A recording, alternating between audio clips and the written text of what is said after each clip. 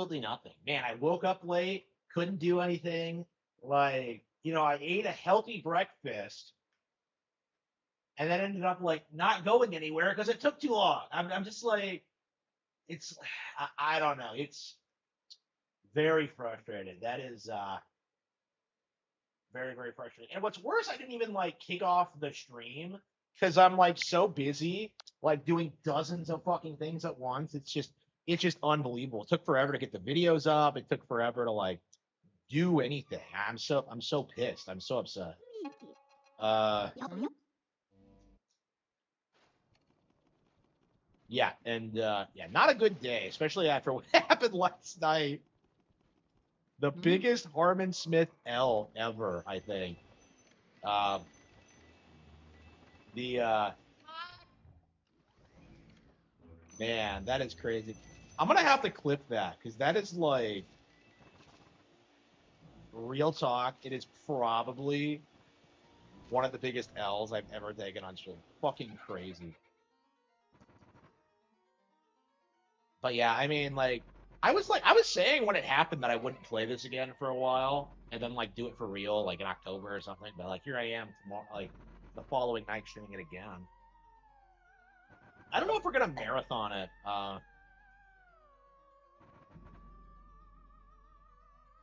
Rockstar copied it and implemented it. Yeah, yeah. I mean, Rockstar will straight up tell you that they like ripped off mechanics from Zelda and Mario.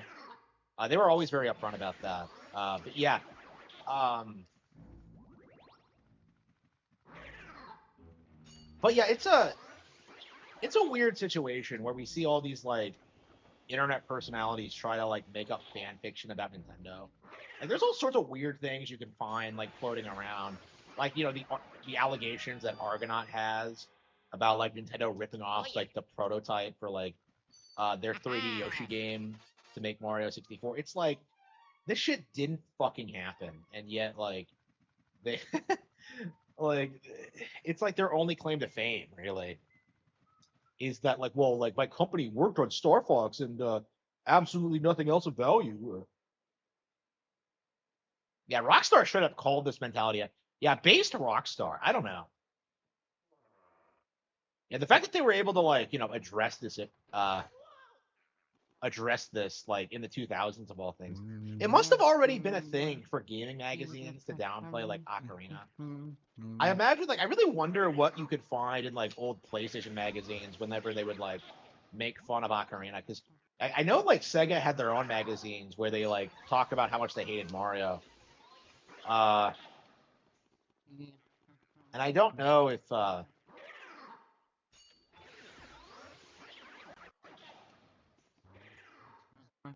don't know if that the same is true for PlayStation. I don't. I feel like there's not as much like nostalgia for like 2000s era gaming magazines. I remember reading like EGM back in the day, and I think it was like they were covering like Crisis Core or something. And I was just really surprised at how shitty it was, and just how low quality. And I was just like, it was always really odd, like reading other gaming magazines because like they all talked about slop and hyped up bullshit that nobody cared about. Like, man, I had like this Game Informer from like 2004 for years.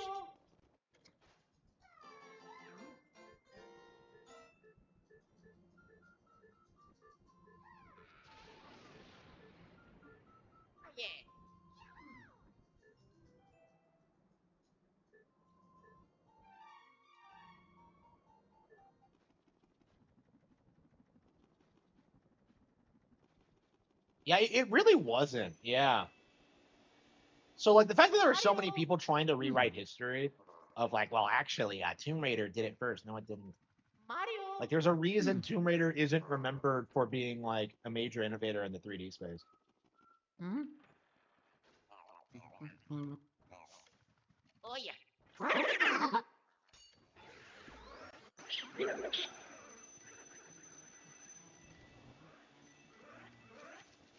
Yeah, I mean, the examples that were cited this time were Mega Man Legends, Tomb Raider, and K-On! 2, whatever that is. I don't know. And like all of that is like just a complete lie. They're nothing like Z targeting. It's like a targeting system, but it's not the same thing at all. Uh, and again, it's like distinctions like that matters. 2 minutes. It did suck. Yeah, I played it recently, and it's just like, I don't really see this as anything other than like goon material. And that's kind of always been my take on it, is that like nobody gives a shit about the character or the setting or the lore. It's entirely based on how much they want to fuck Lara or be here if you're a girl. I just don't really just not a Tomb Raider fan.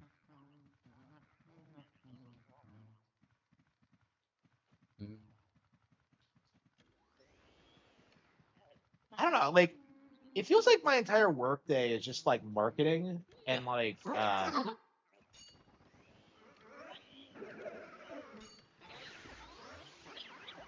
analytic stuff now, because like I've done very little writing today. I actually got it out and started working, but like I did that while I was eating, and then I started feeling like really tired and had to lie down for like 20 minutes. Like, I don't know, like I made this really delicious like mac and cheese, and I could not stop eating it. So like I had a really good breakfast that I broke, and I just ate like all this mac and cheese, and it was really good, but at the same time it's like, I don't know, man. I really need to stop doing this. Mario. Like I weighed myself afterward, and I think I'm fine.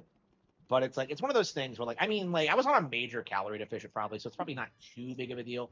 And I use like healthy ingredients other than the Velveeta, which is gonna get replaced. But like, yeah, I wonder if like the reason I was addicted to it was the Velveeta, and if I get like something that's like healthier, I won't like obsessively eat it as much. It's very frustrating. Okay.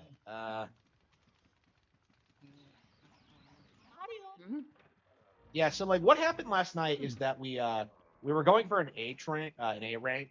I keep saying H rank, but it's actually A rank. We were going for an A rank run, which I'd never done before. And like I got the final boo, and apparently like I zoned out and just completely forgot to get the treasure it drops. So like I was like just below what the threshold of what we needed to get. So we're doing another run to do the same thing. And the game's not too long. This isn't like as annoying as I.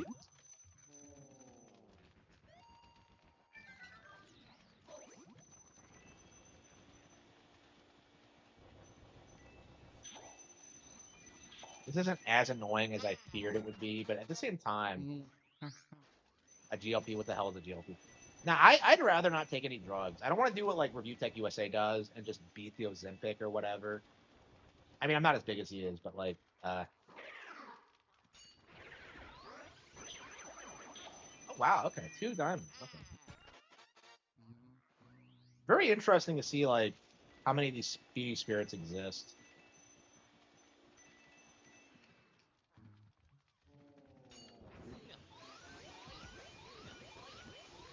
This game is just simple and fun. Like it's kind of mindless, especially when I've gone through the motions so many times. But yeah, it's gonna be interesting playing through like RE remake again, because like I think I'm like on a repeat playthroughs, I'll probably just blast through it. Like I kind of already felt like even in this playthrough I was doing it better than I was the first time. Yeah, we need Luigi's Mansion versus RE. Like it needs to happen. Capcom, like what are you doing? I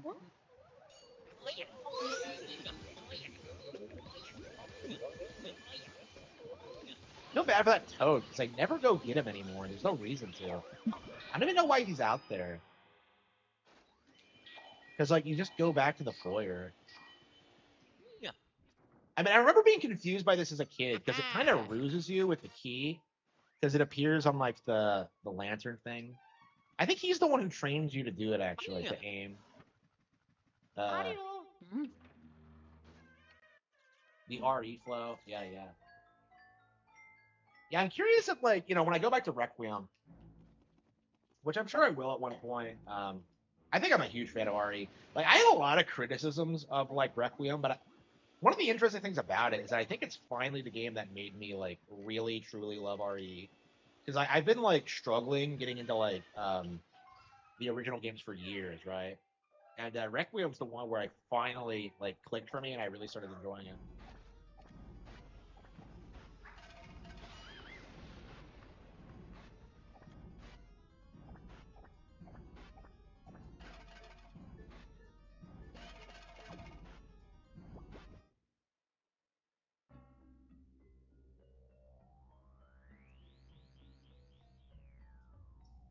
I'm not sure if we're even gonna play RE tonight, because like I'm so pissed about like what happened last night. I feel like we're just gonna like go through this again. I will see, but I don't know.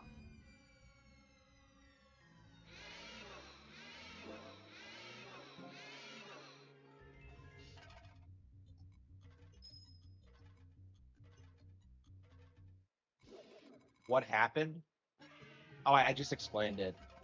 Like I was going for like an A rank run, and I got the final boo, and I actually did not collect the diamond, which is like worth about 20 million. So that put me just below getting it. So yeah, I completely screwed up. And I was just I was talking about like how easy it is to just like completely forget to do that. But it was the one you get in the final with the boo, by the way. It was not the plant one, which I did get. A lit roller. It's a rattle, isn't it? Oh yeah, thank you all for all the support. By the way, I've been like, I spent a lot of time today checking my numbers, and like YouTube is stagnant right now. It hasn't. It stopped substantially growing. I think what happened is that I had one video take off, and I got like a bunch of views for that, but now it's like it's stabilized again. So we're gonna have to like keep grinding at it for the next major uptake. But thank you for that anyway. YouTube stagnant. Twitter's way up. It needs to go up a little bit more before I can monetize it. But like, yeah, we're definitely in like hitting range for that. And Patreon's up a little bit, becoming relevant for the first time ever. I actually did the math on like what my Patreon goal should be, and I think 500 paid subscribers would be excellent. And obviously, I have a long way to go to reach that number, but like I'm definitely on the way.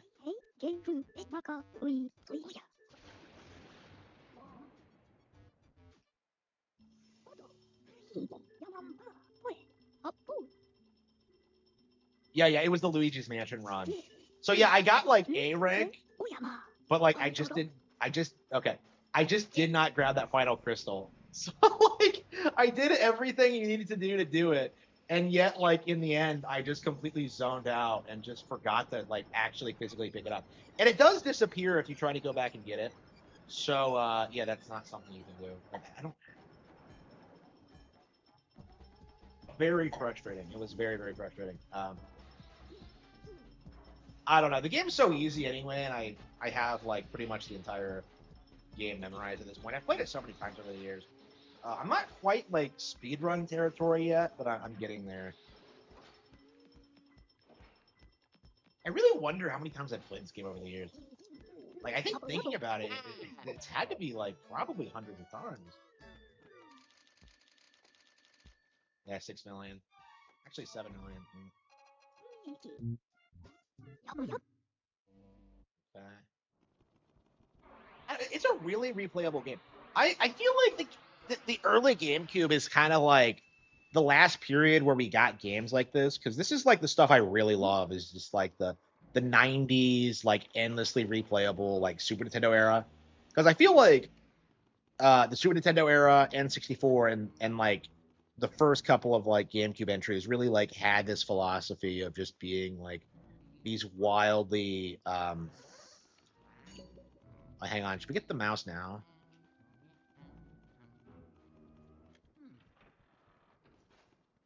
Yeah, how do people speedrun this? Because like certain things are like RNG focused.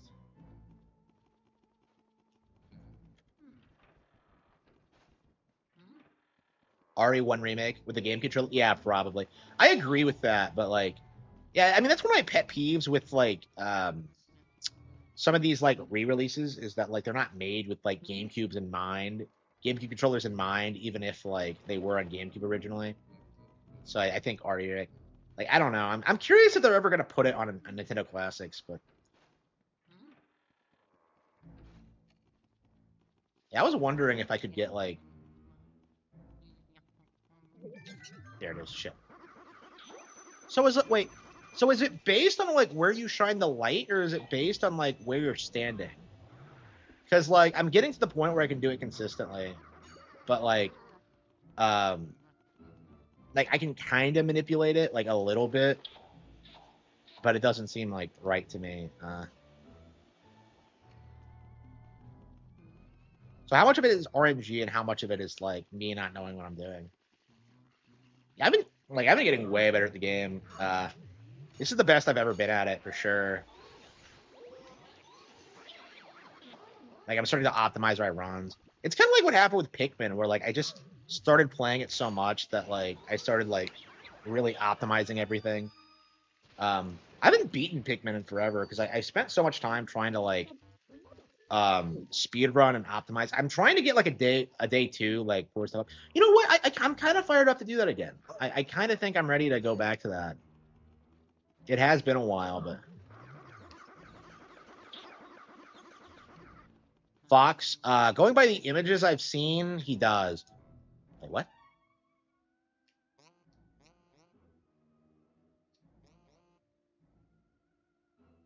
Oh, did I not grab the key? Holy fucking shit. Yeah, going by the images I've seen, he does, but yeah, I'm trying to not to spoil myself, but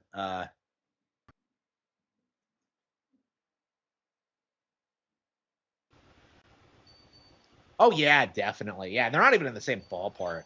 Like I've spent like dozens of hours trying to like figure out how I'm gonna like day two Forest of Hope. Like it's something I've been I've like tried training for and studying, and I still can't do it. Like this, like all I really needed to do was like know where all the speedy spirits were and learn about the mice. I never learned about the mice. I knew about the random ones, but like I didn't know about the cheese ones, which is like really interesting. Like again, I know more about the game now than I ever have before.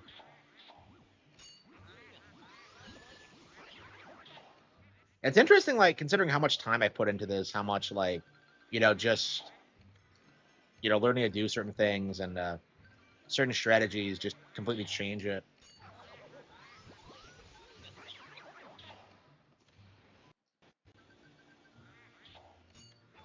Yeah, it's interesting that Fox is in the Mario movie. Like it's really gonna like bring the character back in the limelight, I think. And like the same thing happened to Donkey Kong, honestly. Like people don't remember this because Tropical Freeze is was so popular, but like the industry rallied to downplay like the significance of like Donkey Kong Country Returns and Tropical Freeze. Like it just wasn't something people were talking about as a big deal. So like I guess that's probably why they like came up with the Bonanza redesign and like the movie appearance just to ensure this can't happen again. Because like Donkey Kong is never has never been a B-list Nintendo character. Like and yet like the industry kind of acts like he is. It's really weird. Like you're talking about like a character that headlined like one of the biggest games on Super Nintendo. It's like no, Donkey Kong's fucking huge.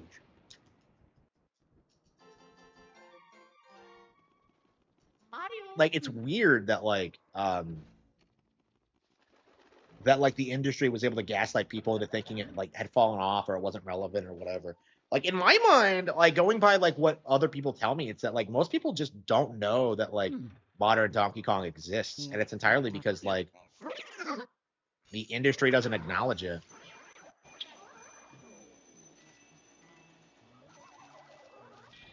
I'm getting better at getting these speedy spirits. Yeah, the trick is to get them like instantly when they come up because if you let them run around, they're gonna screw up.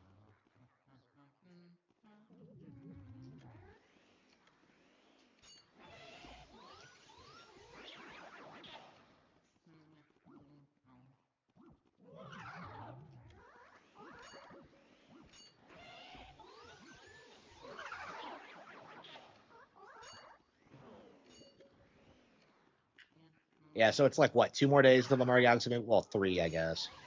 So yeah, we're gonna have to like, yeah, they're not. I don't think they're airing the movie in my area until like afternoon. So it's like, I think what's gonna have to happen is that I'm gonna have to go out get my CSA grocery delivery at 11, come back.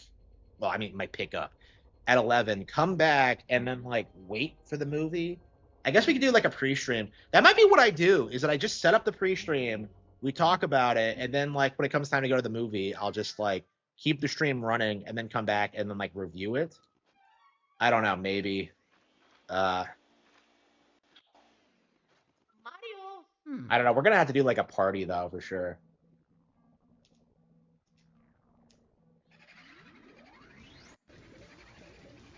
Yeah, I was looking at theaters in my area, and like the one near me closed, and like there's another one near me, but like the the next closest is like 40 miles away. And it really just dawned on me just what a shithole I live in. Like, what do you mean there's only what do you mean there's only like one movie theater within like an hour's drive? That doesn't make any sense.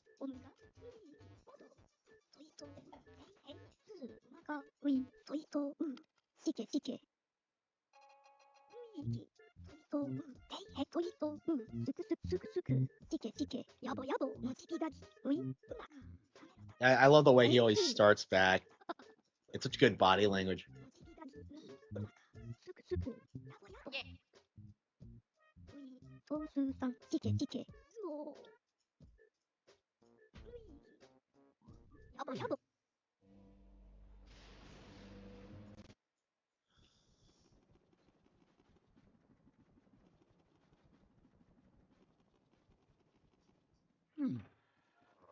Yeah, I agree. Like again, people don't remember how hated this game was when it was first shown off. Yeah, we really should do a retrospective on that. Let's see if we can like dig up any old like articles about this, because like I'm sure it was like a mainstream thing. I know Wind Waker is the one that like everyone remembers, but like I think this also got slammed. I think Sunshine got slammed. I don't know about Pikmin. Pikmin always seemed pretty beloved.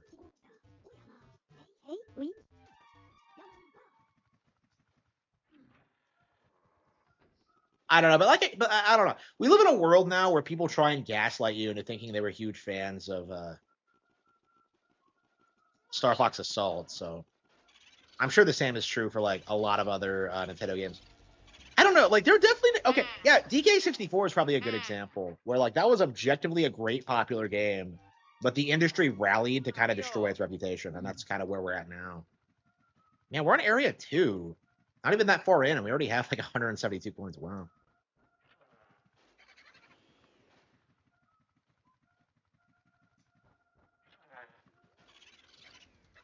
Game Poo Advance, man, that takes me back.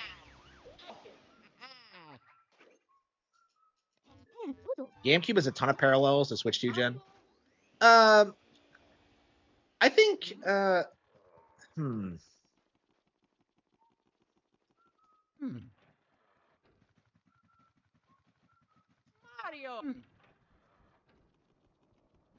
I'm not sure I see that. What would I compare the Switch 2 to? Something that rebooted a bunch of games of dormant franchises. I don't know. Yeah, I'd say probably the DS actually, because the DS brought back like a ton of stuff that we hadn't seen in a long time. With like New Super Mario Bros. Being 2D Mario and stuff like that. Like that's kind of what they're doing now with the Switch 2, where they're just bringing back like older franchises. I actually do need to make a video about this. I think I've like touched on this in some of the videos I've posted recently, but like Switch 2 seems to be like one of its big things is that like they're trying to bring back like more dormant franchises. And that was actually one of my big criticisms with the Switch 1, is that like it felt like they were playing it too safe and that they weren't really like experimenting or doing anything. That is not a problem with Switch 2. Like we've seen like more creativity in like the first year of Switch 2 than I think we have in like the last 6 years of Switch. it's just like we're seeing like more dormant IPs being brought back. Games like Dragon Drive, games like we're talking about Star Fox and like F-Zero coming back. Bonanza was a huge deal. Like I'm very curious at what point like people are gonna have to accept that like the Switch 2 is successful because like I keep watching like Raging Golden Eagle or like on the Arc or VTech USA, and they're always coming out just being like, ha ha ha, the gaming industry is collapsing. Oh, PC gaming is taking over. And then like in reality, the Mario movie is gonna make like $1 billion. It's like these guys are delusional. They are completely out of touch. They have no idea what's going on at all.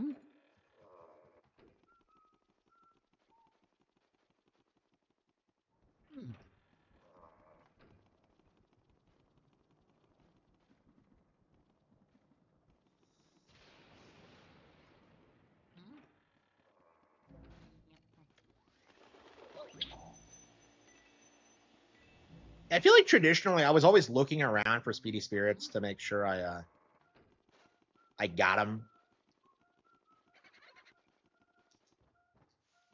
But now that I have a pretty good idea where they all are,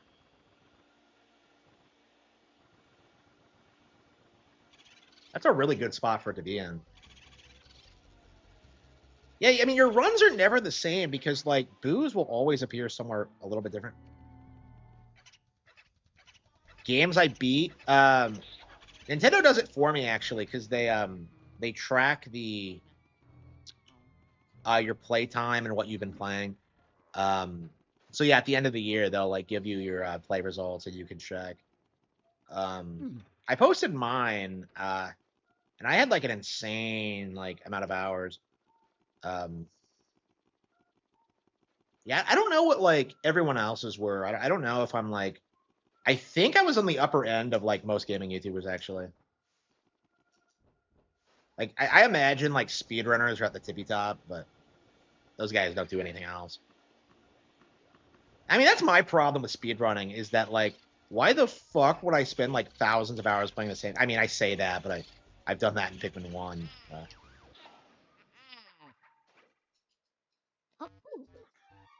Okay. Yeah, I was so tired last night. I was so anxious to like just end the stream, and I just beat Luigi's Mansion and didn't like. The only reason we're doing it tonight is that we have to do it again. I mean, we could probably do this in like a couple of streams. This game isn't hard to like get through. We haven't played Pokapia yet today, actually. I mean, obviously, because we're playing this, but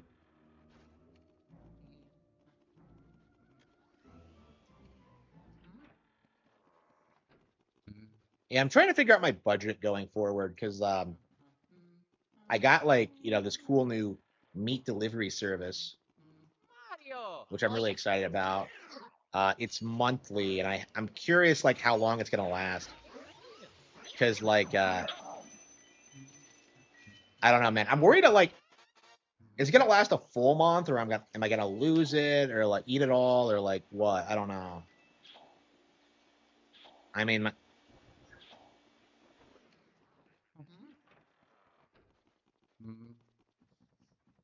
yeah. So I have that, and I have my vegetables planned out. So I'm because of the CSA, so that's paid out ahead of time.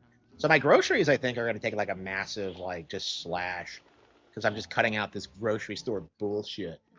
Uh, yeah, the main thing I need now is like cheeses and milk. Because I'm not happy with any of my options. Like I was like thinking about this, like why the fuck can I not like pretend it's the 1950s and like get a milkman to like come to my house and like drop off fresh milk? I don't get it. Like why the fuck is that not a thing? What happened to that? Oh, here we go. Yeah. So yeah, milk and cheese or something. I mean, I got some cheese picked out, but I'm not sure how good it is yet. I'm gonna have to look at it and see how nutritious it is and see that they don't fuck with it in any way. But yeah, I'm getting to that point where like everything I eat is healthier. I don't want to say it's like the best things on the market, but I mean, as long as it's not as bad as the shit you see in like grocery stores because I remember like grocery shopping for the first time and like looking at like the nutritional values and being like shocked at how bad it all was. Like all of it was just pure bullshit. And like my mom sneers at me like, "Oh, you're just looking at junk food." And I'm just like, "No, bitch. Like I'm looking at like the meats. I'm looking at like the seafood. I'm looking at like the vegetable. Oh, the vegetables are fine, but like I'm looking at like everything. It's all bullshit, and like it doesn't need to be. It's just like ridiculous. I don't know. I'll be very glad when like I'm 100% like getting higher quality farm stuff, and that's becoming more viable these days because you can like there are just so many options when it comes to like grocery delivery and just like is there any? Oh, yeah, that's right. There's something in here.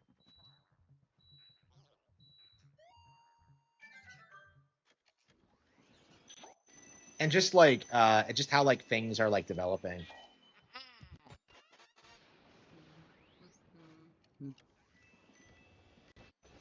I don't know. I want grocery stores to go to business. I fucking hate them. Uh,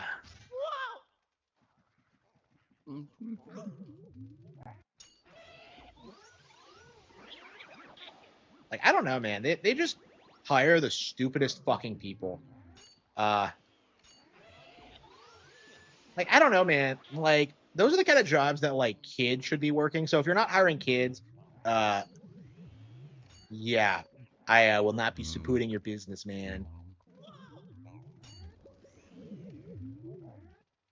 I don't know, man. I feel like employers are going to be completely fucked when they have to deal with a generation of people whose parents know how bullshit they are. Because, like, the problem, like, with us specifically is that your parents try to gaslight you and try and say you're doing something wrong. But like this generation is going to get like a ton of support in that. Like, they're going to be told to like take as long as you want, don't settle, like develop your skill set. They're not going to be told to like work in fast food forever. Like I was fucking told to do. It's just like go fuck yourself, bro. Yeah, I'll never get over that. Like that alone kind of like decided the fact that I would never speak to my parents again. Is just the whole like gaslighting you thing and like blaming you for like things other people are doing. Here we go. Okay.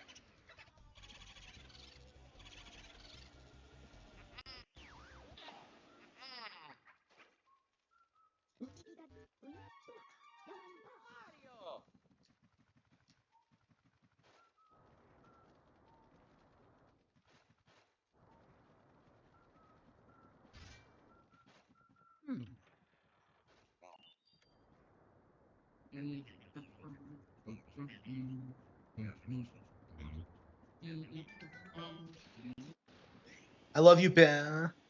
Papa. This is the butler's room one, right? Okay. Huh?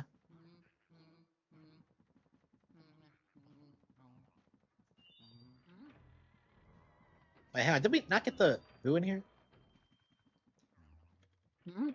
No, we did. Okay.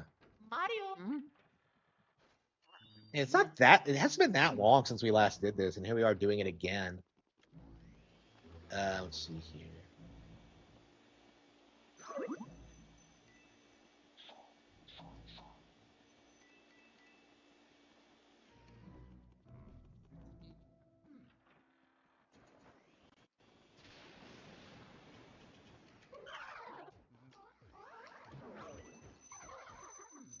Being a butler sounds kino, like living in a mansion and like doing things. not having to deal with poor people. I don't know, man. That's like the number one thing I'm like ecstatic about, like going forward, like never having to deal with poor people again. It's just, I fucking hate them. They are a complete scum.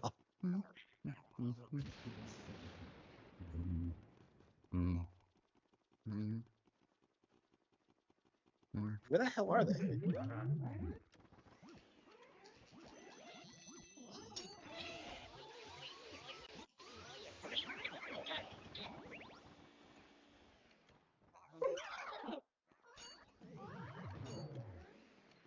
Why'd they take so long to spawn in? I've never seen that before.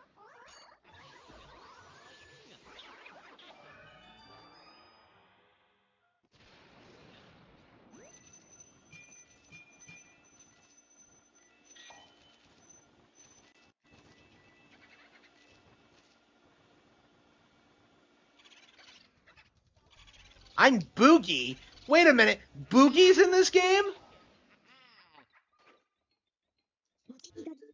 We captured Boogie. Oh, wow.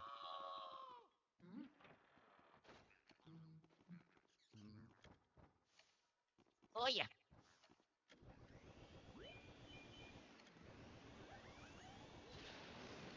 Oh, you gotta be kidding me. Wow, I thought I couldn't get it out. Okay.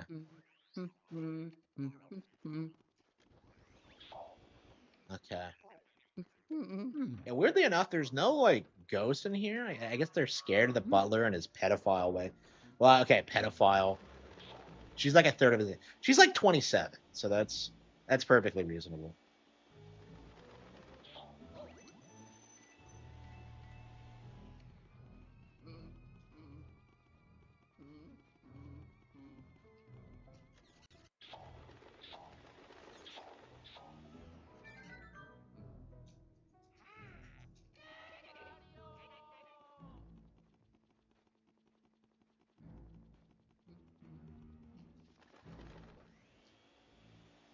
Yeah, sidestep. Sidestep is like the better control scheme objectively, but the caveat to it is that you have to watch Luigi's weird as fuck walking animation. Like, what the hell is this? He's like turning his feet like several degrees. I don't get it. Yeah, moonwalking.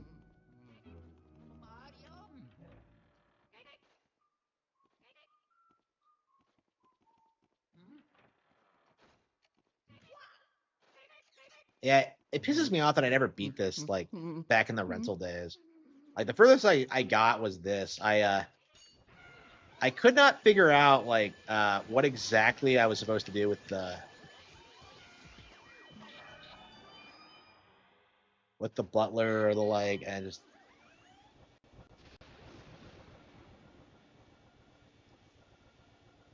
interesting how this is how I got filtered as a kid. Um, Oh yeah. Yeah. so do all like the keys have like a significance to them? Because like the butler has the keys to Melody's room, and he has a crush on her.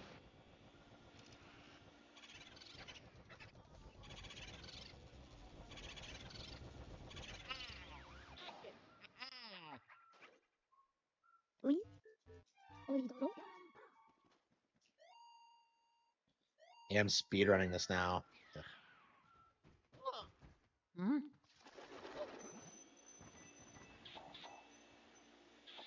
I don't know why I'm getting smacked around so much. Oh yeah.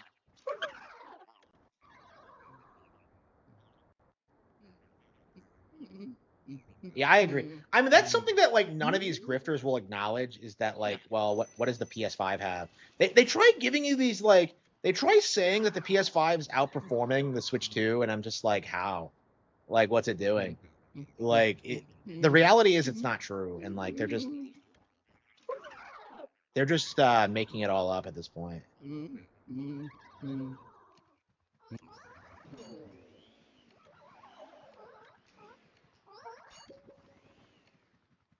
Oh yeah.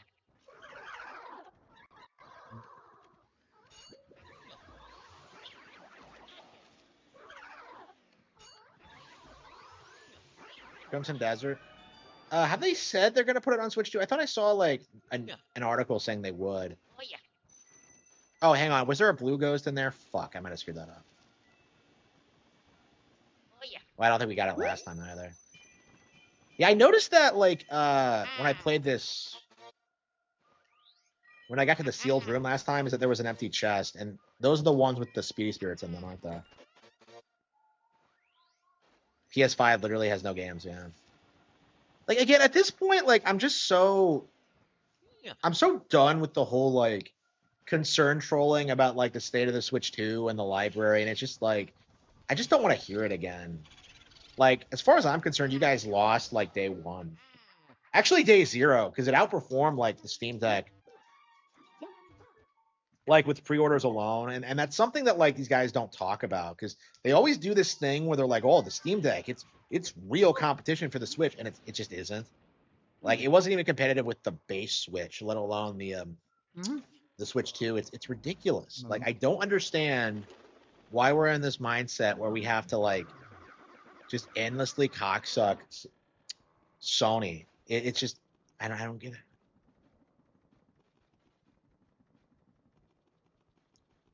I don't know. I'll be very glad when they post their May numbers and we can like put this to rest finally. And like I think there's like a lot more people on Twitter like speaking out against this than there used to be. You know, Shadow Fox Infinite, the average gamer guy, me. You know, I have a pretty large platform. Mario. Like I don't know. I'm probably like I don't know. Scott the Waz, weirdly enough, has been really good about like speaking out against grifters. Specifically people like Nintendo Land, but also like beat 'em ups and like that kind of mentality of just endlessly concern trolling. I'm just kind of like I just don't really see it happening. And now you have like the leak grift, and I actually made a video about this today, but I didn't post it because I don't think I made my thoughts on this clear. But like the leak grifts are legit a method of like controlling Nintendo fans. They're like getting you excited about bullshit that's never gonna fucking happen. And I do like it's why I'm so opposed to it because like you're talking about this instead of like actual fucking news. You know what I mean? Oh yeah. Like it's just infuriating.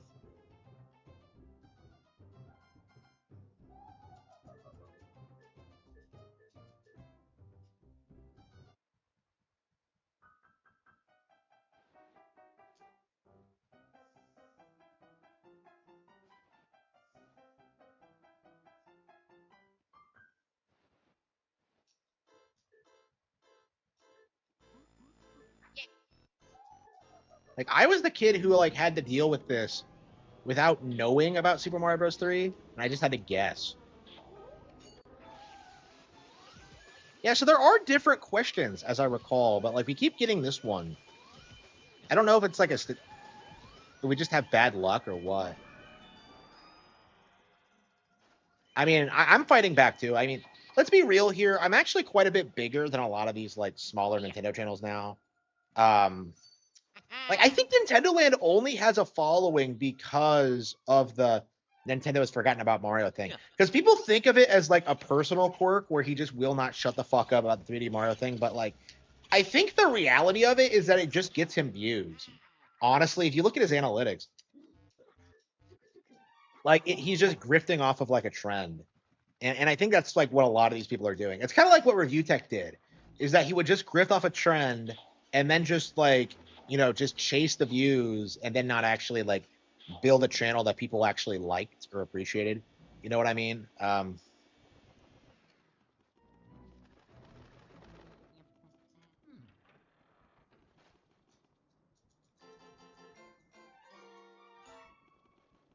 don't know. Bigger than Mr. Beast? Yeah, absolutely. Yeah, Mr. Beast has no like actual audience. It's all just like very curated like YouTube slop. Uh, wait, what? I thought there was a mouse in here.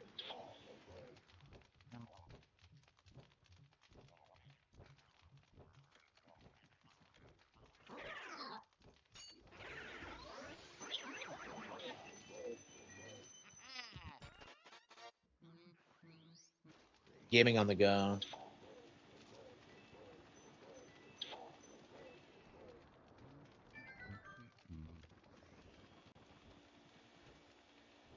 But yeah, I think like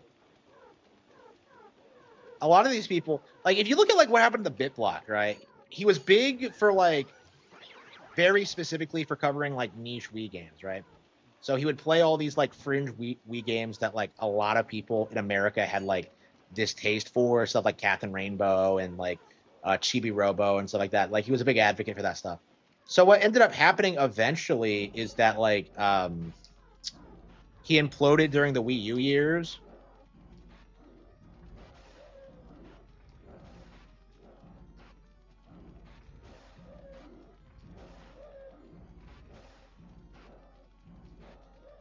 And like his channel never really recovered from that. It's crazy how he was like one of the big like Wii channels back in the day, and how he's like now a nobody. I think a lot of these Switch era people are gonna go through the same process. Like, I feel like the Switch 2 grift is gonna be something that follows a lot of them forever, especially like beat 'em ups.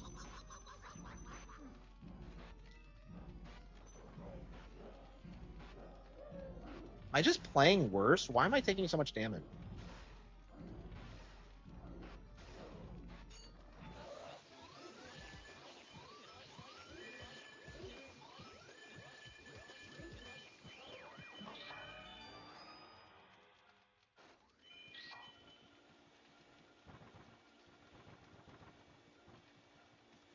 Yeah. So the problem with Mr. Beast is that like his well, first of all, he's like corporate controlled, and like he's given like a budget based on his like whatever his handlers do, right? Like Mr. Beast is big in the sense because like he's giving people money, and he's like creating the illusion that like he's successful. He's like a very fake internet personality in that way. Um,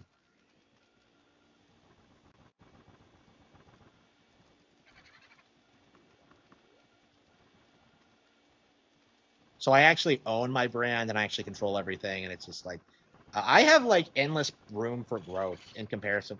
Like Mr. Beast is gonna have the problem where like his shit just kind of runs dry, and like nobody knows who the fuck it is. You know what? Like, what even is his real name? Like with the rest of these like YouTubers, like everyone knows like their real names and something about them. Like again, the difference between him and like PewDiePie is very noticeable. I think is that PewDiePie feels like an actual person who jumped on a trend and like became popular through like like under like gaming the algorithm. Like Mr. Beast is not like that. He just came out of nowhere.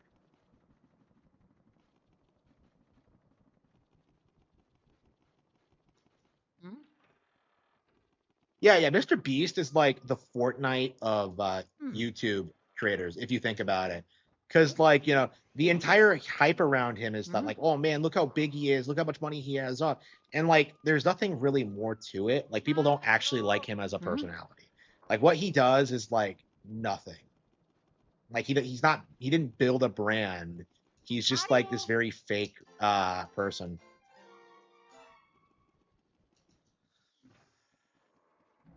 So yeah, someone like James Rolfe or like Stuttering Craig, like they actually built a brand and can kind of like segue off into other things. Like Mr. Beast didn't do shit. I would not be surprised if like Mr. like nobody recognizes him like 20 years from now.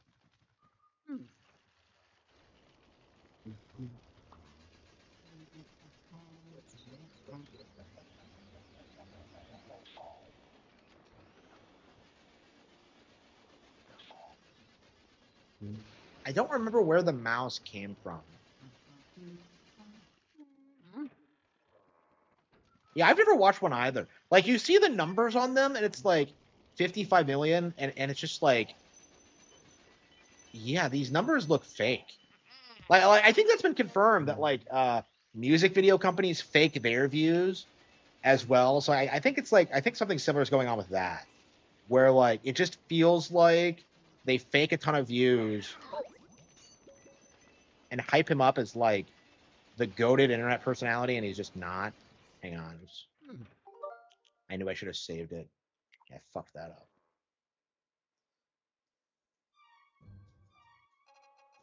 Yeah, I sure love like hitting the reset button.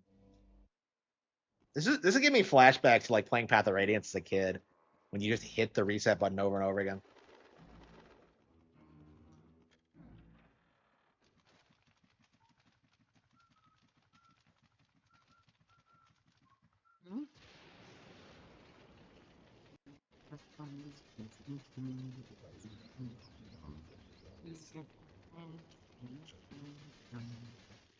Hmm. Mario. Yeah, maybe you should just get the Speedy Spirit first, so you don't have to worry about it.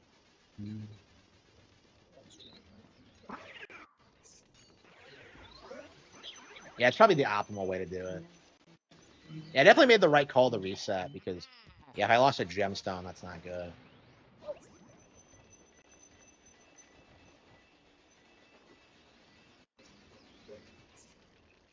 Hmm.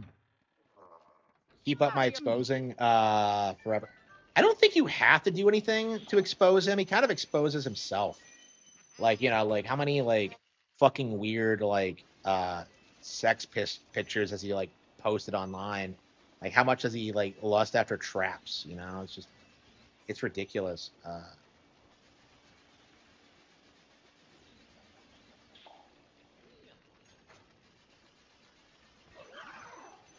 God damn, really?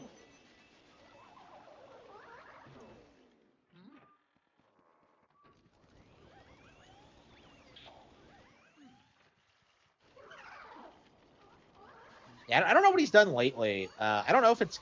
I saw that one post you did, and I was really surprised by the sheer amount of people who came out and like complained about him. Like I saw Shadow Fox in there. I had no idea that Shadow Fox had anything to do with him. Uh, I didn't see 8-Bit Eric. I saw his name brought up.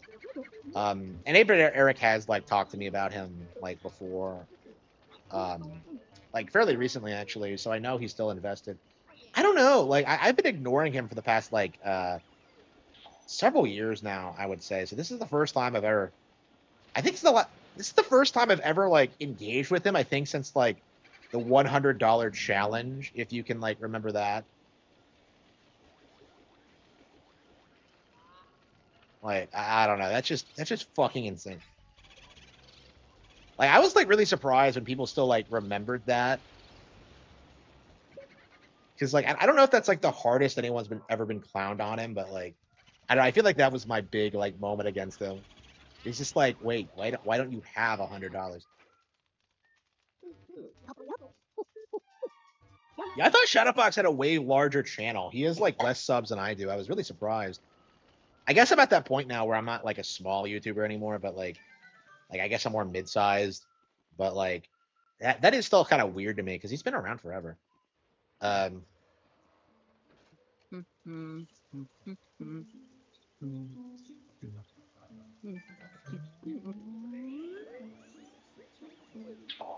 we get all the ghosts? I think we did. Yeah. Okay.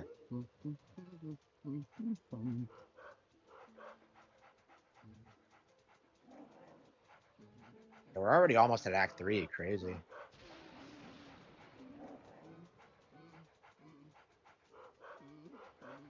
Algorithm. Yeah. Yeah, I've been trying to. Like, I saw a Review Tech USA stream where he's trying to tell me that like I don't know how the algorithm works, and I'm just like, bro, like I'm pretty sure I get more views than you do at this point.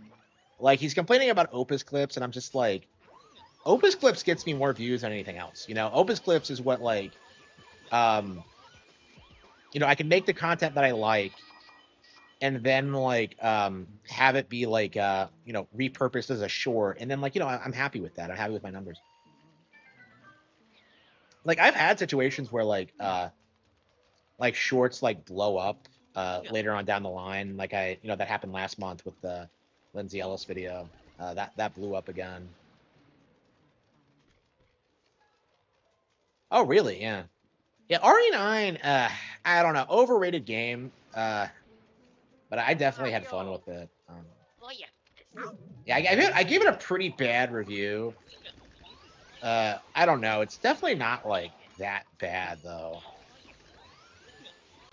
Like I just really hated the Leon sections essentially. Like they just completely ruined it in my opinion. Like I love pretty much everything with Grace outside of like the ending, which where it became kind of boring and linear.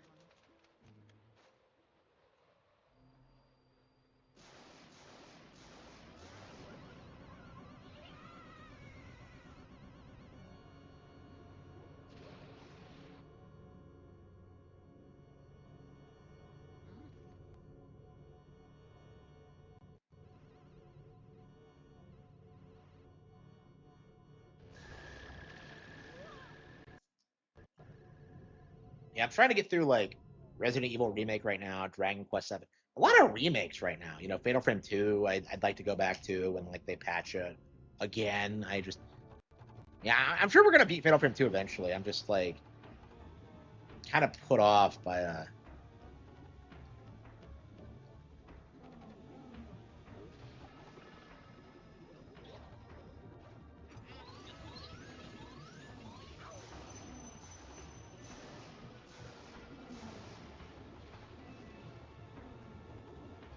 Yeah, Bogmire's like a way better boss than like fucking Colossus. It's a little bit easier if you know what you're doing, but it's way more memorable. I would not mind seeing this thing return, and like it never has. It has interesting powers, a cool design, no lore to it at all. I think. Oh wait, no, I think there's an entry for it in the Game Boy Horror.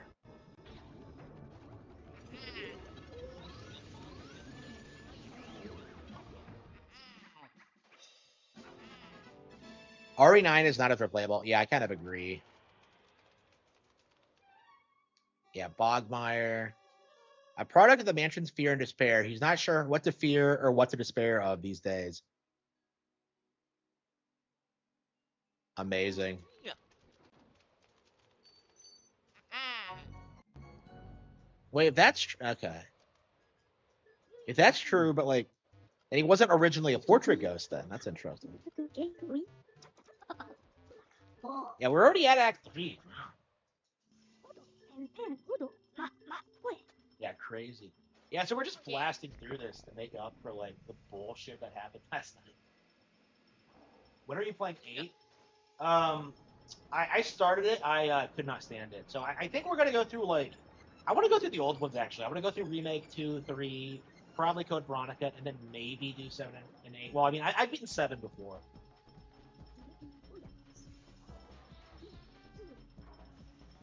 Yeah, 7 could have been way better. Like the main problem with it is that like it needed better AI and it needed to have like uh a pretty consistent design. Like it has the same problem that Requiem does, where like after a certain point it starts feeling really stale and repetitive and like I don't know why they designed it like that.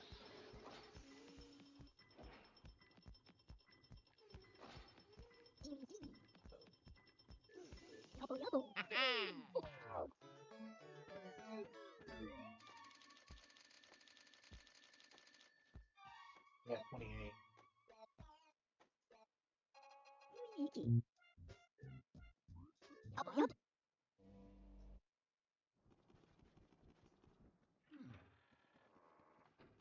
Yeah, in an hour. So it's taken us an hour to get to Act 3.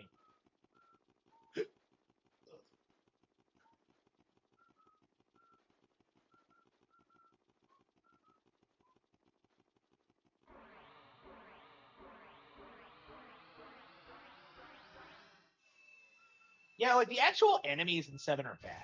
Like what they should have done is have like a bunch of like nemesis type creatures that would like pursue you in like clever, unique ways. Kind of like with the what the girl did in 9, but like yeah, it just wasn't sophisticated enough. The moles are terrible. They might be like some of the worst enemies in Resident Evil history. I can't think of anything more boring.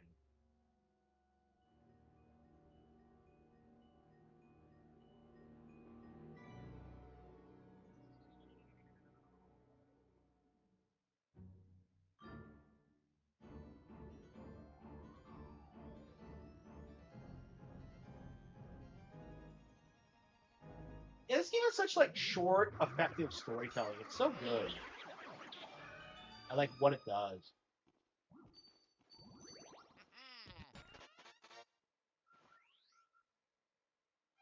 Yeah, fuck Ocarina of Time. I'd rather see this remade, honestly. Like, I feel like this was always one of those games that kind of like, even back in 2001, felt like it needed a little bit more to work, really. And 2 and 3 kind of delivered on that in spades. But yeah, remake of this would be awesome.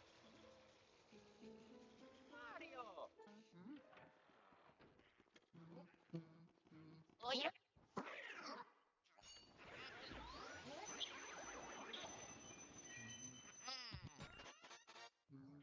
PS5 before the price goes up. Uh, Wait, did they announce the price hike and not actually do it right away? They did it in advance. Oh, they're getting the. That's how they're getting the sales numbers up. Wow. Okay, I was wondering like what underhanded way they were doing to like okay get the numbers, but okay, that makes sense.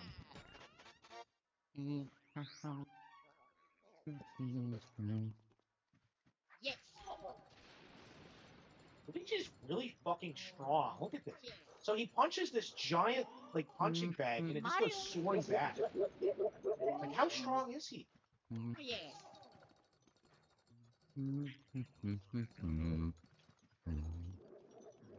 Mario.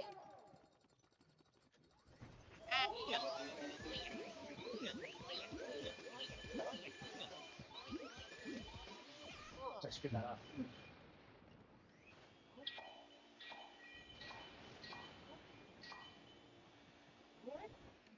Mario.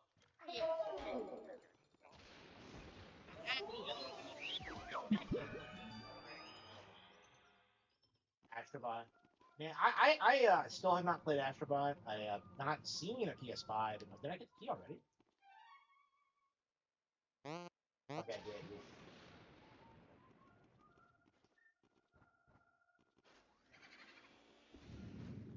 Oh yeah. Luigi's Mansion 4. Yeah, I don't know. They're talking about the Luigi's Mansion movie now, so I guess it's gonna happen. Like, I mean, I'm curious if it's gonna be the one immediately after the Galaxy movie or not. I think we're gonna see Donkey Kong first, and then Luigi's Mansion. I don't know, and then maybe like I don't know with the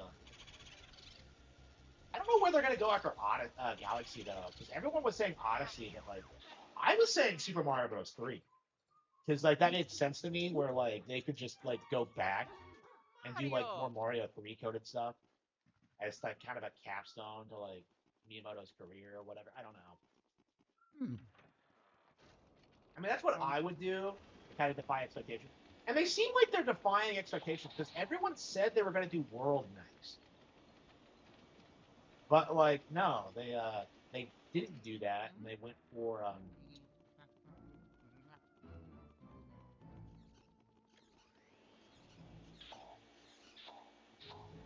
I just look at the mouse now. They did not do that, and they did.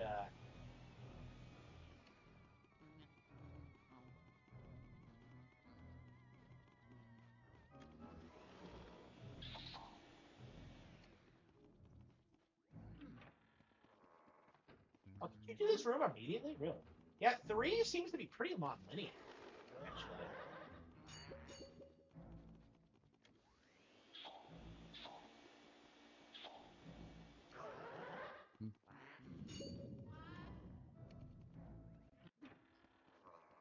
It's only 10 hours long. Yeah, I mean that was always my problem with it is that like there's no way it's as good as like Odyssey or like Bonanza or like a real Nintendo 3D platformer. Yeah, 10 hours seems about what I expected because that's what you would always notice. Like, because I grew up playing these PlayStation platformers, right? Um, None of them were as good anywhere close to like the Nintendo ones, because like the Nintendo ones had like all these unique mechanics and features and just like all these things. Like the appeal of PlayStation games were always just the voice acting and like the animations, and that was it. Like they didn't actually make like good video games. Like Sly Cooper was good. Sly Cooper's a good example where like it sold itself more on like the premise as opposed to like the actual game itself. You know what I mean? Again, this is why Miyamoto's probably developed such a hatred for like stories and games because like in the Sunshine era, it kind of defined the entire experience. Was that like well the story, bro, and that's not really what the appeal should have been. So Nintendo was right about that. And it's just one of those universally accepted things now that like Nintendo was clowned on back in the day.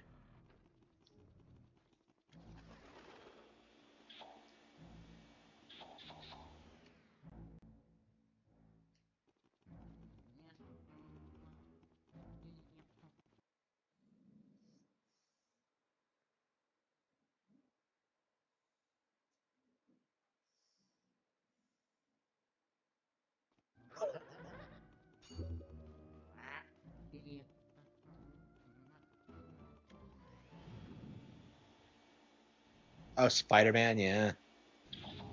Yeah, I don't know, man. Like the Spider-Man, the Sony Spider-Man thing might be done because of just how they just completely butchered everything in order to like push their dumb agenda.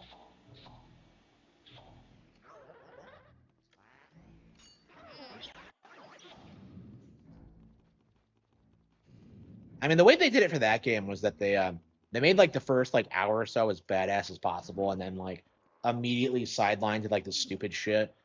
And like I don't know that model doesn't work. Is like what we're kind of realizing now is that like people will drop games. I mean, Spider-Man's had no lasting relevancy. You know, I remember when that was being shilled as like a Nintendo killer thing, and it just never happened. Why is it not coming out? Yeah, so is it just a bad ratio or what? Like it should be coming up like 25% of the time.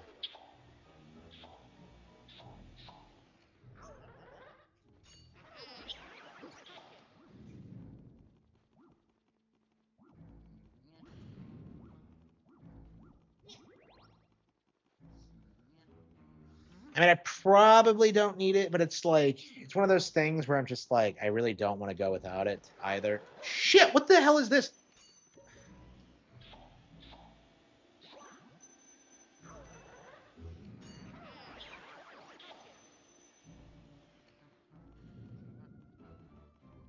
Yeah, that always bothered me back in the N64 days. Is that like, wait, you're going up against Spider-Man, and you're not gonna think to look up, bro? Like, if I was like a criminal in the Spider-Man universe, like, I wouldn't ever go around without like looking up. It just always like that was just always weird to me. You're telling me they're always looking down, but not up? Like, I don't get it.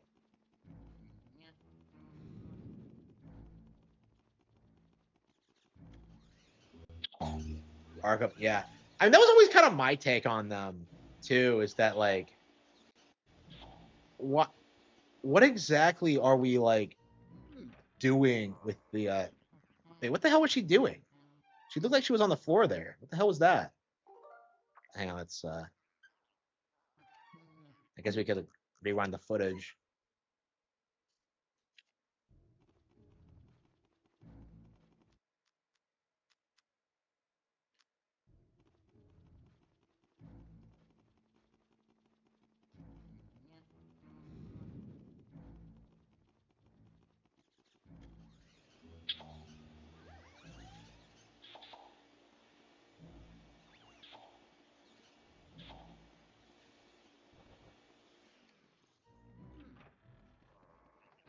And what the hell was that? That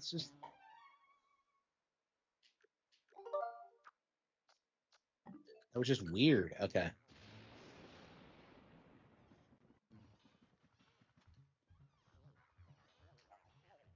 I don't think there's any cheese in this room. There's a speedy spirit here. Yeah, we forgot her last time actually, so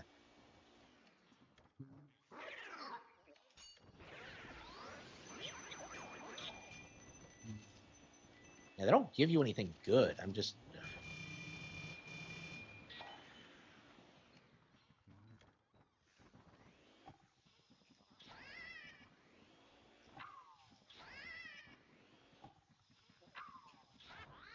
why does she have the ability to shoot lasers out of her eyes? She's like that old lady in Jimmy Neutron.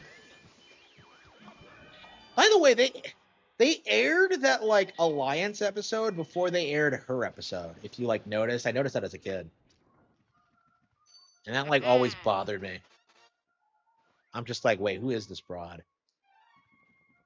I was always confused about like Jimmy Neutron's like release schedule because I'm just like, wait a minute, you're telling me this is like the most popular show on the network, way better than SpongeBob, and like you're telling me that like you can't like make more of it? I'm just confused. Like, why the fuck has SpongeBob continued indefinitely while the far superior Jimmy Neutron got shit? Like, Fairly Odd Parents was canceled and came back, but nothing ever happened to SpongeBob. Which is, like, I don't get it. I don't understand. Like, I don't know, man. I am not a fan of the. SpongeBob thing.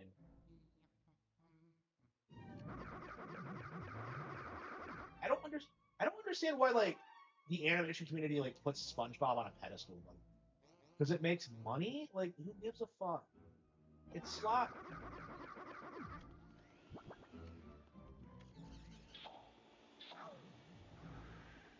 Oh, that's right. We forgot to get the plant. I knew we were forgetting something. Yeah. We need ice for that.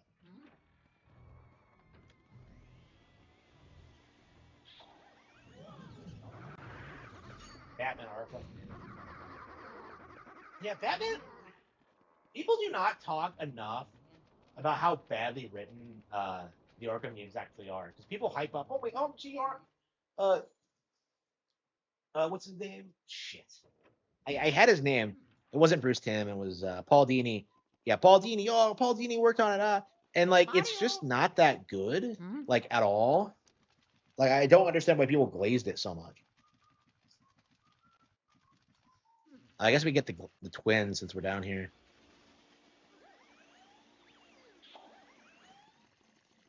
Arkham has amazing atmosphere, combat stealth, doesn't force you to watch a cutscene, and has an actual good story.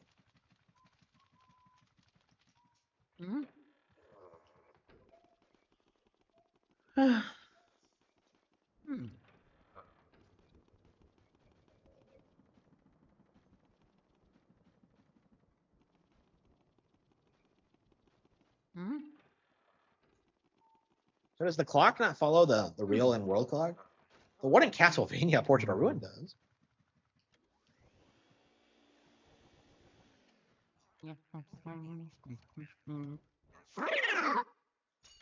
Shit, I fucked it up. We're probably good. But what was the last boo we got? Yeah, I think we're just gonna let it go.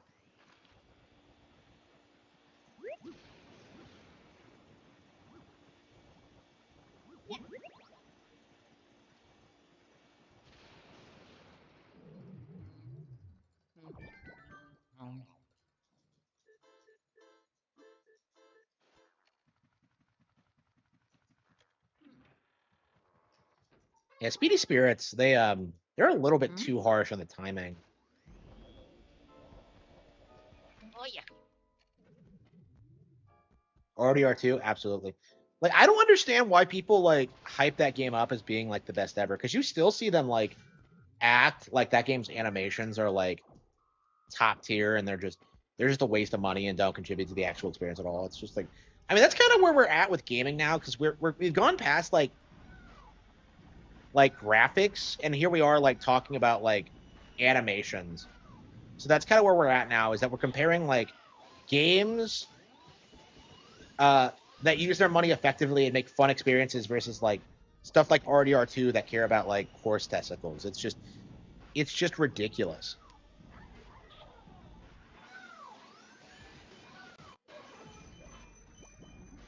Did I play it? Yeah. I have played RDR2. It is significantly worse than the original RDR. It's woke as fuck. It's really bad. I was really surprised with how bad it is, actually, because I'd say it's quite a bit better than quite a bit worse than like pretty much any GTA. I've never played GTA 5, but like I was just really surprised by how bad like uh Red Dead Red Dead 2 actually was.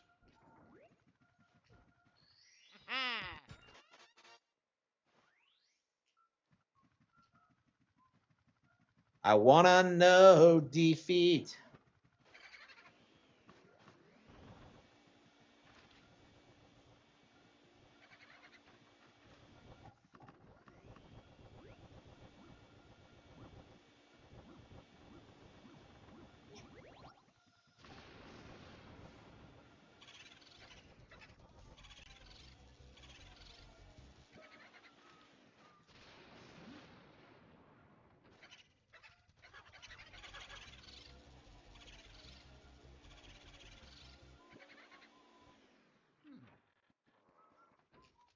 What? Oh, where the hell did it go? Wait, did it go in the twins' room, or Mario.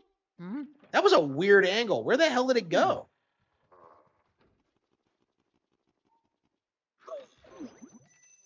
Where the hell did it go? Because it was right here. Oh, Chauncey's room, maybe? Oh. Hmm? No? There was nowhere for it to go. Mario. Hmm. How the hell did it end up in Lydia's room?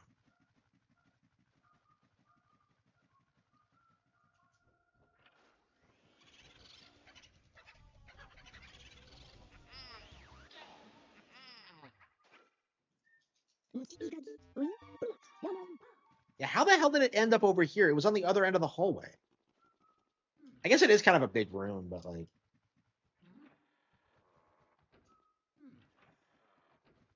Mario. Hmm. Okay. Hmm? Uh.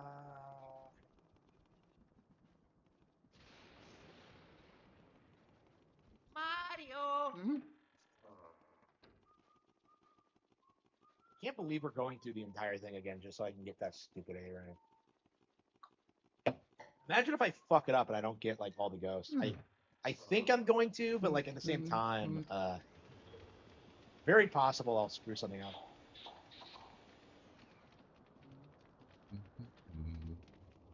Did I get the billiards room? I guess I didn't get the key for it yet. I think it's in Petrina's room actually. Hmm. Hmm. I mean, I guess, but like, I don't know.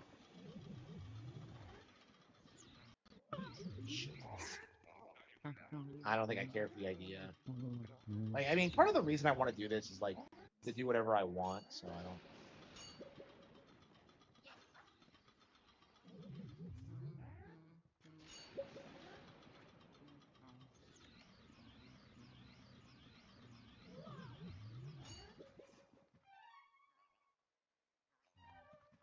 Yeah, there's supposed to be mice here, but I don't know where they are exactly. I believe there's like 2 of them. I think one's with cheese and one is RNG. I believe, but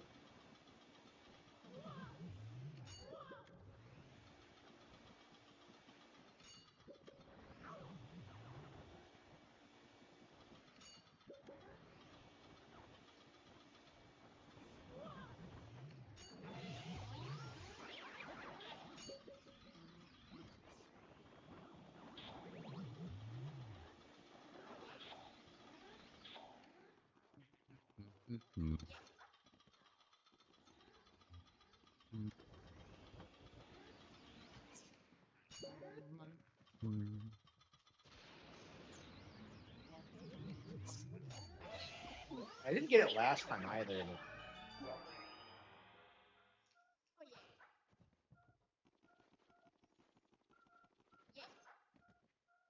Oh yeah. Yeah. I can never beat Boo at the end.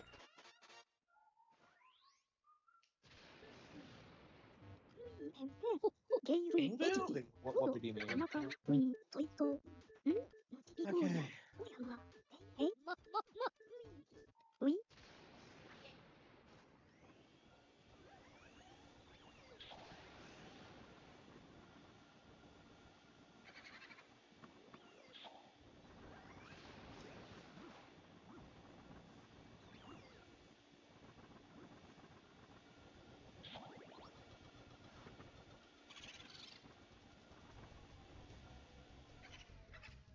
What the hell was that?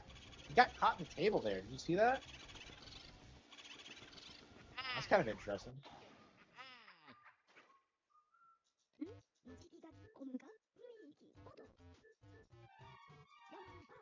Area 3. Wait. I think I forgot to water the plant. I think we went down there and I completely spaced it. Again, this happens all the time. This is why you have to do it like immediately when you get to Area 3, because you are going to forget if you don't do it right away. Hmm? Like, there's no reason not to, but.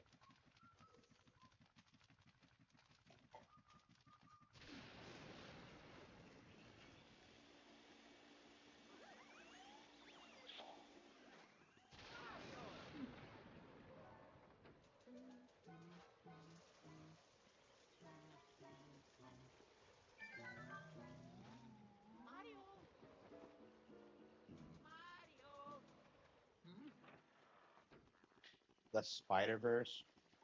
I hope you dumped her after that. Like, I don't understand like the obsession with the Spider Verse. Like, people act like it's the greatest animated film ever. I am gonna be so excited when like the Mario movie starts like eclipsing Spider-Man in relevancy. I mean, it already makes more money and it's way more successful, but like I feel like we're still in that weird period where people think Star Wars and like Marvel is bigger than Nintendo, and it just isn't, and it never will be. Like I don't know. I think the movies are gonna be the end of that, and that's something I've been like emphasizing a lot in my videos. Is just like how sick I am of like people spurging out over how much they hate Nintendo while like worshiping Disney. It's disgusting. Like I remember that happening. How I was like actively hiding how much I played Nintendo in high school, and then openly seeing people who like hated Nintendo, like like being huge fans of Disney. It was really weird. It was really shocking. It was such a huge double standard. Looks nice, yeah. I don't. It's not a rehash of the typical Spider-Man movie, which I think is why people like it. Because like it doesn't go over the origin story or anything. It doesn't even have Peter Parker isn't even the main character, so it's like I don't know, like it's just one of those things that like resonates with certain people who are just sick of seeing the same thing over and over again for the brand. But Zelda was inspired by Indiana Jones, was it? I don't think I've never heard that. I don't know. I'm very skeptical of claims that like Zelda was inspired by anything other than like generic fantasy concepts, because like um Yeah. oh, it's water. Because what ends up happening if you like give a mouse a cookie is that like people tend to think that like Zelda wasn't popular or influential. Like, oh, all of its ideas came from Indiana Jones, which obviously is bullshit. But that's the mindset some people are in when it comes to this stuff.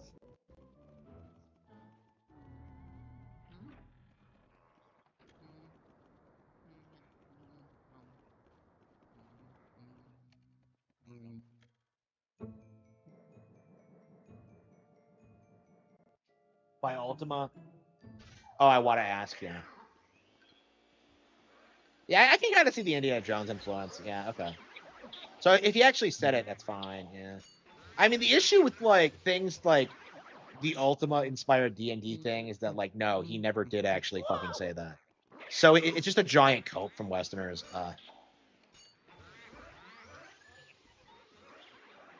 Yeah, if you can cite like a specific interview where he said it, yeah, sure, that's fine. But DLS is fine. It's AI, so it's slop. I have no faith in like AI at this stage. I've used it too much, and I've seen it fuck up too many times. Um, it relies on samples. It relies on stuff that like people have already put into it, and it just isn't gonna work.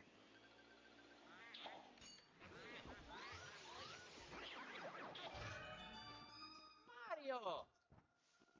Yeah, I don't know. Companies I think are gonna like learn Oh the yeah. hard way that they can't replace like labor with AI. And I think Nintendo already knows that. They must have like a pretty good understanding of this because like these Western like businessmen Yeah. like they really think that they can just keep like cutting wages and fucking people over forever, and it's just not gonna work for them, honestly. VGL stream Godzilla again, and nobody wants that. Shigeru Miyamoto avoids taking inspiration from other games. Yeah, yeah, yeah. That's very apparent. Yeah. Again, that's why I don't like the whole like Ultima angle is that like they're not even the same genre really, and people get around that by trying to like classify Zelda as an RPG when it's not. But like they're not the same genre. They're really nothing alike, and yet like you want me to believe that like the entire Zelda team was just like playing Ultima like as they made it. It's just stupid.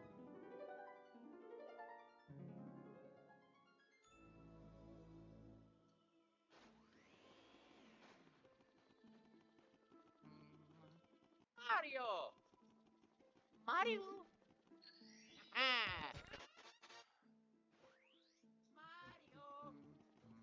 Mario. Mario. Okay. Mario. Mario. Mario.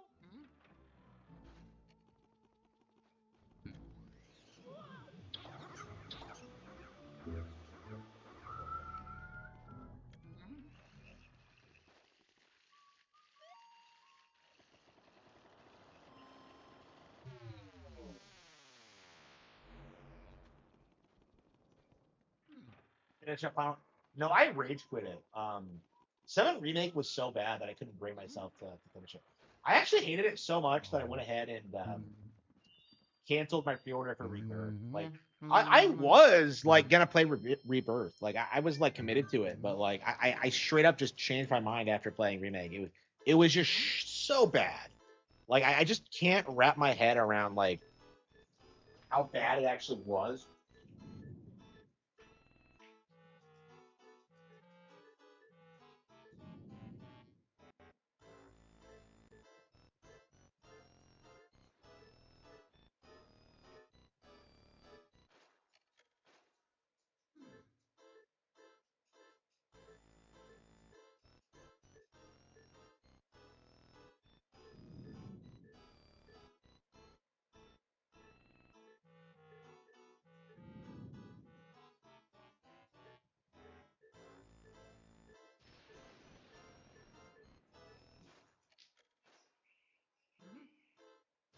I wonder what that was, but it was a fucking flower. Okay. Gashi Tezuka. Token. Yeah. Yeah, I don't want. Ultima borrowed so much from so many other franchises. It's so rich that like Ultima fans would accuse Zelda of plagiarism or being influenced by it. It's just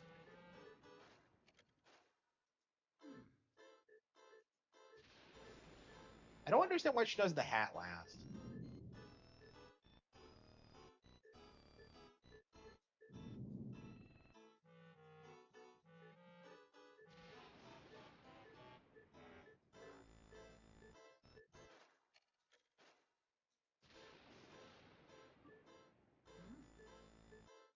Oh, did I forget one?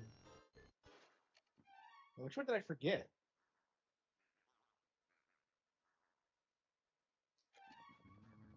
I thought I had them all. Wow. Yeah, it's not often I come down here without having them all. Okay.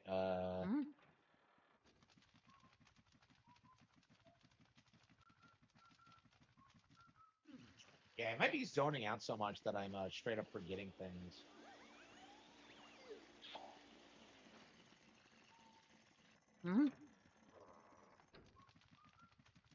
Yeah, everything that was good and iconic about Final Fantasy VII has just been like milked to death at this point. There's no recovery from it, honestly. Like Zelda had a resurgence of popularity with Breath of the Wild, and Final Fantasy VII just didn't. Like, honestly, they should have just kept making games like it. Yeah, honestly, like they should have gone like more into like the waifu angle. You know what I mean? Like, I just don't, because that's what like a lot of people remember fondly about Seven. Like, I don't know, like Final Fantasy has just fallen off a long time ago. And it's just,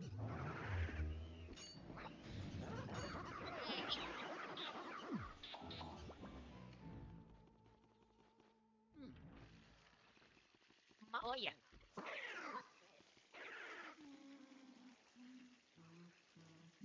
Final Fantasy Beach Volleyball, made by the Dead or Alive team. Oh yeah.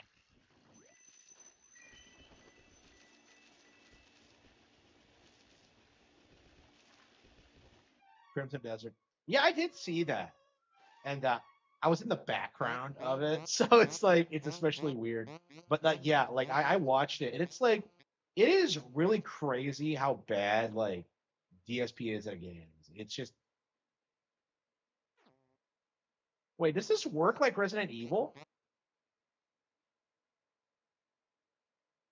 No, there's no way. Does it work like Resident Evil? I've never noticed this. Do the colors mean you cleared it? Oh, yeah, that's right. It's in the billiards room. I'm just like, wow. I forgot to go to the billiards room. Okay. And you can do like a lot of things in Act 3 out of order. Tales of and Yeast. I'm not sure I'd say Tales of is better. I don't know. Tales, I don't like the combat for it. I've always felt like it's kind of not all that well thought out. Mario. The story and OSD. Yeah, I agree. Yeah, the combat system in 7 isn't great. The materia system is cool, but like it is a rather a rather simplistic RPG, all things considered. I mean, I guess it was like, yeah, I mean, it was pretty casualized. People don't talk about that, but 6 is like quite a bit harder. Mario. Mario. Oh yeah. Mario.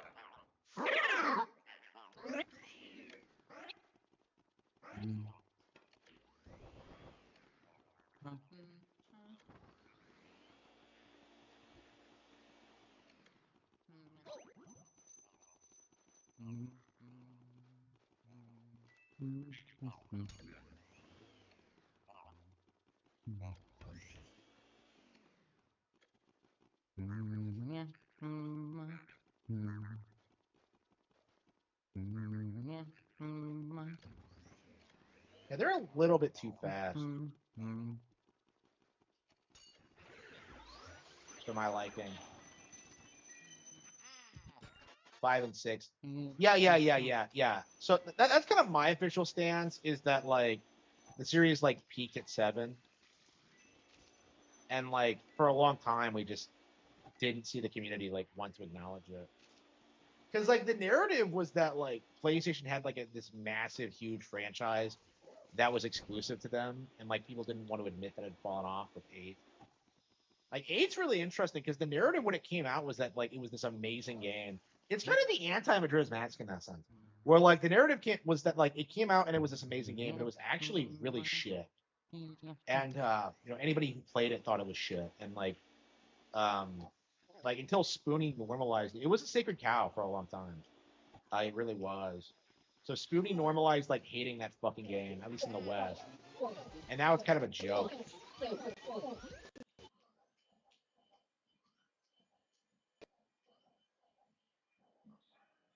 Now what's Spoonie doing these days?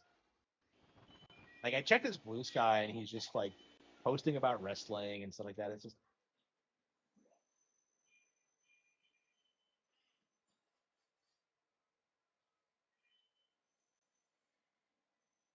my thoughts on 12. I've barely played it, but I played enough of it to know it's shit. I hate the combat. I hate the build up to it. There's just nothing about it that's interesting in my mind. Yeah, that Spoonie like single handedly kept like the Ultima Mario. series relevant among um cat among RPG fans. Like if it wasn't for him gaslighting you into Mario. thinking it was way more popular and influential than what it was, yeah, it just wouldn't be a thing.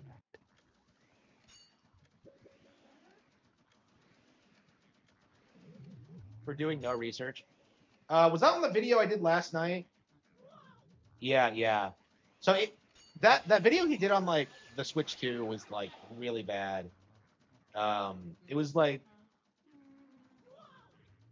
everything he said was wrong, and that's becoming like a really like noticeable thing when it comes to like tech channels is that they all seem to think that like the Switch 2 doesn't have an audience, but like the reality is that they don't play video games and they have no idea what the market actually wants. So they're always surprised when like something like Pokemon Pokopia like explodes. I don't know. I mean, Rich has no credibility in the Nintendo space. I think like back in 2013 or 14 or whatever, he was able to grift off of like the Wii U hate, and like these days it's just people like me exist. I've hated Rich for years. So.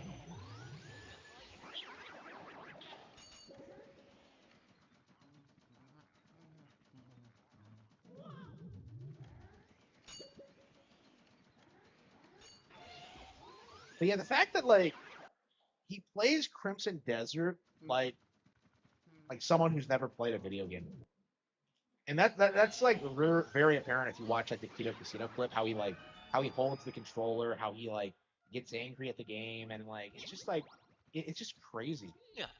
Oh yeah.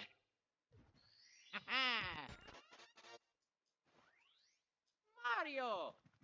I don't get how he like fell into video game reviews as opposed to like anything else. Like I just don't understand it.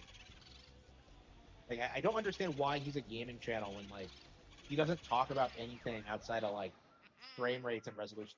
Like his idea of running a YouTube channel is just reading somebody else's article. It's like it's laughably stupid. Mario.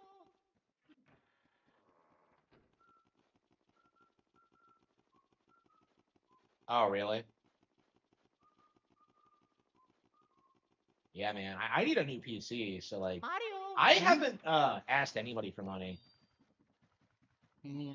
I don't know. The way things are going for me is that like, bro, once I get like a job, all I'll have to do is just like any kind of job. I'll just be able to go like, oh, time to get the PC. Like I make enough where that's like viable. I don't know. Like I think that's gonna be how I approach it. Like going forward is just like, yeah, I'll work a job, make extra money, get like the major things like paid off, get the PC, get the car, get all this stuff. Honestly, like I think the only thing I'm really concerned about is the car long term. But that's only because cars are so fucking expensive. Everything else is going really well.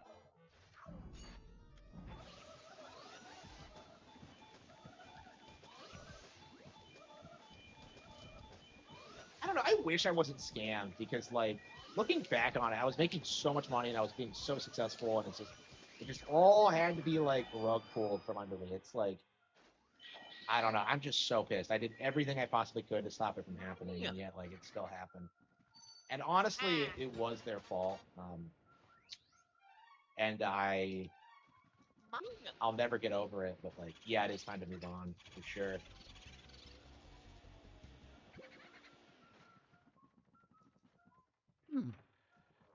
10 Nintendo Switches. Yeah, he tried to do that thing where like he came out and he tried to say that like he regretted buying a Switch 2, which is like such a load of crap, but I just laughed at him for it.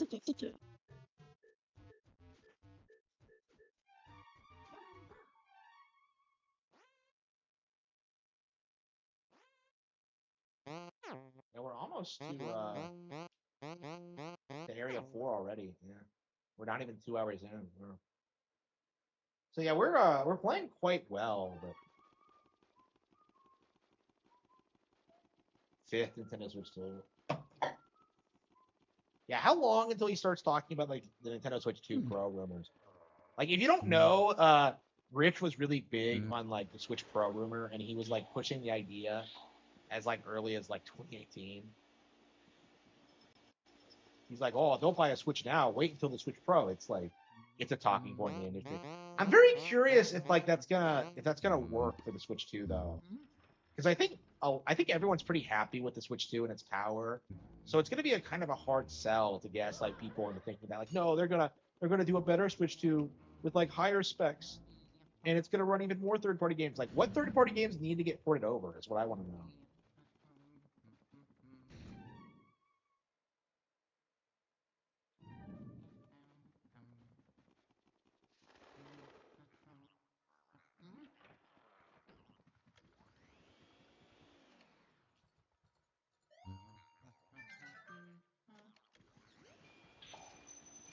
I do tend to remember a lot of the locations of the speedy spirits and the like. I hope I haven't missed anything because I'm really worried that like I forgot some spirits, but Yeah. it doesn't feel like I Mario. have. Yeah. Oh yeah.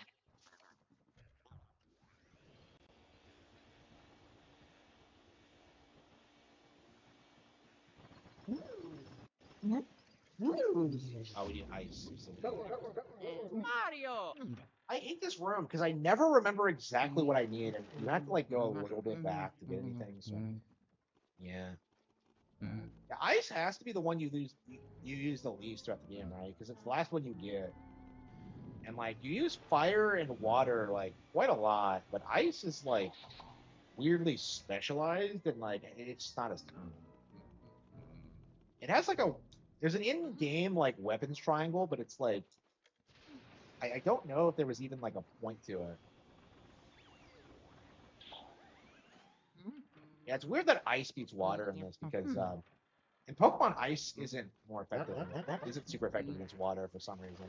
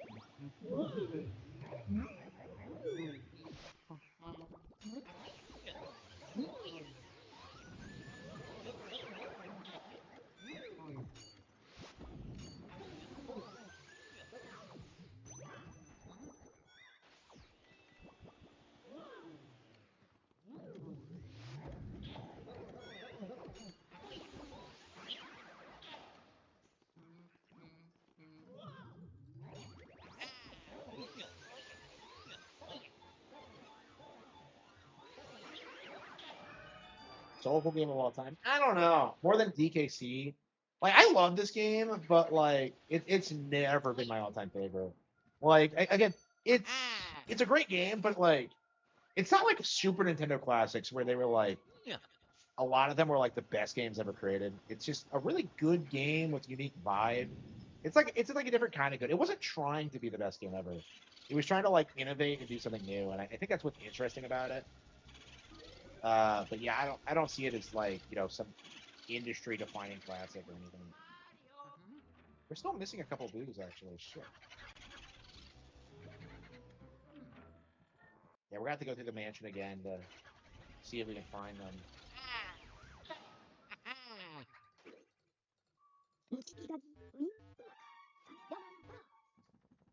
Yeah, I get this. I think this needs to be said. Like the Nintendo leak culture seems to be like deliberately cultivated to like draw people's attentions away from like the actual Nintendo directs that are happening all the time. So again, that's one of the reoccurring things we keep seeing is that like Nintendo's making no announcements. They're not announcing anything. There's nothing to look forward to, and that just isn't true, like at all. Like Pokemon Champions comes out next week. Well, next week, meaning like 1 week from like Tuesday, but you know what I mean. And I'm so hyped for Champions. I don't know how they're gonna monetize it. I believe it's a free download, so I don't know if it's like tied to your home subscription or what. Yeah, I might have to start paying for Pokemon Bank because I'm very concerned about like if I'll be able to ship my Pokemon over or not. Oh, I can't believe we have to do this again. I was bitching about having to do this last night, and here we are doing it again because of my own stupidity. Okay. Oh,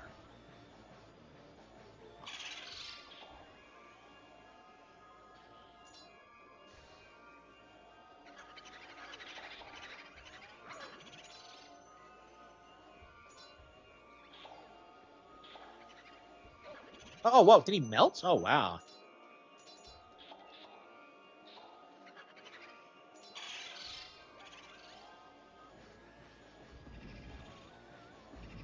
Yeah, I agree. I like Bonanza more than Odyssey for sure. But yeah, Bonanza's still not what I really expect from a 3D platformer from Nintendo. I don't know.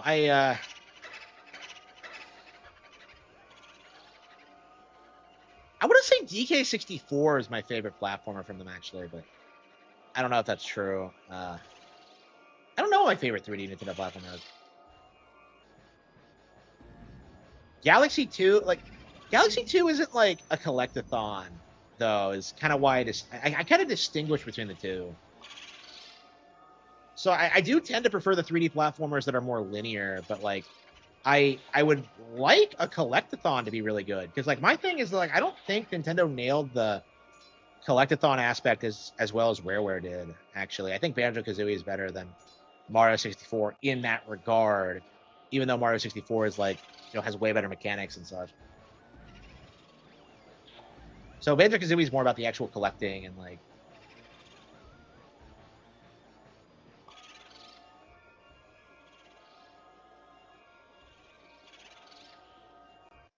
I wonder how long it's gonna be until like Nintendo gets a hold of the Banjo license and starts like.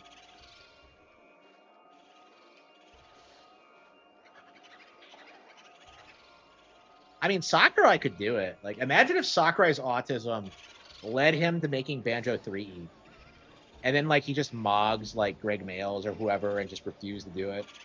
Like, I don't know, that'd be Kino. Like, what I would do is like I would make Log the Lord of Games the antagonist, and like have him be a stand-in for Microsoft. That always seemed like a natural thing for me.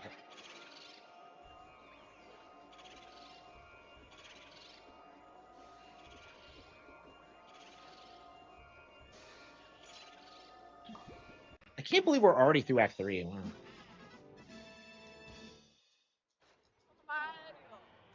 Yeah, it was more side. Yeah, I mean that's kind of how I look at it too. Yeah. Oh yeah.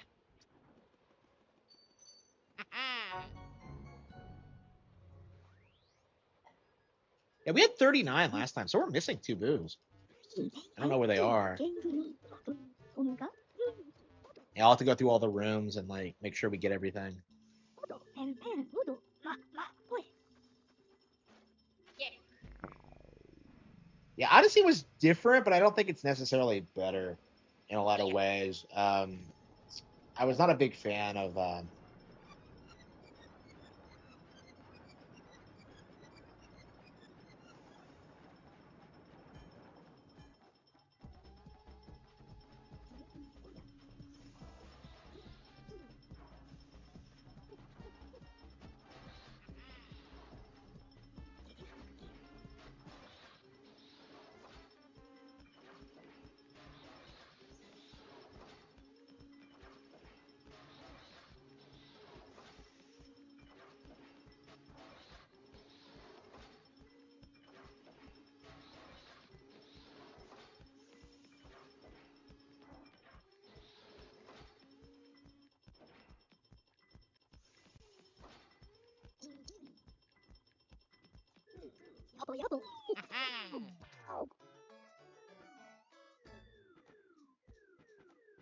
Did I get them all?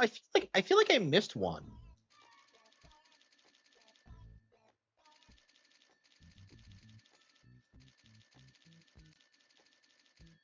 Eh.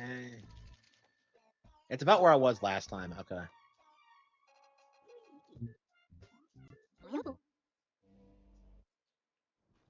So this is where I was like around this part last night. So, uh, yeah, I remember it being around 47 million. So each of the crystals are like 20 million, so they're huge. So that's like 40,000 right there. Yeah, you're pretty much fine, honestly, as long as you get them both, which I did not because I'm a dipshit. But Mario. it's probably doable to like to do it without getting them, but it's probably not easy. Mario.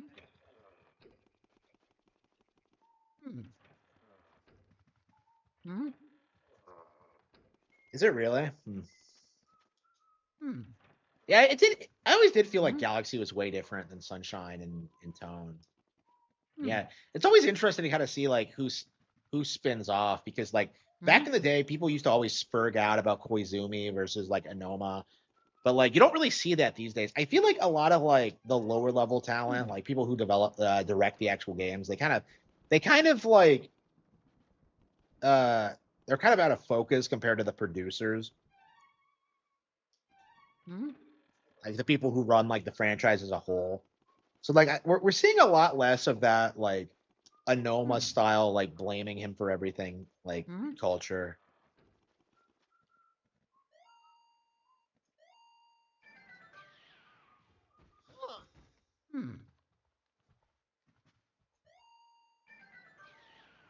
Yeah, there's a blue ghost in here, but like you have to do it in the blackout, and I'm just like, how the fuck are we gonna do that? Yeah, so we're not even 2 hours in yet, and we're at Act 4, so the game is really short. Wow. I was knew it was pretty short, but this is quite a bit beyond what I expected. Is the door already locked? No, the door is still unlocked. It doesn't become locked until the blackout. Huh? Okay.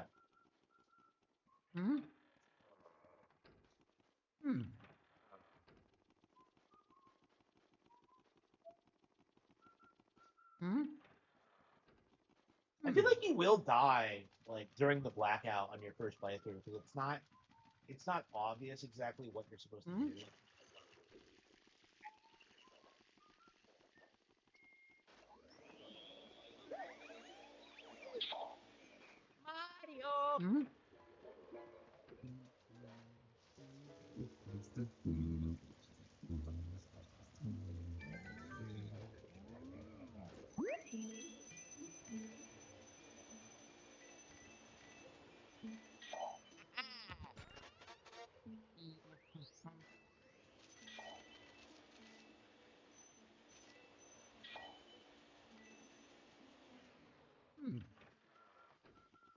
Mario.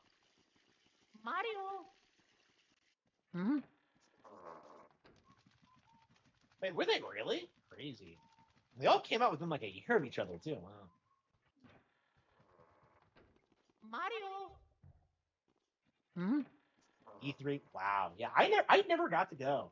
I was never in a position where I felt secure going. Like, yeah, I didn't go to a singular thing. I don't know. It's probably a good thing because apparently it was like fucking bullshit near the end. Like, I knew a lot of streamers who were just staying home and reacting to everything live, and that was like the bigger money making opportunity. Like, there was no reason to go, like ever. So it's like Mario. it was just this weird.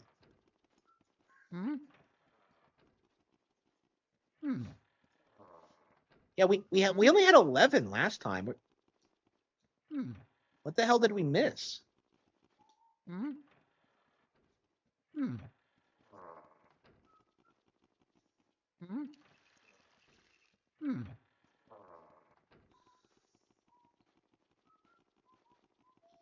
And the Zelda movie is coming out May 27th. So when are they wrapping up filming? How long does it take them to release it?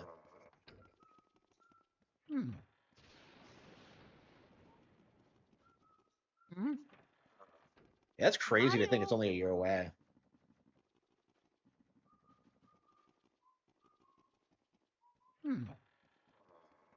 Mario.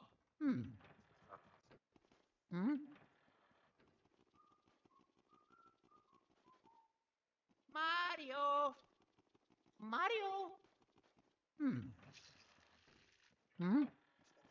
No, no, no, no, no, no. Okay, so this is the thing people don't understand about the Rareware thing. Rare sold their shares to Microsoft first. So what happened is that Rareware had a majority stake in the company, right? They own like I think it was like 51%, and Nintendo owned like 49. So they decided that like, yeah, we're gonna sell our company to Microsoft. So they sell out. Well, I mean, they didn't sell directly to Microsoft. They put themselves on the market, and Microsoft ended up buying them. And eventually, Nintendo arranged for like to sell their stock to Microsoft afterwards. So, yeah. So Rareware just kind of went behind Nintendo's back and fucked them over. And I'm not sure why. I mean, the Stampers wanted out for some reason. I don't know if they thought that there was no future with Nintendo or that they would be better off with like, or they just wanted like to not do work uh, anymore. I don't know what they're. The last hurrah for the old guard at Nintendo. Yeah, I agree.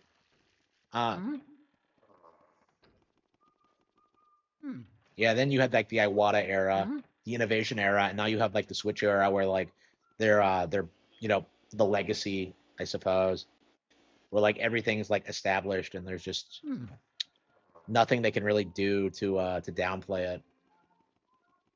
So I don't know. I'm not sure like we'll ever see a Nintendo game downplayed ever again. At least not to the extent that like Star Fox Zero was, because like it's just not going to be possible. Like grifters like run their mouths about these games, and like people are just like cool story, bro, and then like they don't fucking care. Like Brothership, beat 'em ups came in hard against Brothership, and all that did was just like make an enemy of me for life. You know what I mean? Like I'm still mad about that.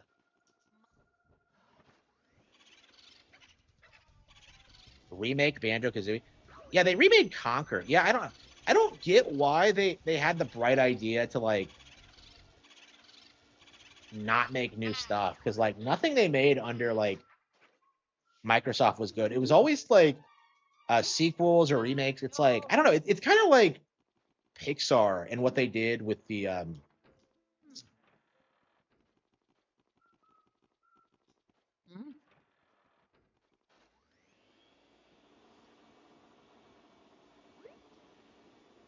kind of what happened like after 2008, like after their golden era ended. Well, I mean, I would argue Pixar never had a golden era, but they were always slop, carried entirely by their visuals. But yeah, it was like, yeah, it's very interesting how you can kind of equate like Nintendo and Rareware to like Disney and Pixar. Or like Rareware was like just killing it for a long while, and then they just slowly got absorbed like into the rest of the industry. I don't know, man. I feel like Pixar fans really put them too much on a pedestal.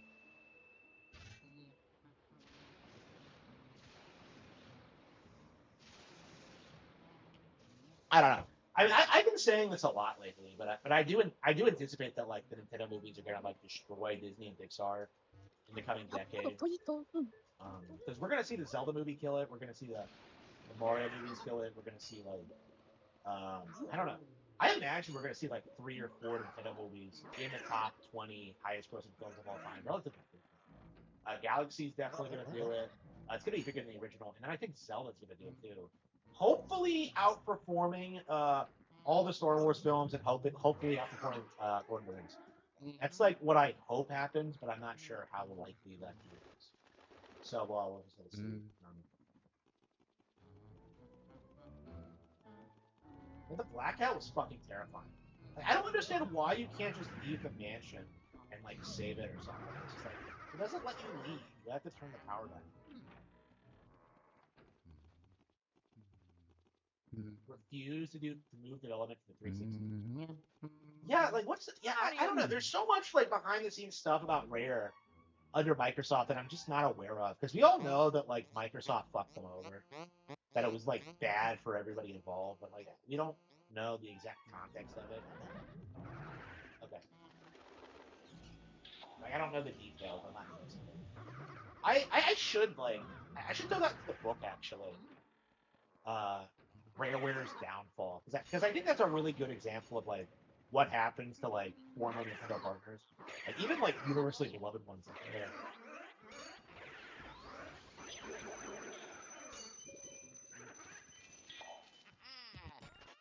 The Rare guys seem like big babies. Yeah. I mean, a lot of these guys are like that.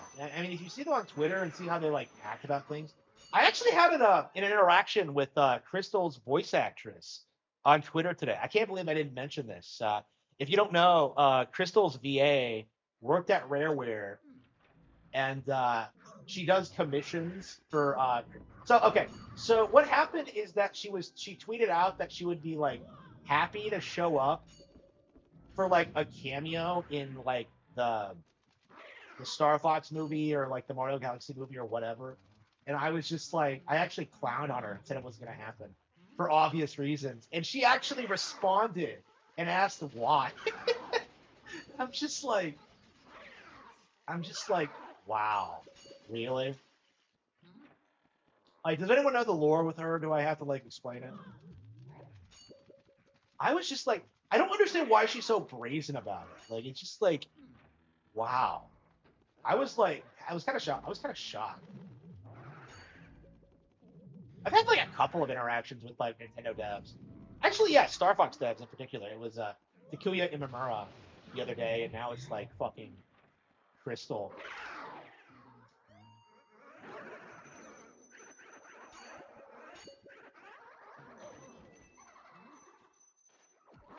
Oh, she does porn as Crystal basically.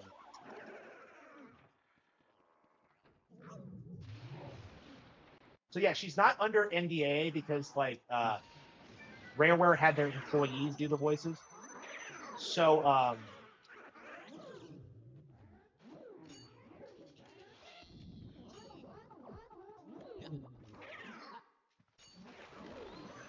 yeah, yeah. There's no reason to go do this because like it's so difficult not to get fucked.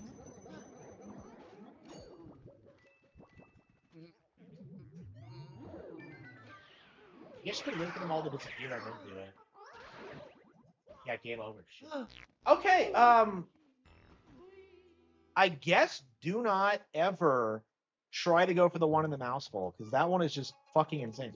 So it's blackout only apparently. So there has to be a method to do it, but like I don't understand why you would try because it's just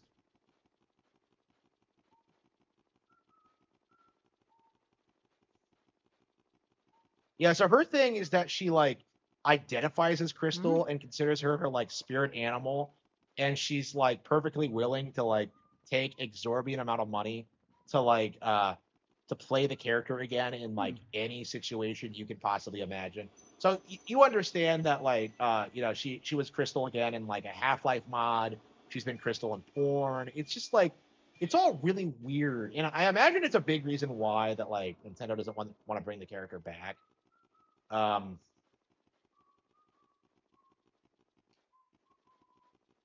because like again, this is like what the character is mostly associated with now, and it really sucks, but it's just the reality of the situation.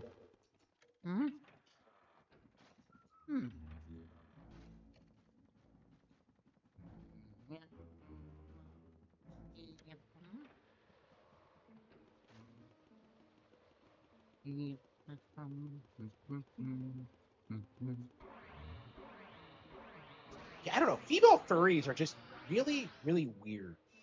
Like I've interacted with some before, and they just like they come off as these weirdly sexual people, and it's just like I just I don't understand the mindset. I have not been around them enough to hate them the way I hate like gays and the like, but like I don't know. I imagine they're big on like polycules and like general degeneracy. You know, I don't think I don't know.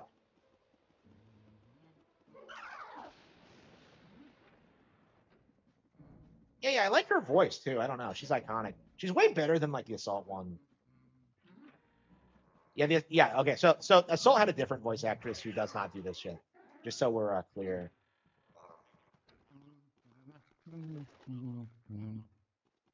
Yeah, it's the Adventures one. So it's like I just like I don't understand why like I don't know. Nintendo like I think Nintendo's like getting a bit more strict with their voice actors in recent years. I think they are under NDAs. I don't see a lot of them like run their mouths over anything or like try and do things like Edelgard for Bernie or like whatever. Um, like I've never seen anything. Yeah, the woman who does like Velvet in Tales of Berseria was also going to be Edelgard at one point, and I'm just like, what the fuck is this bullshit? Like, why is this woman voicing all my waifus? I don't get it. Okay.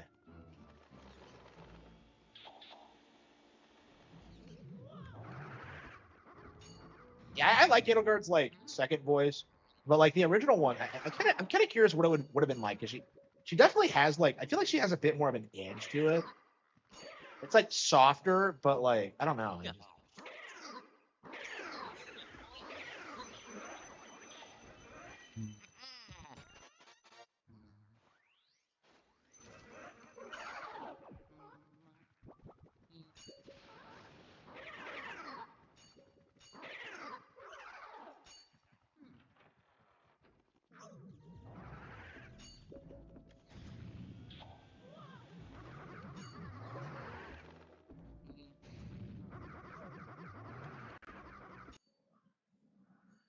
Yeah, that was pretty bad.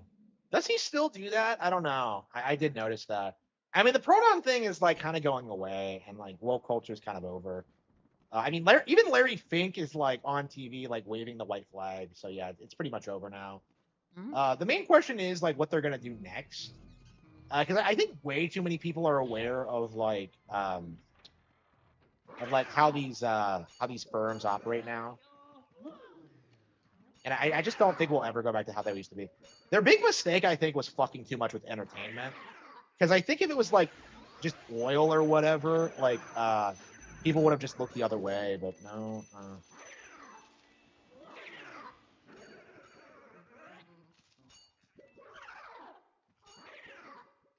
Yeah, going after video games like seems to like just collapse the entire like Lobo Homo. It's really weird when you think about it in that context. Because like I've argued that like yeah, pronouns are fucking gay. Um, I've argued that like Gamergate is why Donald Trump got elected. It's the reason why men have become so much more conservative. Like all the other factors, like Charlie Kirk, Fuentes, like the internet, like all of them are like downstream from that specifically. Um, like Gamergate normalized that for like normies essentially, and we were all like in unison in regards to this.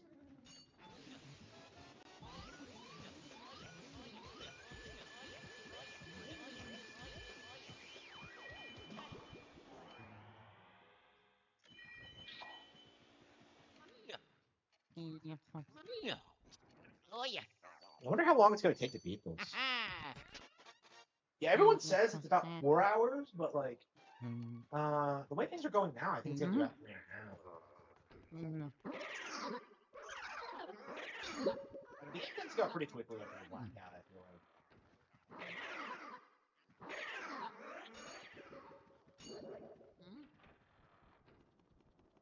Yeah, the new Mario VA is shit. Like I don't understand why they couldn't get someone who sounds exactly like Martinet.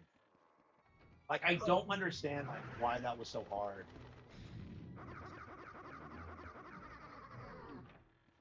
I feel like they took the opportunity to just hire a bunch of woke people onto it. Because like Daisy's new actress is like non-binary supposedly, uh, which isn't a real thing honestly, but it's like. And again, people don't really Oh yeah. think about the actors of these things, and honestly, like making fun of them is like kind of a meme now anyway. So it's not the end of the world or anything. I would prefer like nobody talk about these people.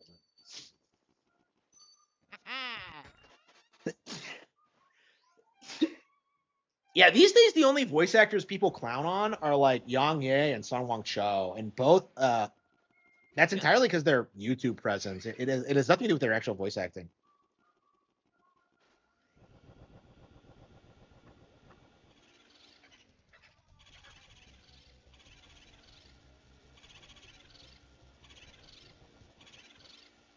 Yeah,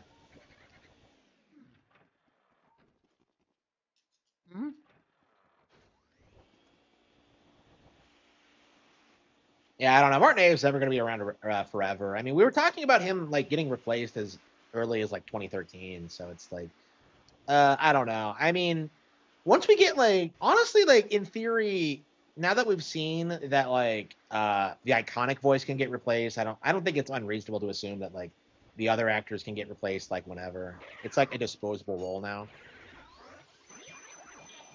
And I suppose it always was. It was just Martinet who was just attached to so many of the best games ever made.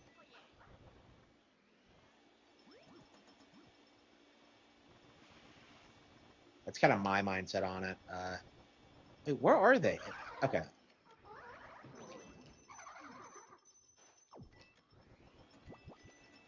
But yeah, I'd say like replace them every like decade or so, and just like don't allow people to like get attached to them.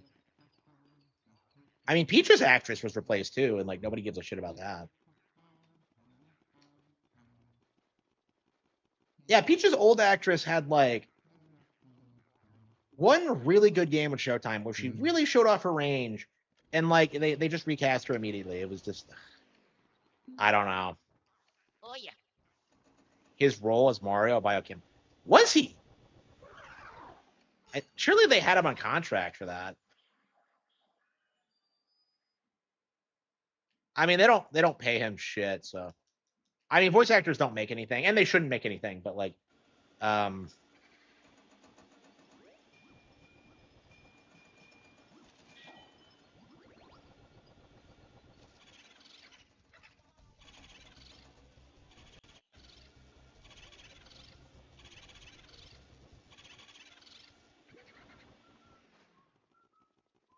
Mario. Oh yeah. really, wait, Oh yeah. really? Yeah. Haha. Yeah, I mean, yeah, I love how people were like pretending to give a shit about his career, like because of the movie thing, and like I just don't. Like he's fucking 70. He's fine. Mario. Hmm?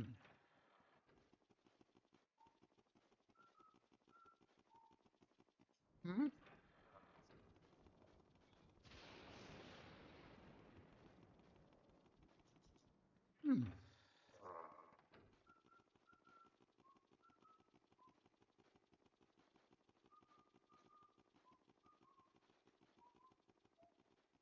Hmm?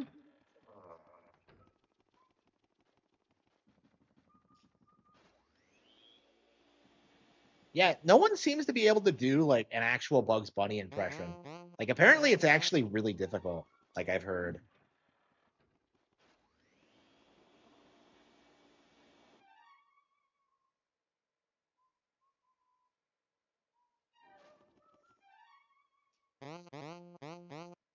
Okay, what are we doing? Mario.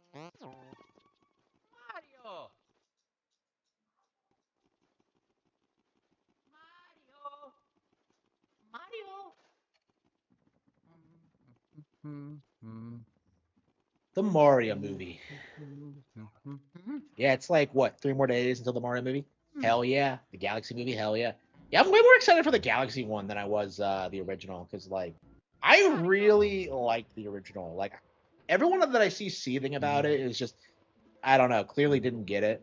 It's way too deep for you. But like I really I understood it and everything they were trying to do, and it was just fantastic. Mike Matei's Bugs Bunny. Yeah, Mike Matei is unironically one of the better Bugs Bunnies I've seen. What's the hebeb, beb?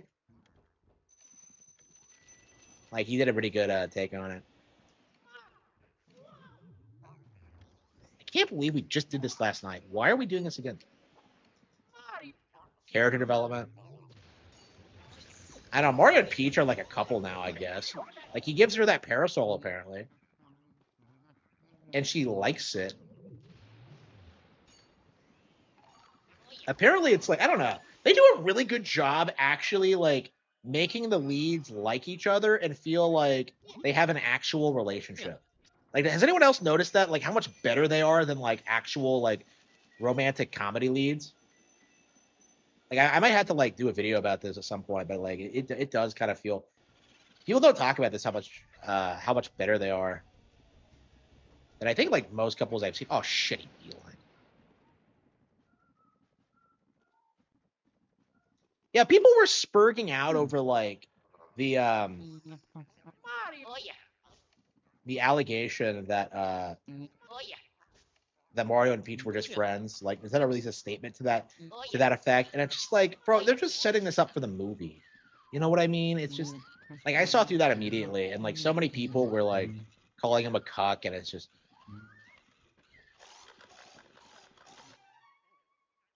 the original movie script was cut because the writers went on strike.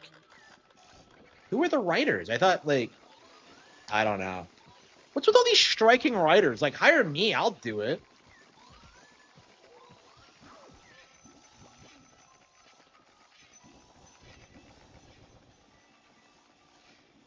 Yeah, I don't know.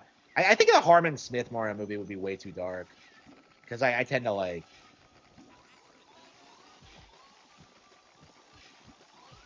I would throw in like subliminal messages about how Nintendo like won the console war and stuff like that.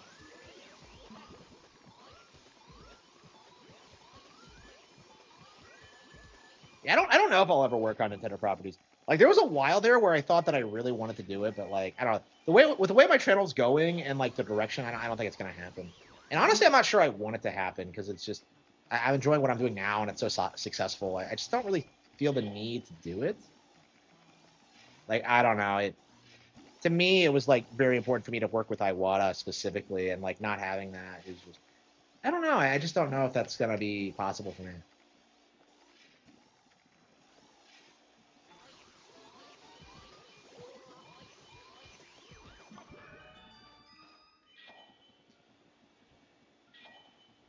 Okay, like this is the pet peeve I have with this game. Why the fuck Oh yeah.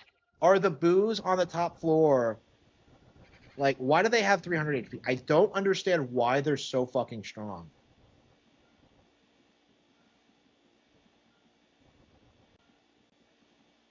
Yeah, like that's kind of the way I see it. Is that the way I'm doing it now as like an independent creator is that I can do like a bunch of wild things that would like never be allowed in mainstream circles. Like again, the cat don't have fangs is like it's something that like I think in a lot of ways would never um, Oh yeah. be published because of how intense it is and how it goes against the establishment and how it goes uh, like I feel like it's a genuinely anti-establishment thing, and that's not something that would ever be allowed to be public. Like I haven't like done a lot of edgy stuff because like I was like thinking about like the possibility of going through traditional publishers at some point. But, like I think I'm making enough money now where I can like kind of take a step back and be like, yeah, this is what I want to do. I have the audience for it. I'm making money, so let's just do it. So that's kind of my mentality now that I might be in the future leaning more towards like more edgy content. I mean, Resident Evil is like designed to be pretty edgy, like by design. But like, I don't know when that's gonna come out actually, because like right now I'm gonna do Passion next. Like the kind of things took way too long to make. I feel like. Oh yeah, the Dream Warrior is gonna be pretty edgy. Yeah. So the Dream Warrior might be a good look at like what I mean by like edge that like would not get published otherwise. That's kind of the intention of it is that like it was specifically written to kind of like uh be that. So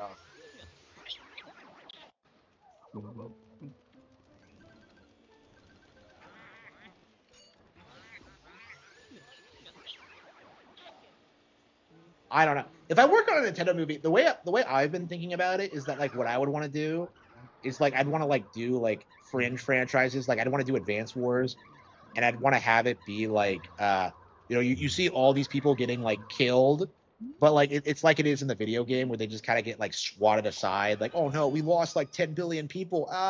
Like you see a destroyed city, and then you see like a bunch of people just stand up and walk away. Like it's gonna have that vibe where like you just got like it's gonna feel like a kid playing with his toys, right? Like the game it's gonna be like this weird contrast between like what's actually happening versus like what the narrative says is happening. Like I think that would be a lot of fun. I think I'd be really good at something like that. But it's like I don't know. I have like a handful of Nintendo projects I'd like to make, but it's just like oh shit. Did that take away like 40 HP? What the hell was that? Star Fox is the most potential. Uh I mean like maybe, yeah. I mean that's what people are saying is that they're gonna make like a Star Fox movie next.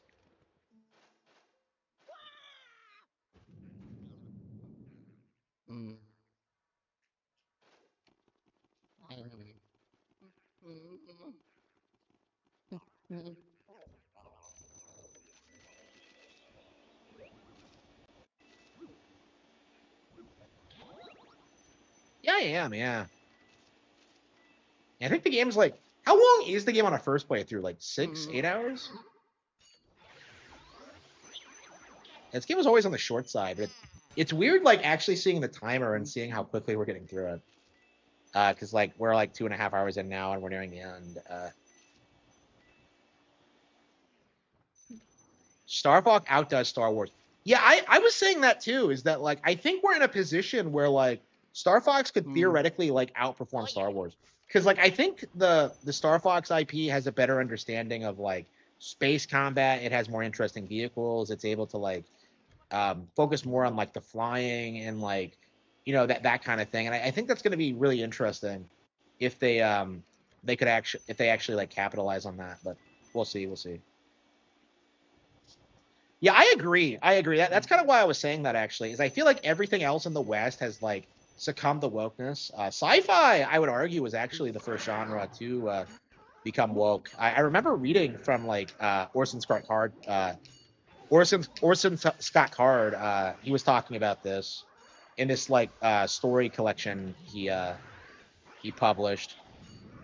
It's um it's kind of interesting that this is the end result of that, where like people have just stopped watching sci-fi. I remember like that's what Lindsay Ellis said when like she published Axiom's End, is that like Oh people yeah. don't read sci-fi anymore. Oh And yeah. like my initial like reaction to that was like, well, because it's all garbage. Like if you look at like these awards, if you look at like the what's getting published, like all of it is just slop from like people like you who don't produce like anything of value, who are just like doing like vanity projects, and like they're surprised when they don't do well. Their first form of fiction, yeah. Yeah, it was probably that and like comic books. Yeah.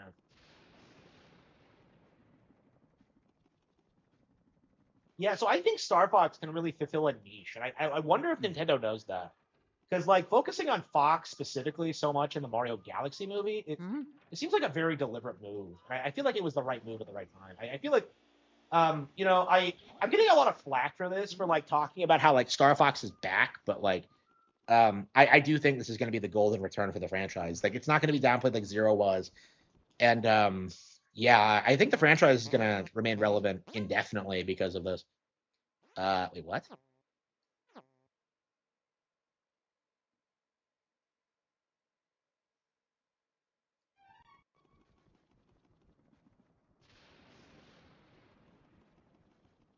So yeah, I think like the Mario Galaxy movie is going to be a big deal because I think it's going to sell people on a lot of different Nintendo properties.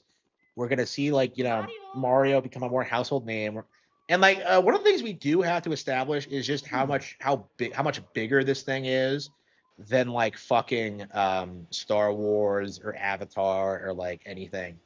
Because like it's just like I'm so frustrated like seeing people try and come out and be like, well, is it better than Lord of the Rings? Is it better than Star Wars? Is it better than Avatar: The Last Airbender? And it's just like, yes, yes, it is. I'm just so tired of that, like that nonsense.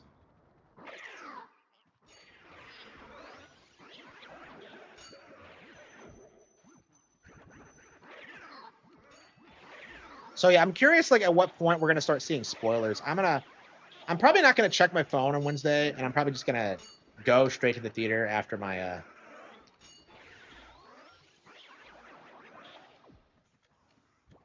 yeah, we keep seeing images from the movie leak online, and I'm just so upset from it. Um, I don't think I've seen anything too bad, but like Fox does seem to have a significant role in it. I don't know. I mean, that's what I've been told. It's not just a cameo appearance, so that's gonna be really interesting. Like, I wonder how badly DSP is gonna spurg about it. Actually. Oh, by the way, speaking of DSP, this is hilarious. I actually watched like it's a Gundam like react to DSP's coverage of Fallout, the TV show, and apparently he really liked that. So to me, I think the reason why he's so upset about the Mario movie is that it's like a kid thing, and he's not a child, and that's kind of his mindset on it. So like, I mean, the Fallout show was like pretty universally reviled. So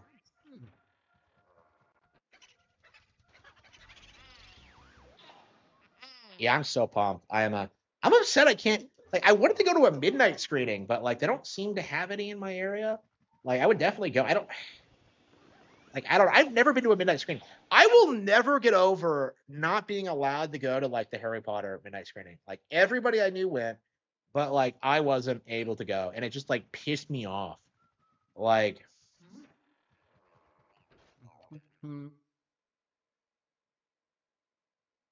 Like, I don't know. I am just infuriated that I didn't get to go.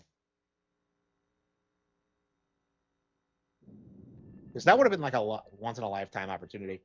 I don't know. I like participated in like Magic is Might and stuff like that. But like, I mean, which I guess was its own unique thing. But like, not going to the midnight like actual mainstream like thing that was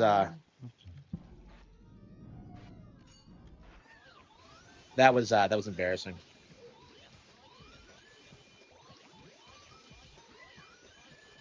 Yeah, after a certain point, I wasn't doing anything because I was just working all the time and being sick and like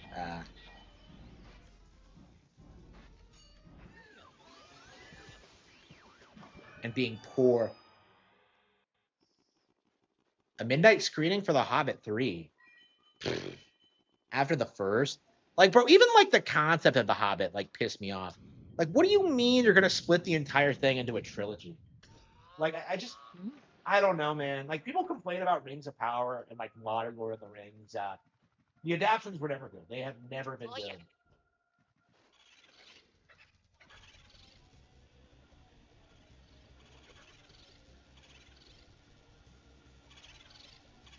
I don't know. I was surprised by the sheer amount of people who went to like Rogue One after like Episode 7 was so bad. Like Episode 7 was so bad that I walked out of the theater and I just never went back to any other Star Wars film. It was just so like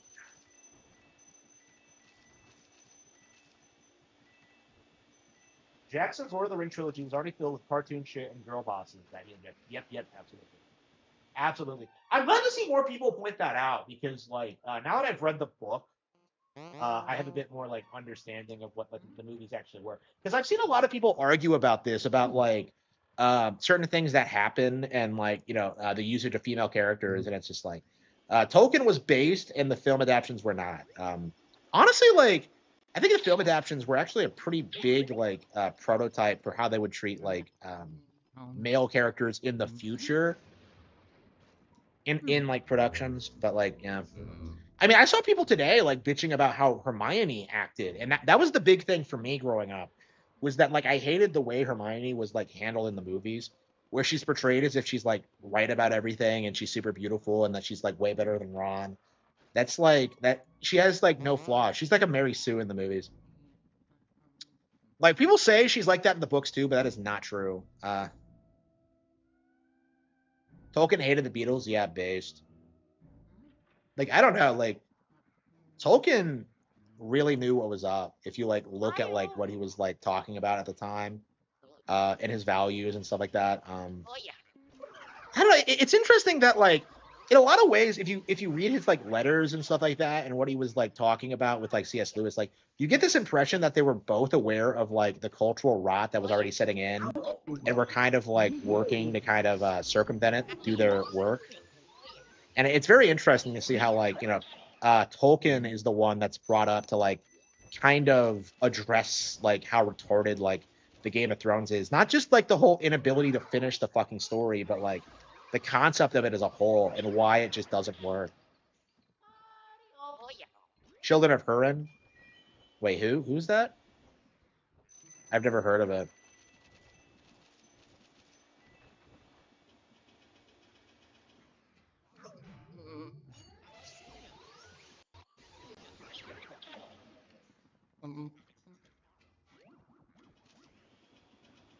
Yeah, right now I'm trying to get through like the last Chronicles of Bernard book. I didn't read it growing up. I'm not liking this one as much. I feel like I don't know. Oh yeah. I do kind of like how it has like reoccurring characters, but it's like I don't know. Oh yeah. It feels like it just doesn't feel like natural how you always see like the same people pop up again. It just feels kind of forced.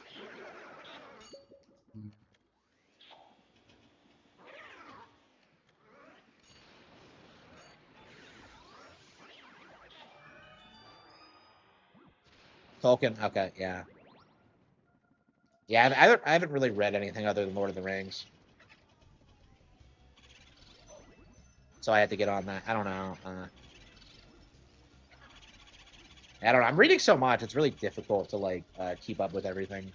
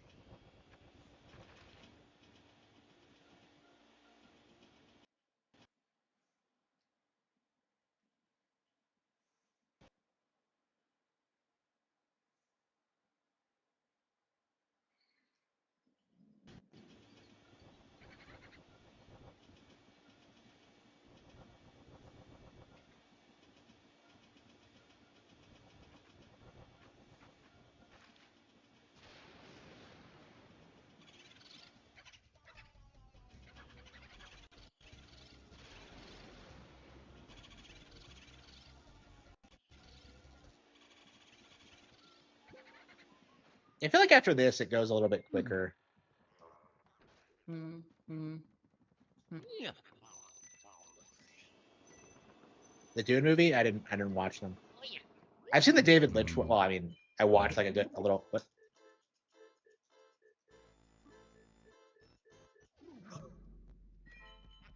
Ah.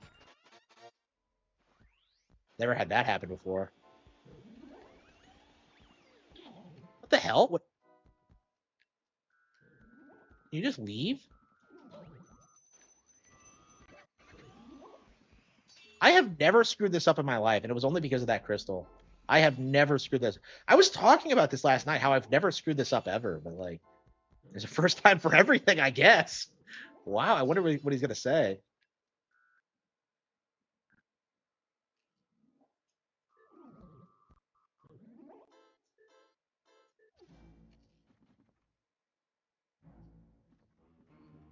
I win again?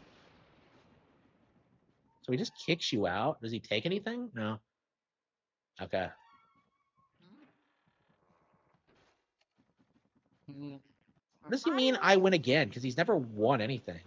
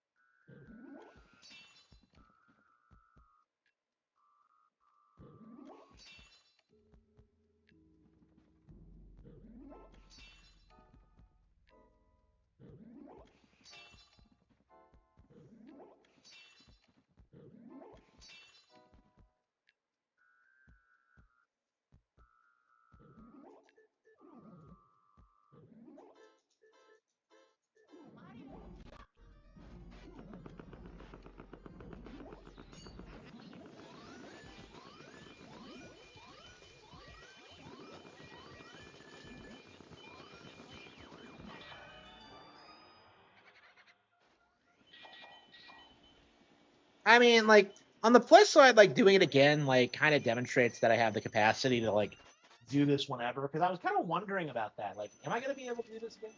And I think so. I think I know enough about how the game works to like get A rank consistently.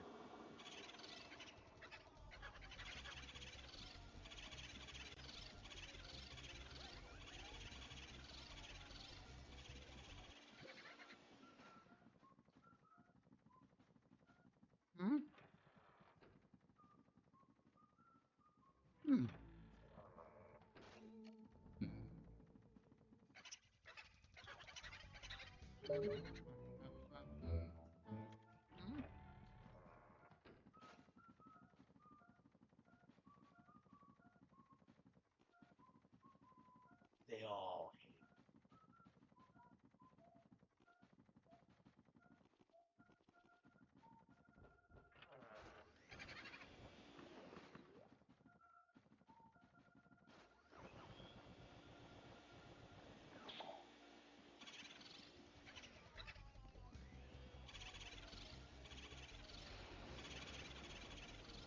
I love their stupid puns like boomerang. I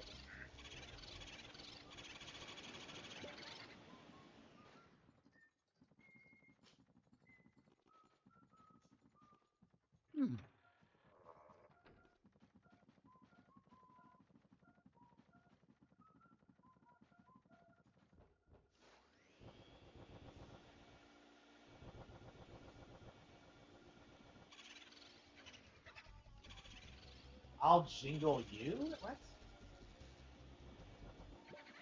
Shit. I hate these goofy like. What the hell was that? Okay. Yeah, apparently they go into hiding if like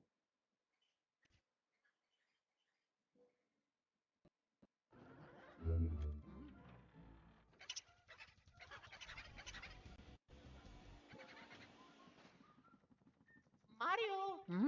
there's two of them. It's always confusing when you see like two of them in a room.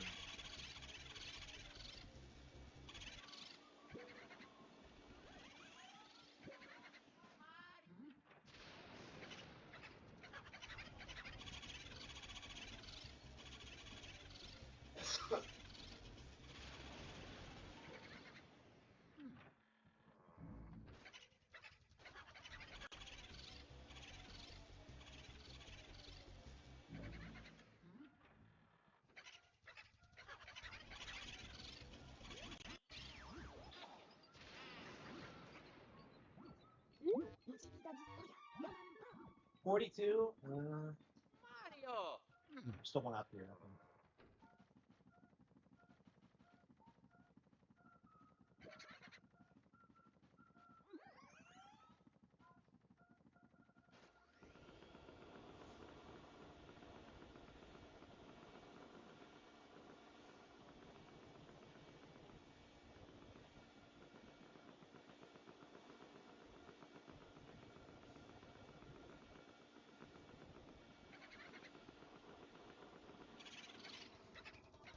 Underground. I hate you, Mom. Mario.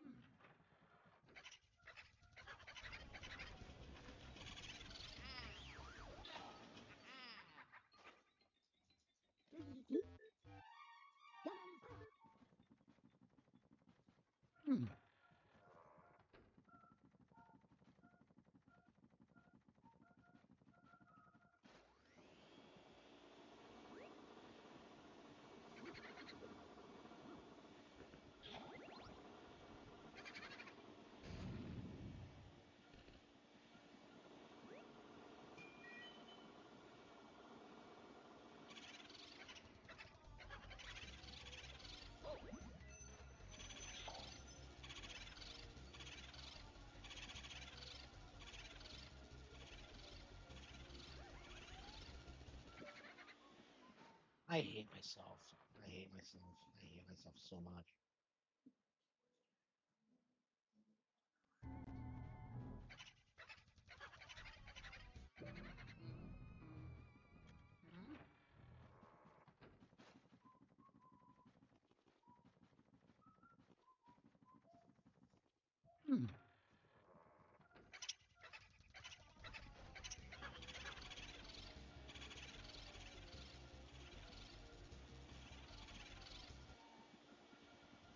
The Matrix, man.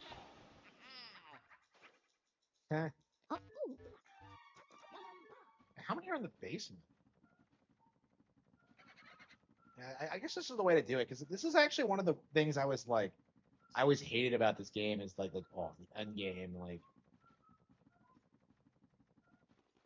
getting all the booze is ridiculous. But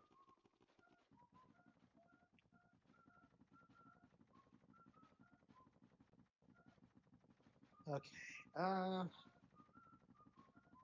always weird when you can't figure out stuff like this. Where the hell is it?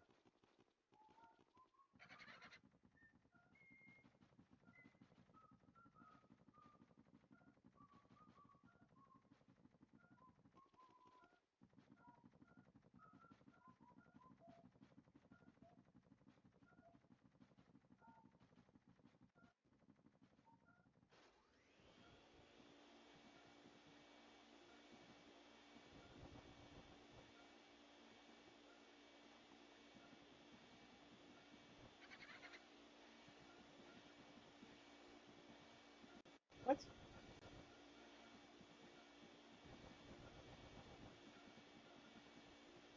Why is it beating faster here? Okay, come on. It wasn't beating faster whenever I moved towards it. I guess it's kind of a big room, but like yeah, he immediately like they're just too hard, and I hate how they jump from room to room.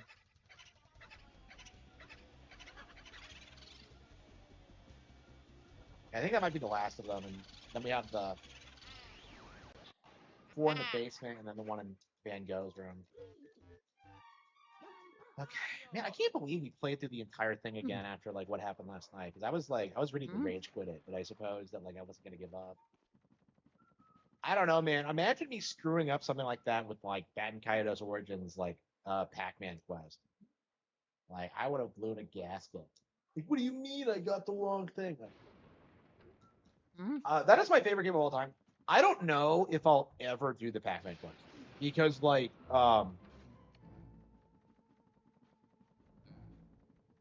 I've seen it. I know the chainsaw controller, but I've never used it.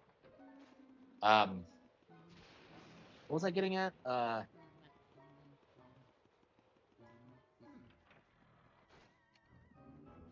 hang on. I think we can warp back. We don't have to warp.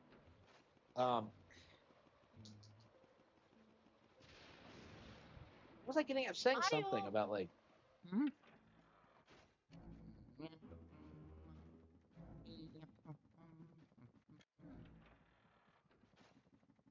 Yeah, the Pac-Man quest. Yeah, Bad and Kaitos.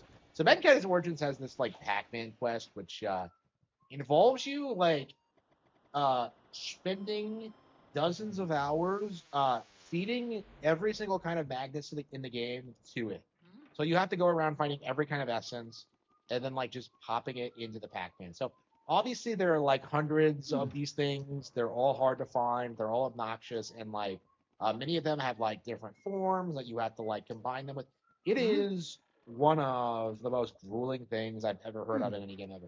And like I don't even know what happens if you complete it. It's like it just seems like one of those things that's just like you would never be able to figure out without a guide. It just comes off that way.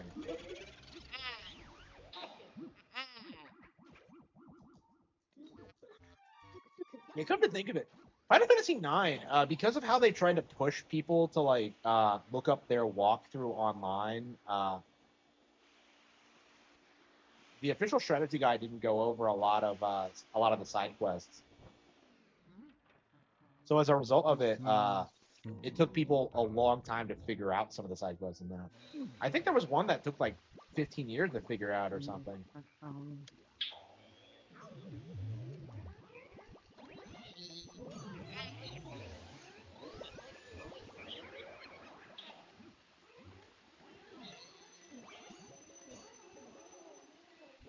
Jedi Shrunk.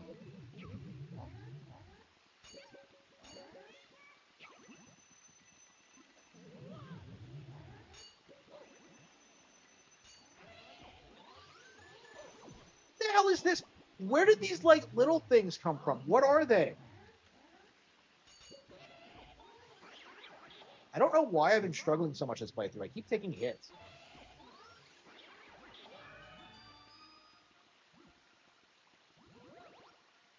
I miss anything? No. Oh yeah. I mean, I haven't screwed up yet, but I don't know how long that's gonna last. Yeah, I need to watch some movies myself. I mean, yeah, I always need to watch anime. I always need to watch movies, and I just don't make time for it. I just don't know what I'm gonna do with. Like, I'm so busy doing things all the time. I mean, I guess I could stream less and like watch movies while I work on the book, but like, I don't know. I mean, I was thinking today when I was editing The Cattle Have Fangs that like I really need to take time to just like go over everything, make sure it's good. I'm not exactly struggling with it because it's very very good, but at the same time I'm like I don't know, man. It's not finished either. Like I don't know if I've like really resolved all the plot lines or what have you. Mario Oh Kart yeah. 8 though Oh yeah. disappointing. Yeah. Yeah, I can agree with that.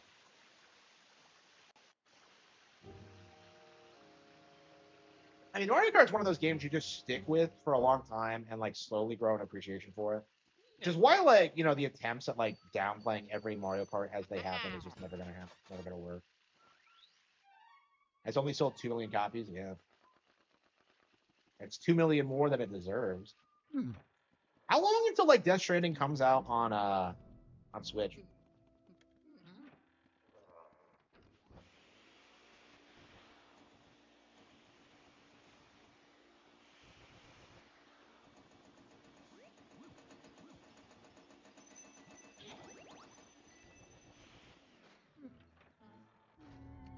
Wait, we're missing one.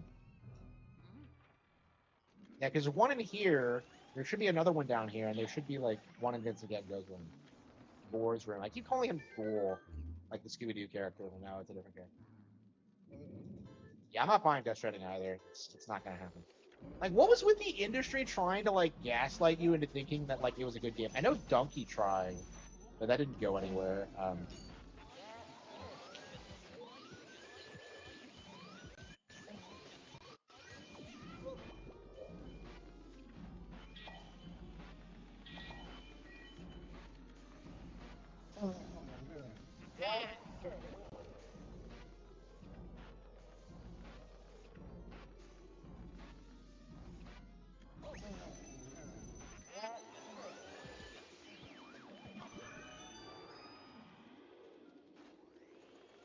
7, and I barely remember 7. I didn't play 7 until after it came out, and I think I tried going for like the triple stars, and I gave up because it was just so brutal in that one.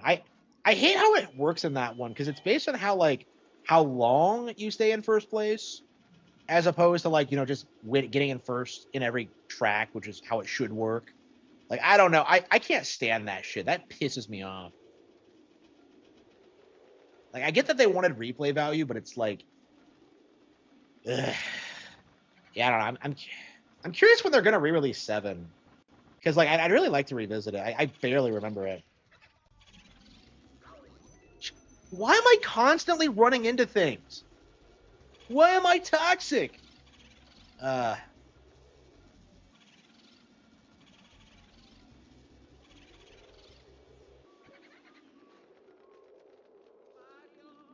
in 7 online. Wait, can you do it in online too? I only ever tried single player. I never tried online in 7. I don't think. Yeah, it's crazy that 8's online is still on, but like 7's not.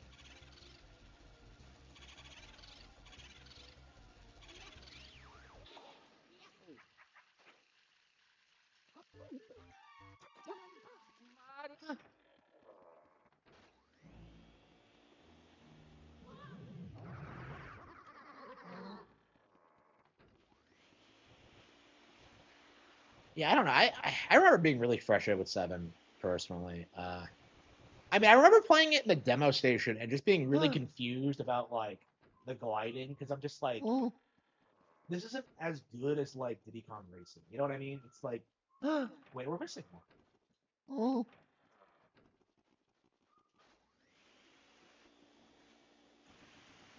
Yeah, because there's one in Vincent Van Gogh's room, Gore's room, but.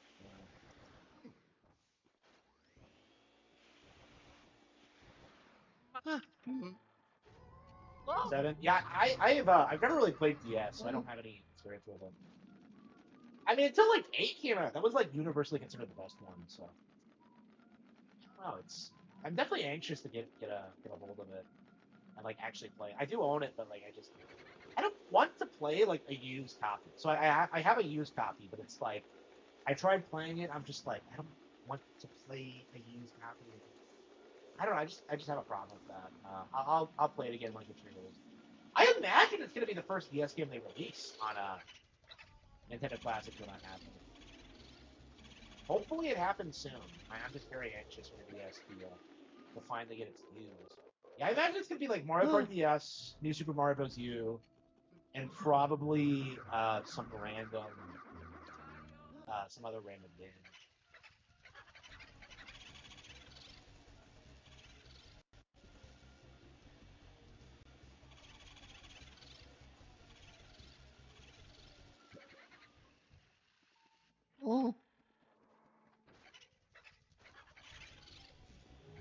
And you cannot beat these things. I can't believe we beat this game in one sitting. Like last night, we were like exhausted, like blasting through, and here we are coming back to it. Hopefully, we actually beat it this time. Hopefully, we don't have to come back to it. DS is harder than Wii. Well, Wii is not hard. Yeah, Double Dash is the one I remember struggling with because I got a hold of that recently, played through it, and I was just kind of like, I don't know. I don't like the way Double Dash is balanced. It just feels really weird to me. Like it feels way too hard, and I think that's what people like about it, especially considering the Wii, where it's just like Wii feels way too randomized. I don't know. I'm not a big fan of Double Dash or Wii. I actually rage quit Wii. I think because like I just kept getting fucked over by the RNG. It's easier. Okay, maybe I just never adjusted to it.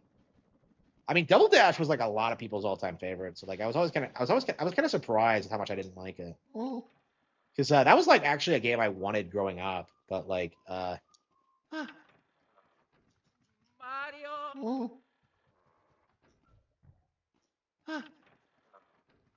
Mario?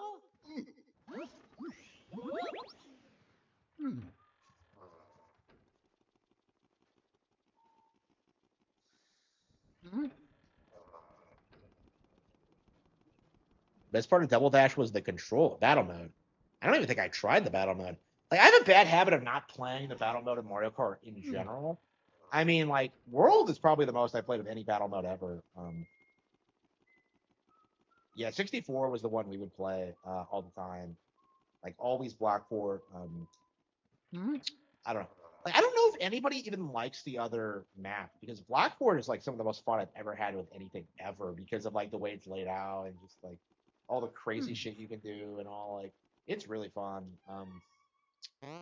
Yeah, we really should get like a stream going where we like do a four-player like multiplayer battle royale.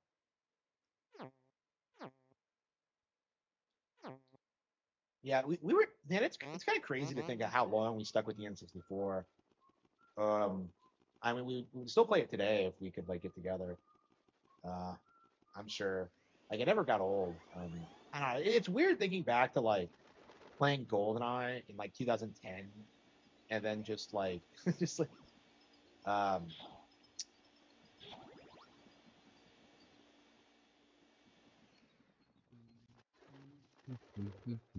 Hmm. it's like it was a great experience, but like man, I Hmm. guess everything comes to an end sometime, huh?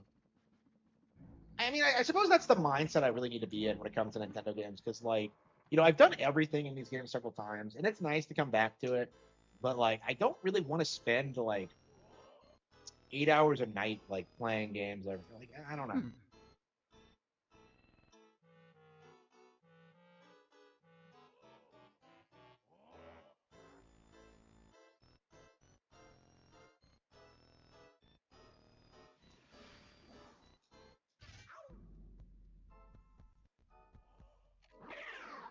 I don't know.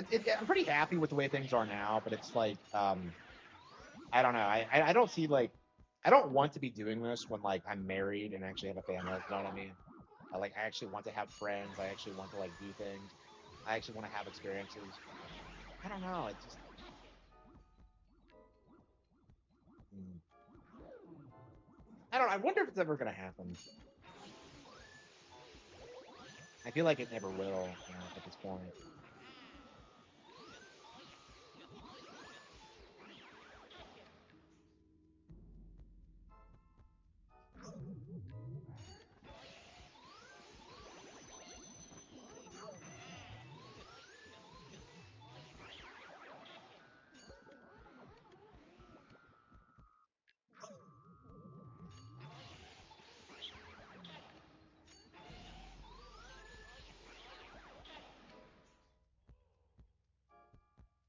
We didn't forget anything, did we? I don't think so. We got all the skinny spirits I can remember. But are there any in Act Four? Oh, we got one. I'm pretty sure we got like 700 coins last time, but I think we have enough. So.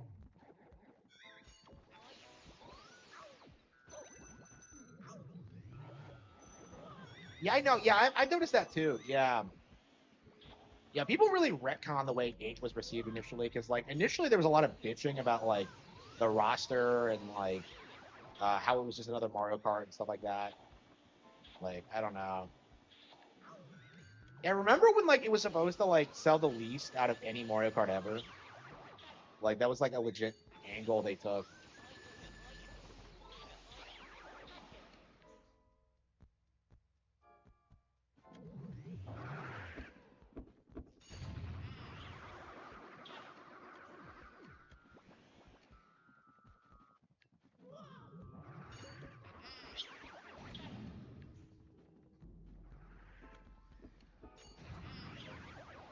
I don't like anybody.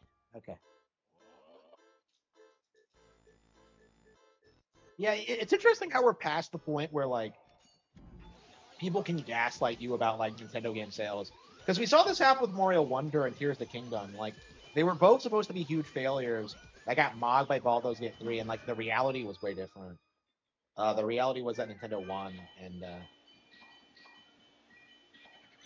like Baldur's Gate. Yeah, Baldur's Gate didn't even get to the next release before people started turning on them because they found out about the AI and they found out about like um, some of the things about it. Like it's just like Larian was just a giant coat, honestly.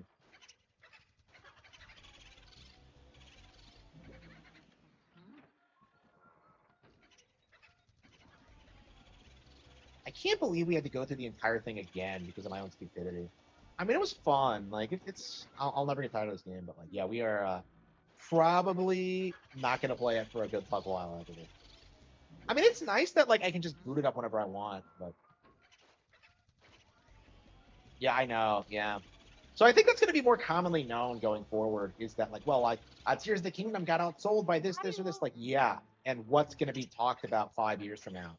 Like, we're already seeing that now. Like, nobody's talking about Baldur's Gate 3, and yet like Tears of the Kingdom is trending like all the fucking time. You know, like it's just like it's remarkable how you see people like do damage control about Tears of the Kingdom, but like we're in the early stages of what happened with Majora's Mask, where like initially a game that was really disliked and ignored for like really stupid reasons is like slowly becoming more popular as people actually play it.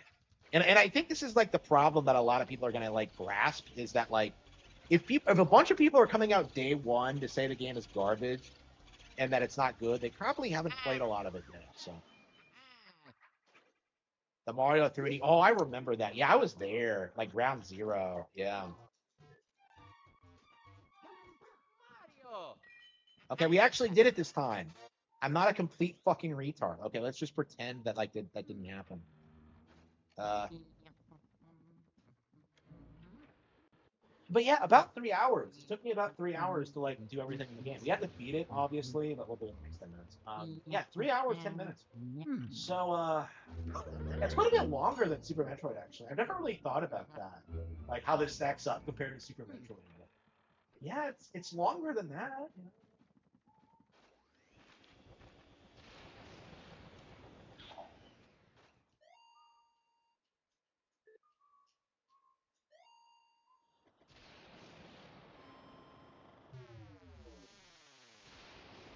Like, so I believe we got everything.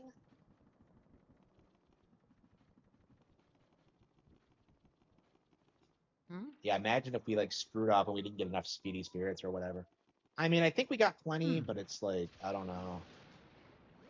I mean, we were at 47 million, so 60, 80. That I mean, that should be enough.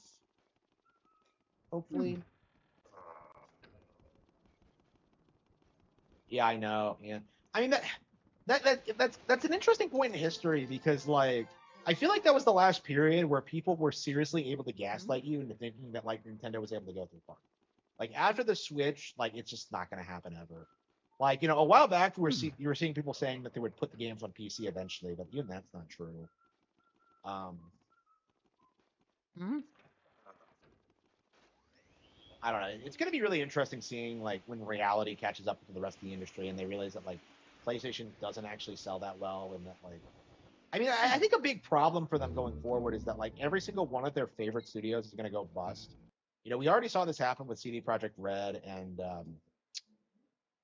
uh, BioWare, but like I think we're going to see FromSlop and like Larian kind of go down the same route. The same thing kind of happened with GameCube. The PS2 was more successful, but which console do people talk about more now? Well, like the PS2 was not as successful as they said it was. Like the sales numbers were fake. It wasn't that big of a deal, and like people actually played the GameCube. I think this is what people don't understand. If you owned a GameCube, you played it more than people who played a PS2. So like the GameCube was more successful by simply by the fact that like people played the games on it more, and they were just higher quality games. The PS2 was just like shovelware slop at its core. Like people on there, like if you look at like what people are nostalgic for on PS2, it's shit like Jackie Chan like licensed games and stuff like that. It's like you don't really hear about like hidden gems or like games that people picked up. It was all just like casual shit. Like Xbox and Nintendo had like actual gaming audiences.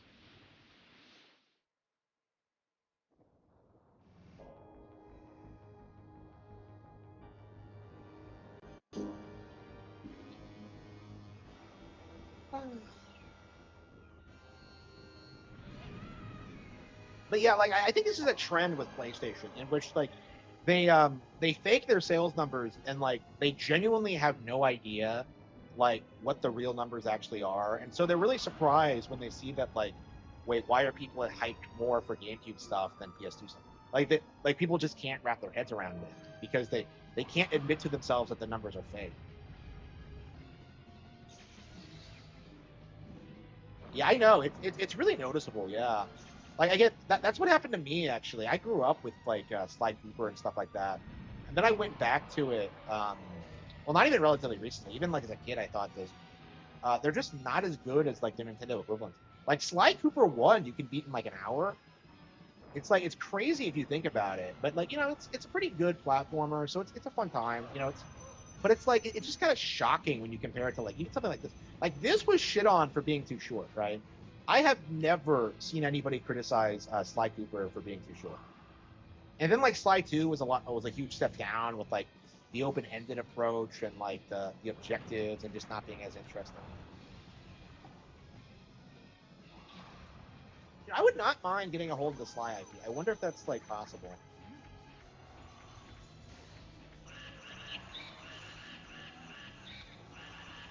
Yeah, Sly is one of my favorite mascot characters.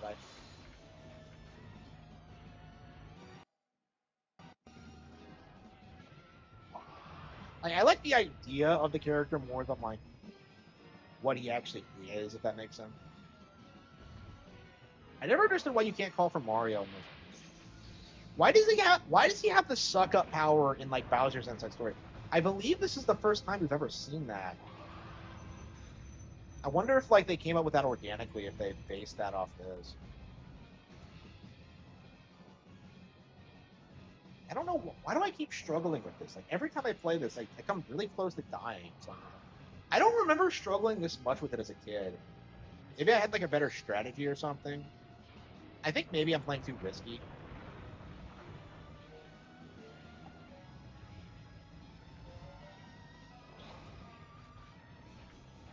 It was, yeah.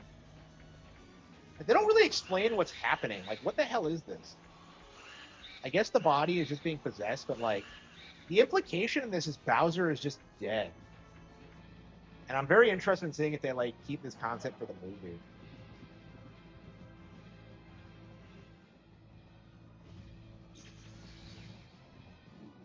Yeah, I agree. Yeah, Conquer. Yeah, Conquer's probably the closest thing we have to like a Nintendo equivalent. Actually, I agree with that. Like, Conquer's not that good of a game, like, objectively speaking. Like, I was always kind of surprised how mid it was when I picked it up. Like, people only like it because like, oh man, it's a cartoon squirrel. Like, if you like really think about it, it's just not that good compared to Banjo or like, I think even Star Fox Adventures I like quite a bit more because like Conquer is just all over the place. It doesn't have a focus and has these weird like tones and like tone shifts. Like I remember like when I played Conquer for the first time, and like they're leaving the war zone and they're having that like conversation about like uh the nature of war, and I really thought they were gonna like shit on soldiers or something. But instead they have this like really genuinely like heartfelt like conversation about it, and it's like it's a nice conversation. I really appreciate that, but at the same time, it's like um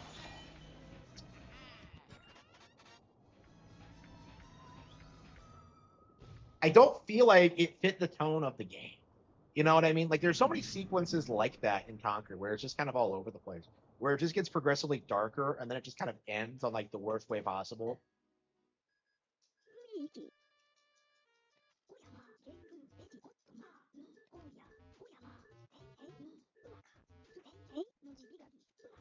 Slot movie references, yeah. Yeah, I'm curious if we're ever gonna see a Conquer too. Like, man, what would they even do? Like, have there been any like relevant movies since Conquer came out? I guess like Pirates of the Caribbean, maybe. Like, it feels like 2000s was just complete slop. They probably parodied like The Dark Knight or whatever.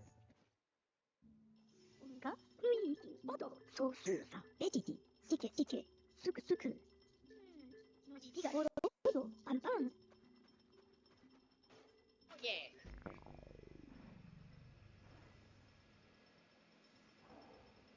Yeah.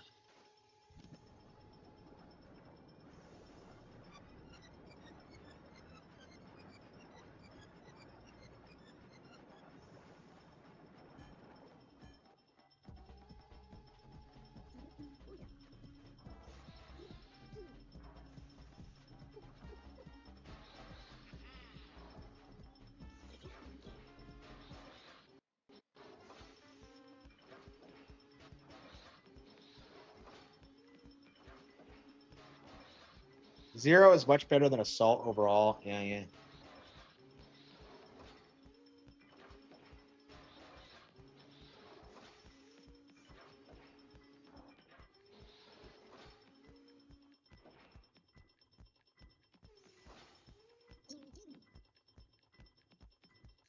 Yeah, I'm glad to see more people are like acknowledging Zero is better than Assault.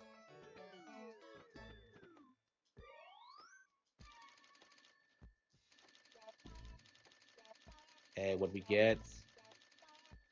Yeah, we didn't look at the guide this time, so I'm not sure like where we are. Yep, we did it. That is the all-time high score. We have done it. Fifth playthrough, we have done it.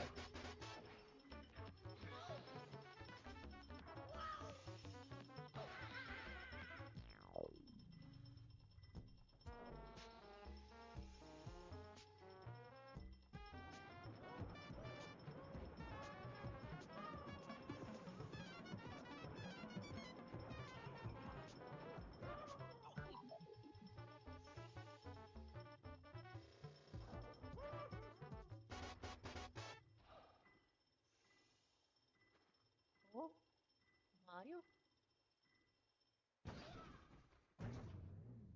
We probably should finish Mamma mia. Path of Radiance next. Oh, oh, oh, oh, oh.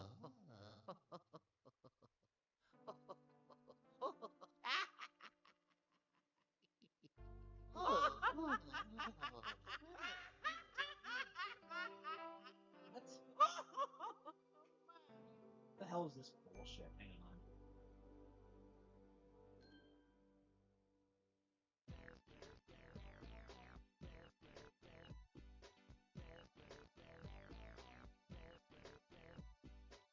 How's it going, everybody?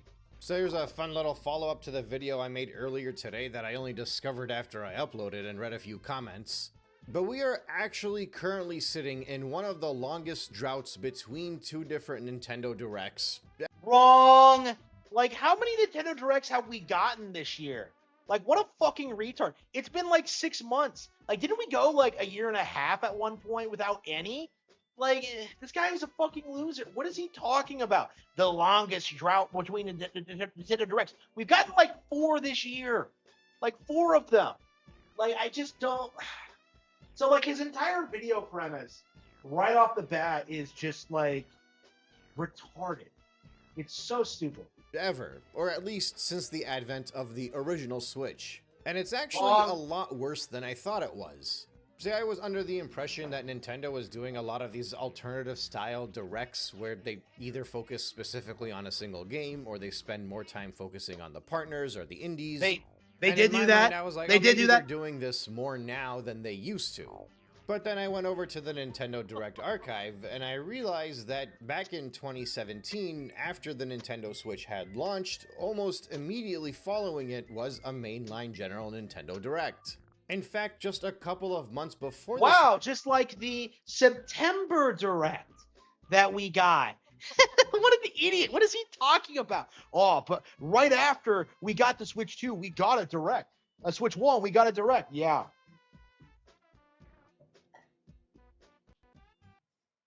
So, like, nothing he says is true. He's just blustering.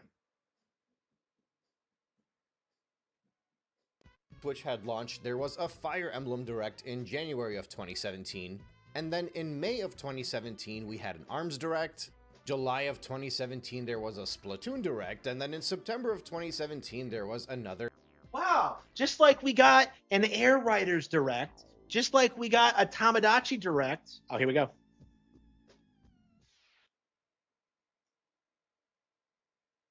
Yep, that's it. We did it. A rank. Okay. I believe that's the highest rank. I believe. Hang on. That was the rank I was going for, but like.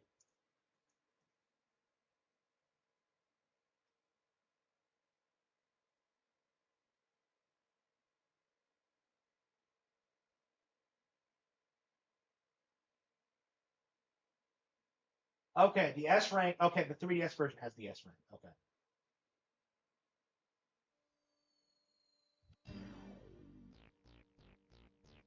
Hmm.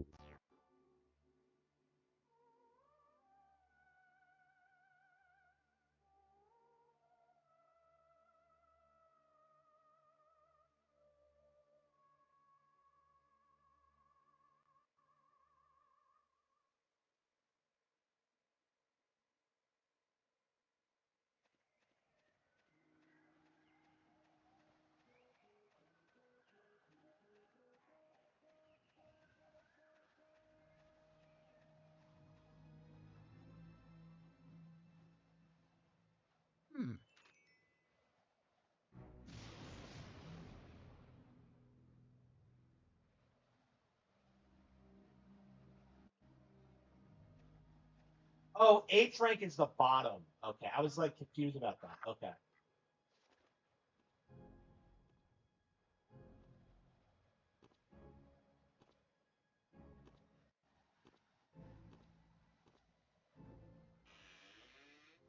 Hello? Okay. Yeah, I think tomorrow we're gonna go back to Fire Emblem Path of Radiance and try to beat that before we do anything else.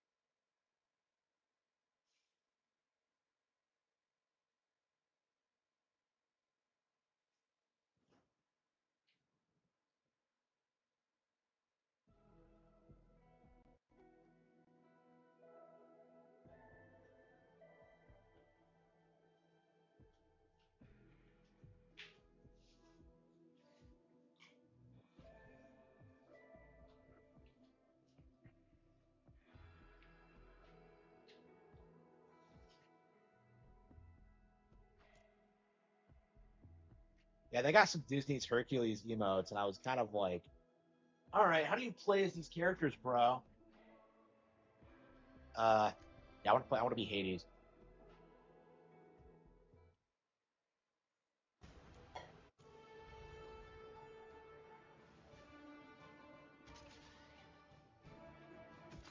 Okay.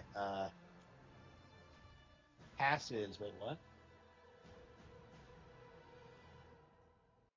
How do you unlock the skins? You don't have to pay for anything, do you? Surely they'll give you at least one for free.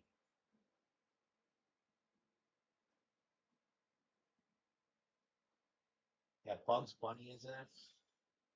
Who the fuck is this? Who are these characters?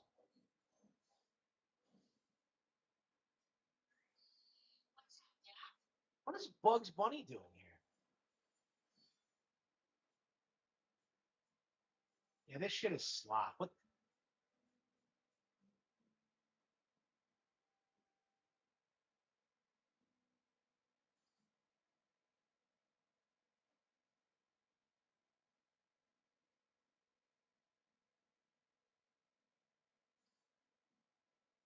Hercules. Okay. You offer 4,000.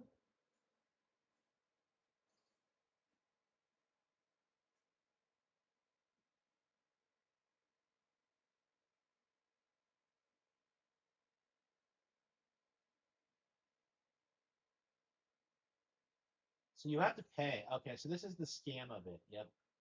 Yep. Okay. Yeah, Fortnite is a scam. Okay. And I've never actually looked at the skins before, but like, yeah, glad the game is dying. Get this shit out of my face. Okay. Do I like Fortnite? No, I don't. So yeah, I saw like the Disney Hercules skins, and I'm just like, oh, I'll do a round with those. I'm a big fan of the movie, but no, it's slop. I don't understand why like Fortnite stayed relevant for so long, but okay. Yeah, we haven't played Pokepia. Yeah, we've been streaming for 3 hours tonight. I guess we could. Oops.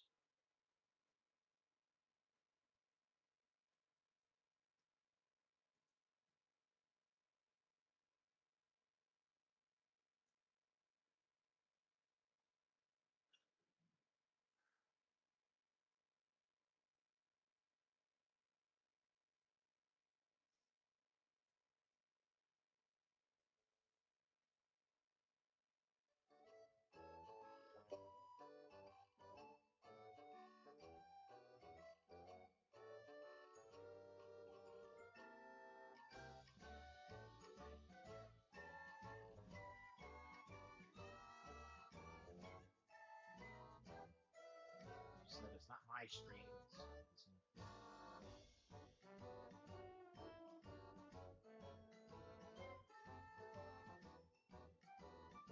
You, I'm being late. I'm a little lazy because you, I'm being late. I'm a little. Okay.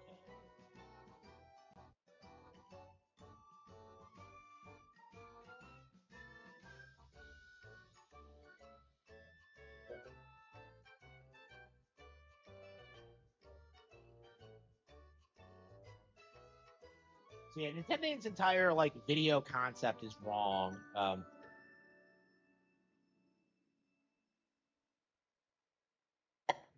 Yeah, I think all the games I had downloaded on Switch 2 are kind of boring. I don't know. I've just been playing the stuff I like, which is like Pokepia, like Resident Evil Remake, a lot of older games actually. Um, well, this is brand new, so I'm like,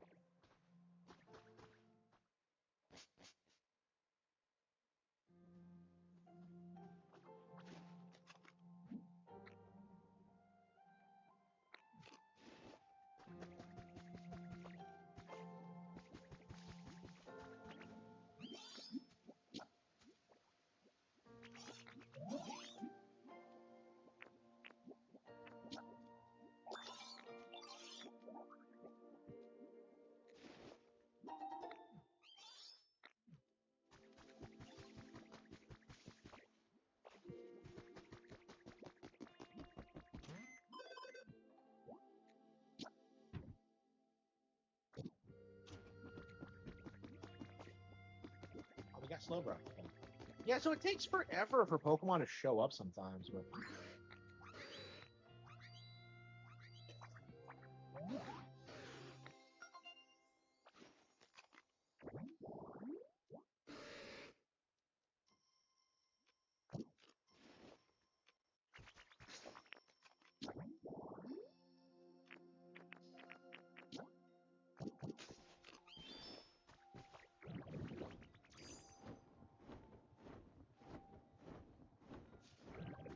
yeah, we really do have to keep playing this every day until we get like everything we need to like.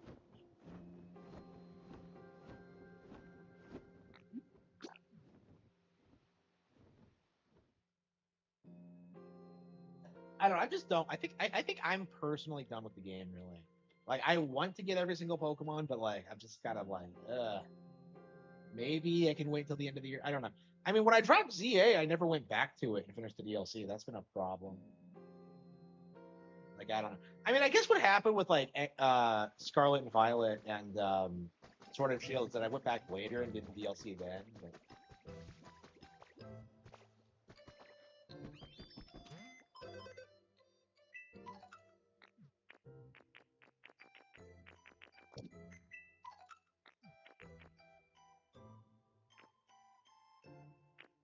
Pokeball Wall, Iron Pillar. I look at these things that I would like to have, but I don't have the points for it. The filthy. Oh.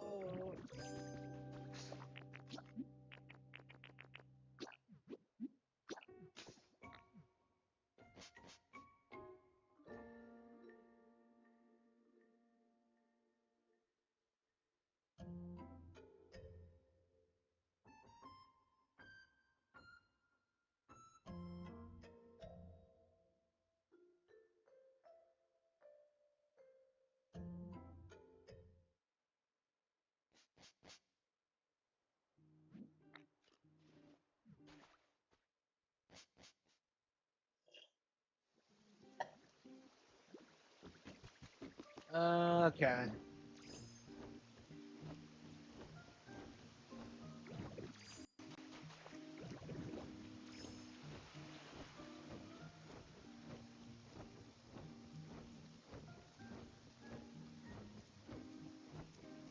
There's no money.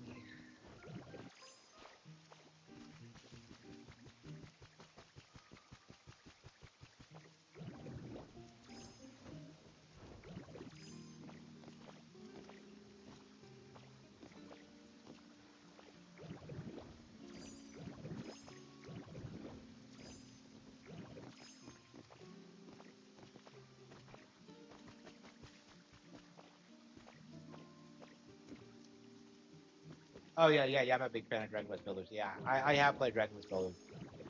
So yeah, I'm well aware of it. Better than this, I would say actually.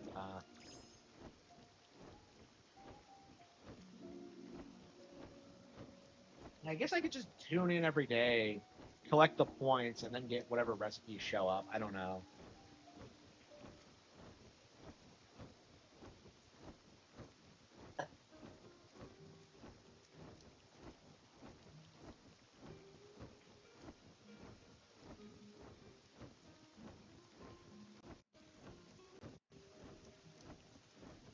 I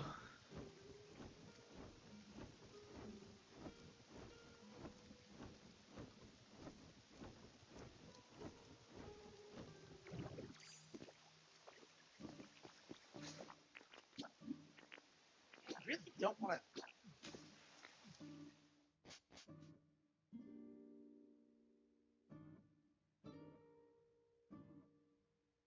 I think I'm just done with the game. Like,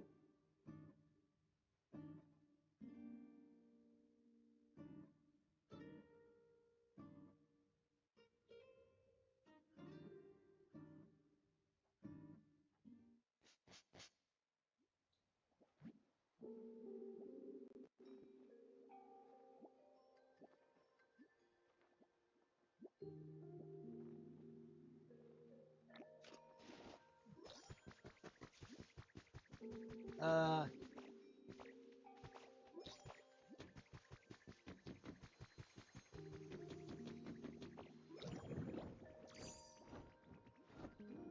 yeah, I do. The problem is that like Nintendo games really are that good, so there aren't like a ton of like Nintendo games that I don't like, and like usually if they are bad, I just don't talk about them much. Like Pikmin 4 is a really good example.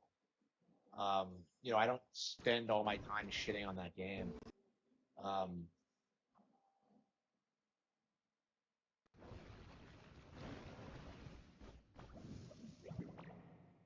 yeah, I really need to get more mine cards set up. I don't. Is there a way you can call them back? Is that what the crossing does? Or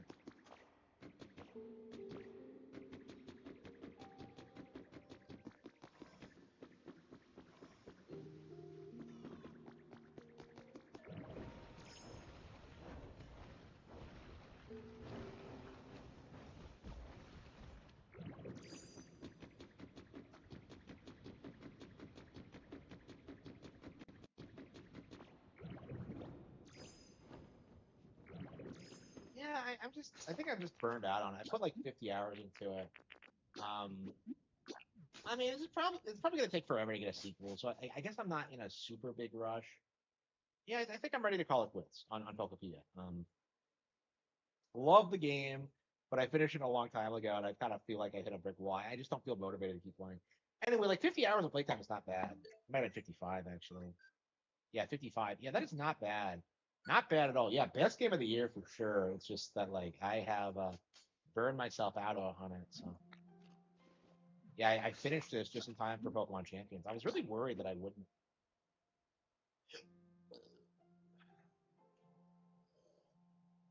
Yeah, I'm sure I'll come back to it eventually, but yeah, now I think I now need a pretty long break from it. So,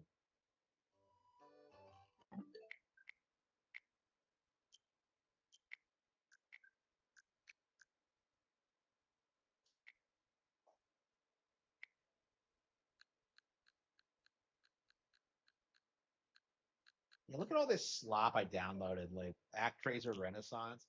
I promised myself I would never ever play the original ActRaiser until I got to the remake because the game is so short, and that like playing through the shitty remake is going to make me appreciate it all the more when I go back to it. But like, I have not finished it yet. Okay, Hack to You, Battle Network, Rune Factory, 30th anniversary, Tabachi Life, Slay the Spire. Yeah, I re-downloaded Slay the Spire because everybody's like hyping it up online right now. Oh, we're not done with Wonder yet, are we? Yeah, I think we're on the verge of getting through everything in Belleville Park. It's not like a super extensive expansion, but I think it's good enough. Honestly,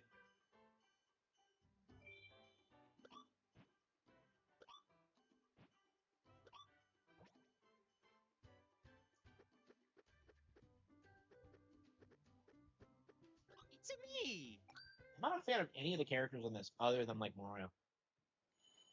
I've never understood people's obsession with Daisy, but okay.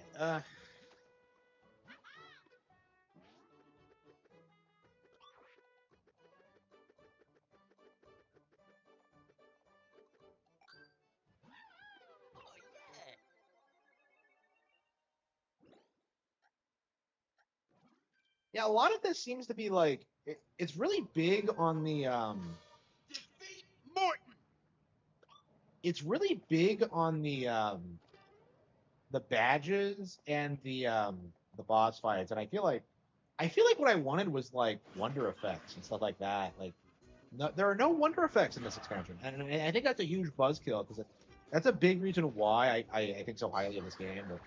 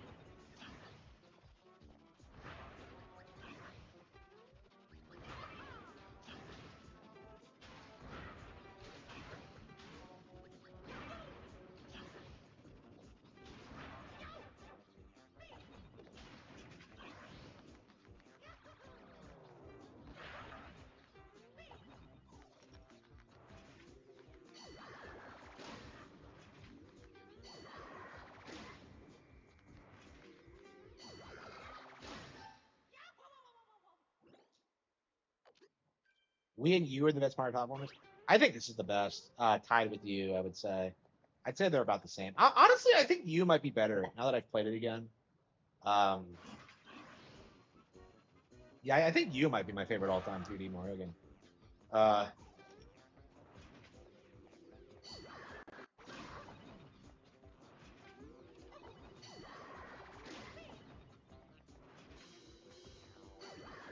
oh, it's a Rosalind. Yeah, it looks like most people have probably already beaten this, or because when I first started playing, there were a ton of people doing these challenges. But... yeah, it's like it works like Dark Souls, where it's kind of passive, and you can like see people doing things.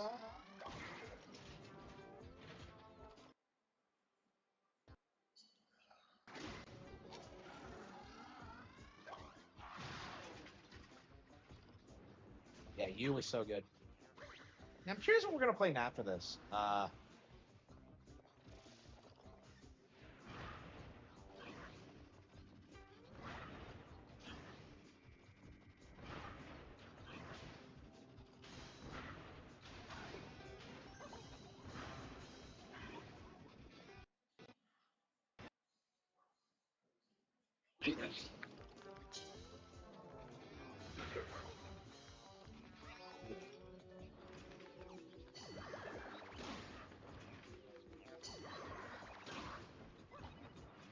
Oh, that was close.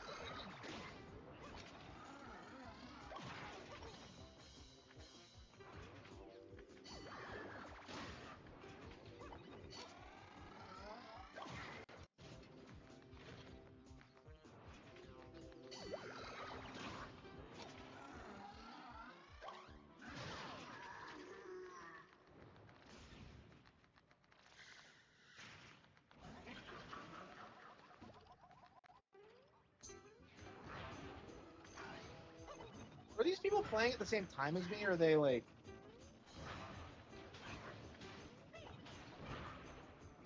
Are they just on the same level? I'm not sure how this works in boss fights. Surely they're not on the same exact same part of the fight. Look at all these people; they just popped out of nowhere all of a sudden. Look at how many people are playing this. It's crazy. Yeah, it's very interesting how the passive online like just kind of debunks the entire notion that like nobody was playing this fucking game. Like, even today, the game is still being played. It is remarkable. Like, I played the game randomly. Fuck. Shit, are you serious? I'm struggling more with the lava than I am with the actual boss, which is pretty basic.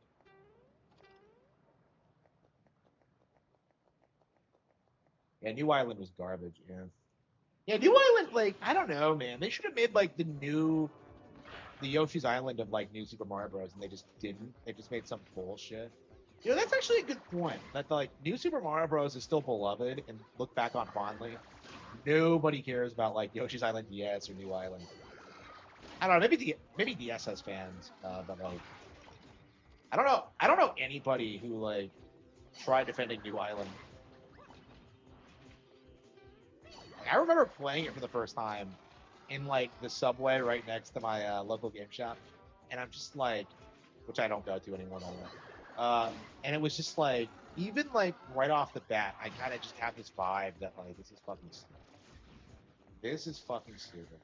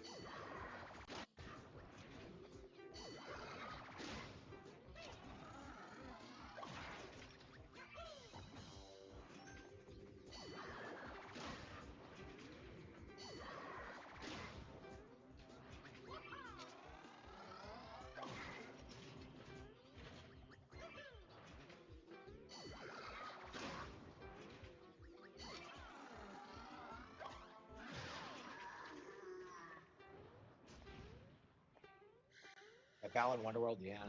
I mean, obviously they were the problem with that, but like,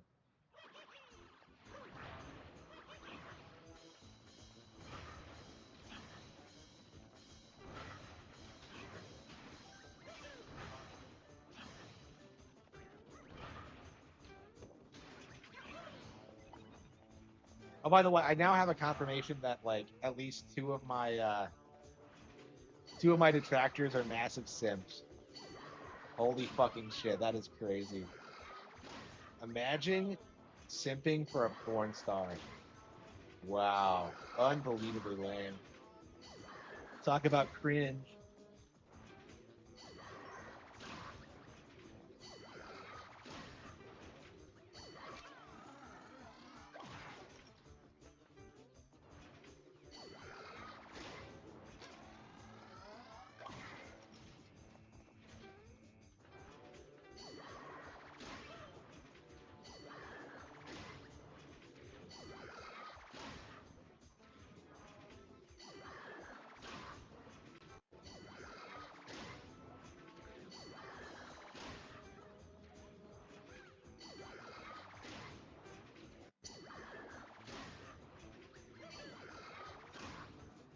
So he destroys the.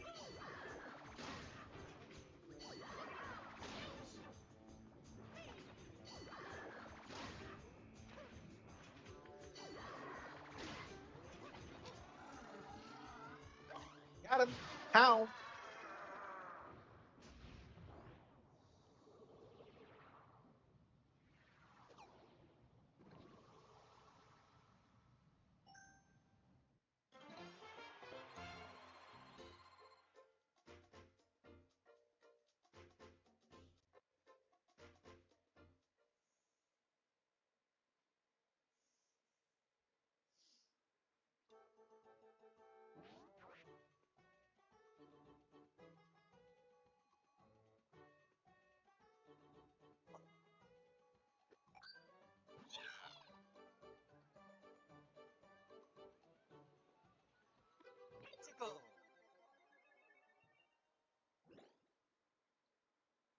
Okay, last boss. And I think we're good. What the hell is that? Why did it spin around? Defeat Ludwig!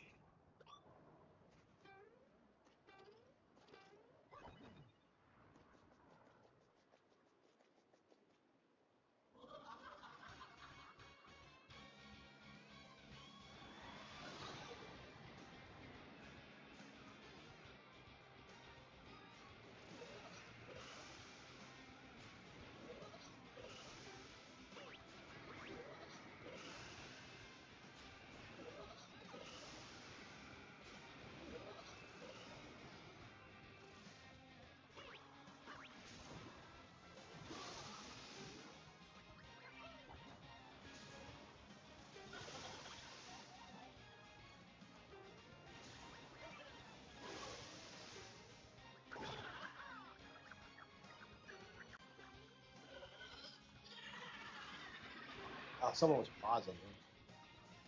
Shadow clones.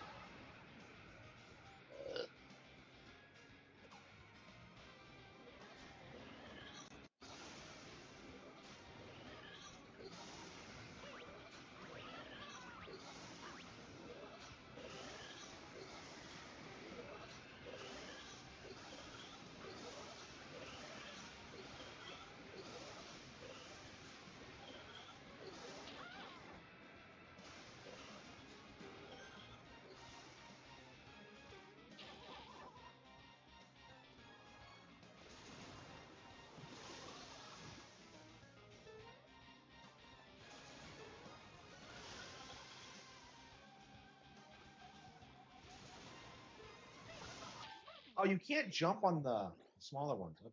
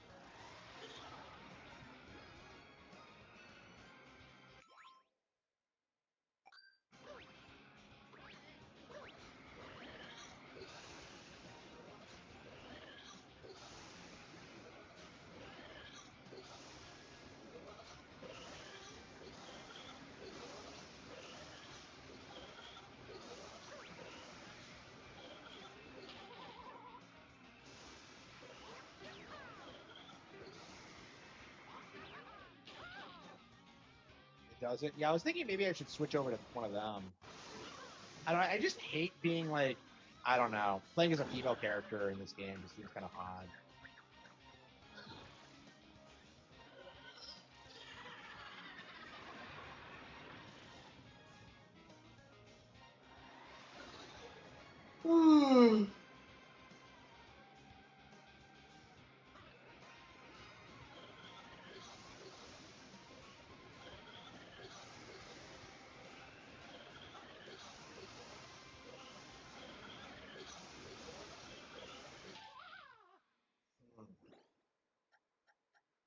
I'm not really enjoying this fight. I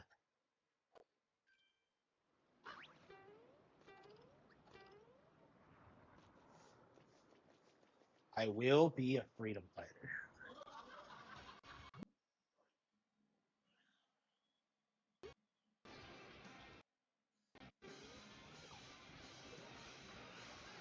How do you do icons? I guess you can bring each other back. Look at all these people who are playing. Wow.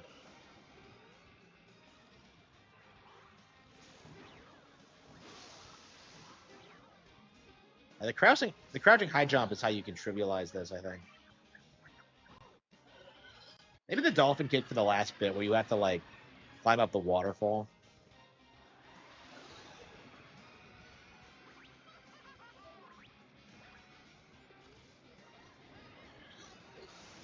Yeah, it looks like passive players are using my signposts.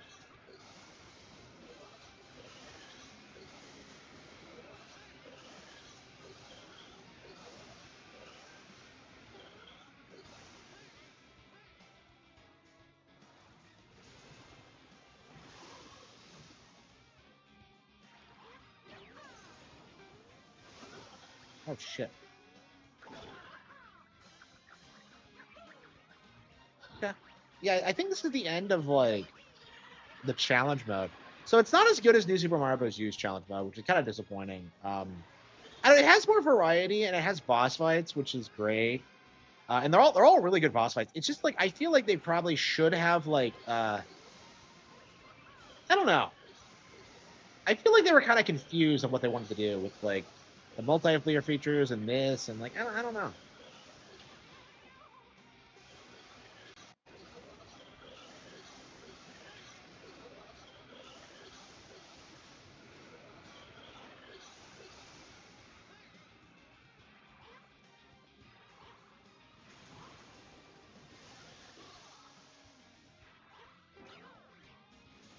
That's too high.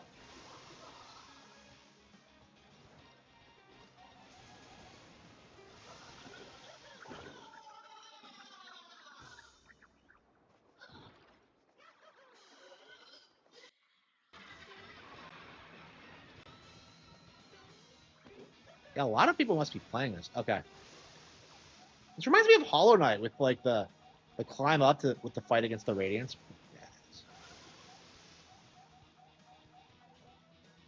That is really badass. There's so many like interesting things about this game, and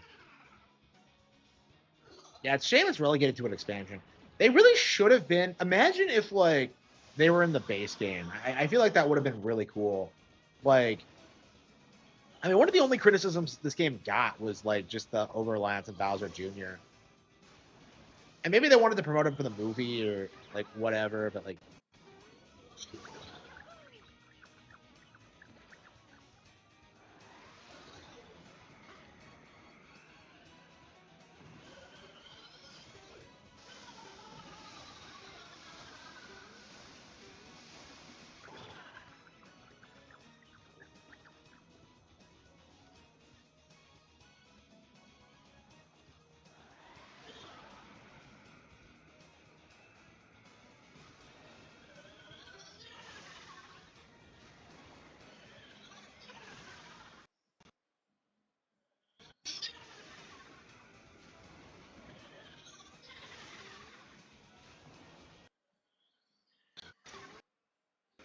shit.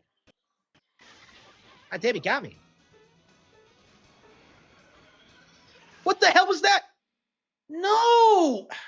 Where did that wind come from? It just came out of nowhere. So I got hit on like the very final. Ugh, unbelievable.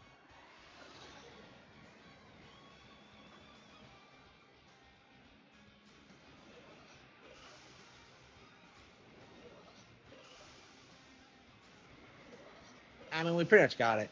It's not a super hard boss. It's just.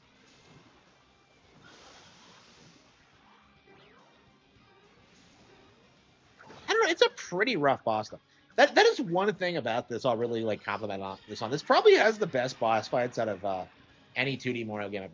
I would say maybe Odyssey is better. Odyssey has some really good boss fights, but like, I don't think so. Yeah, because they don't.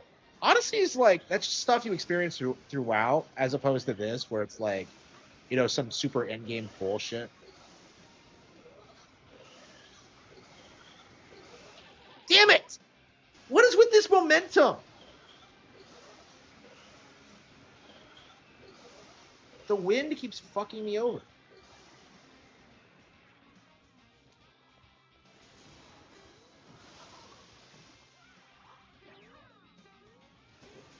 Yeah, I think the crouching jump is what you want for this. Wonder is actually, yeah, I'd say it's my all-time favorite. Like, I think the Wonder effects are just really, really creative and fun, and there's just the level design is really good. I think it's a bit too easy. Is one thing.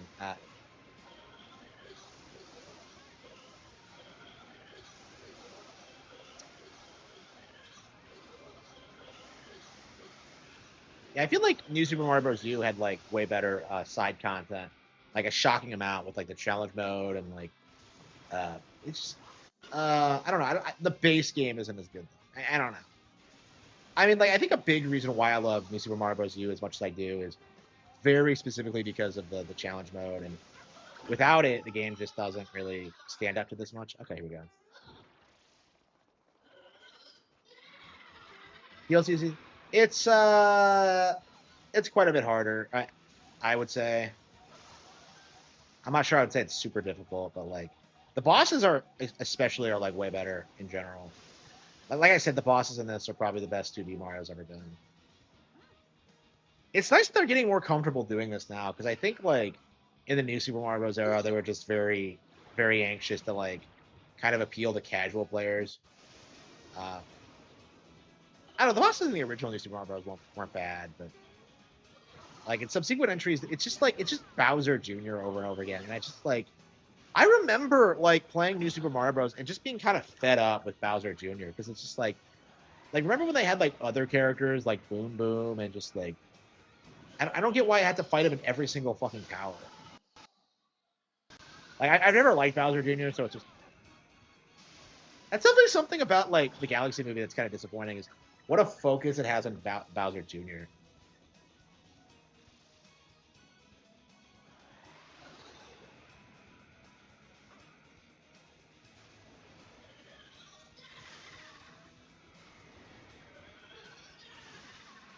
I probably could have made that.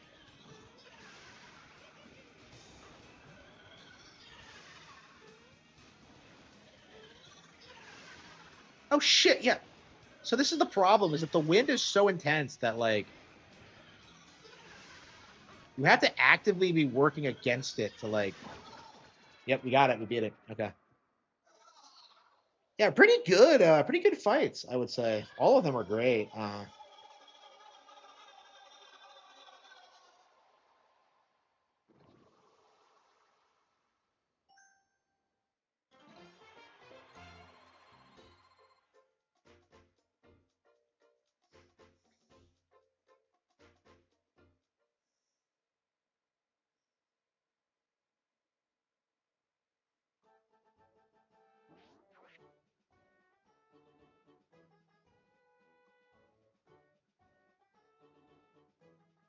Oh, I'm missing one. Oh, I passed over it.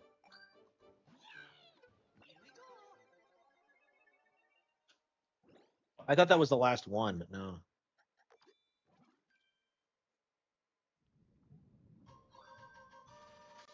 Avoid the The enemies Yoshi and equivalent get to to the Wonder. goal. I think they're going in a different direction with it. Honestly, it feels like it's like it reminds me of Pokemon actually, or like Breath of the Wild with how you're supposed to learn about the world and stuff like that. That seems interesting, but I don't know what they're gonna do with it. It might be too simplistic. We'll see. I don't know. After playing Woolly World again, I kind of feel like I don't really like that many Yoshi games. So I don't know if I'm gonna enjoy this. Oh no! Once again, let's go!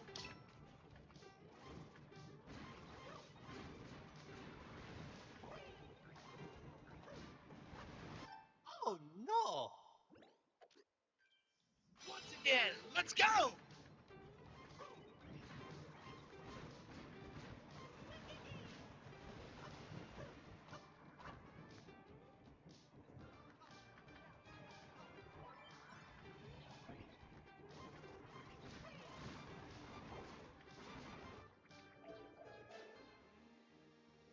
Yeah, I'm definitely picking it up, but I'm just kind of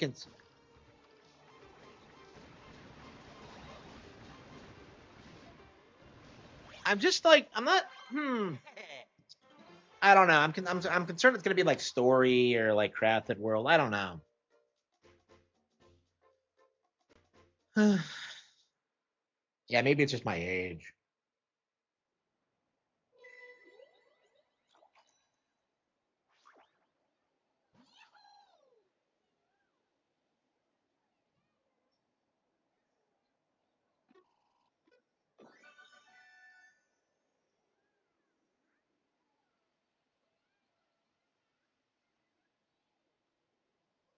Extra training master.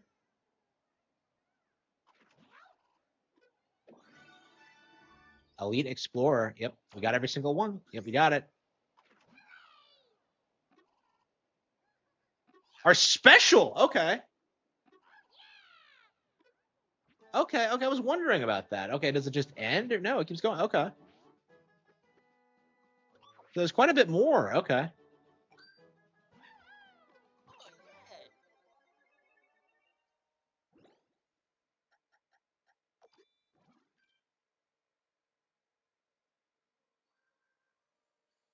A typical Mario bullshit where they like save the super hard shit until you've done everything else. Again. Okay.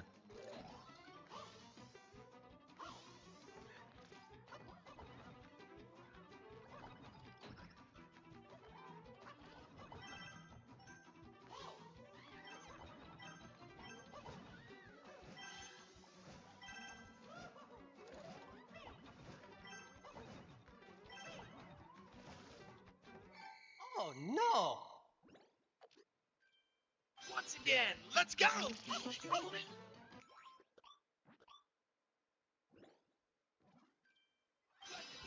Again. Von Fry, who's that? I don't know who that is.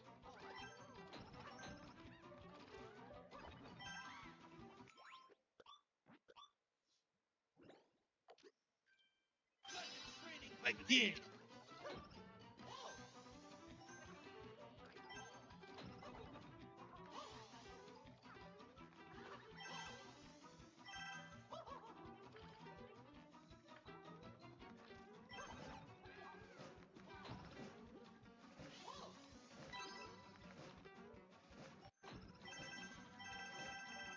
What the hell? Oh, come on, really? no! Once again. Really? let's go. Okay, okay. Is it mainstream to hate Silksong yet? I have not been paying attention. I'm sure like retards like Mossbag aren't gonna do anything, but like Again. I guess we could do like Mossbag videos. I don't know. I could react to that. That might be fun.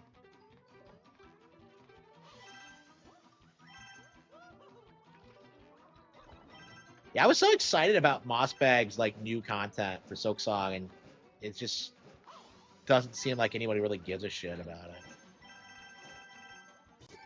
Oh no! Once again, let's go!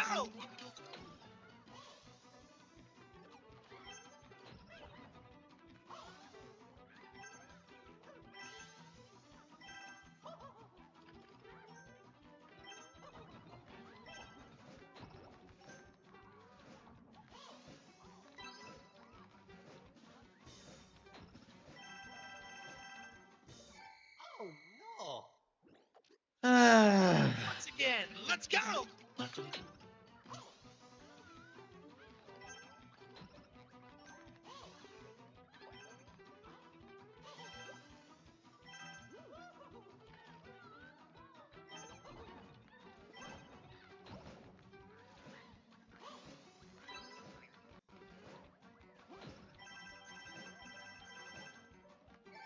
Oh no! I don't know where the last coins are. Once again, let's go!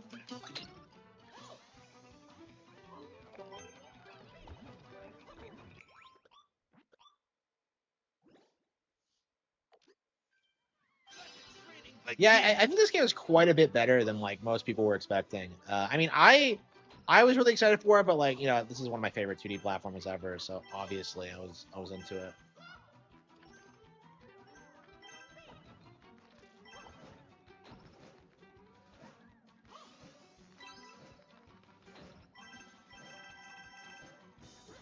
Okay, you have to get every single No. coin on the way down there. That's crazy. Once again, let's go!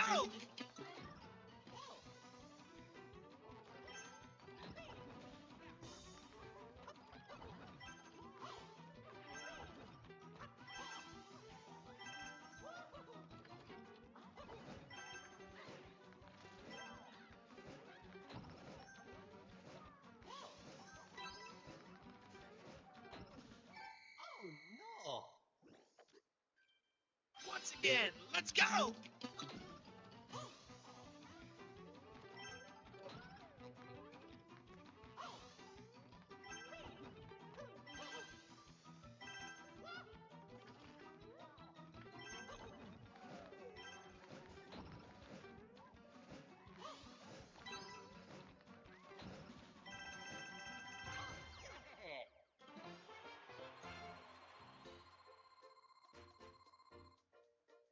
Uh,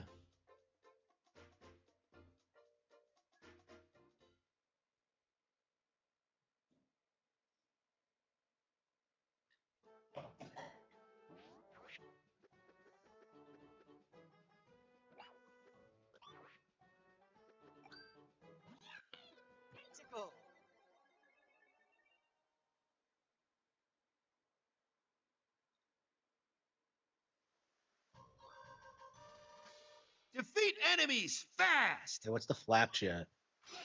Training begin. Oh, this thing. Okay. Was this in the base game? I don't remember it.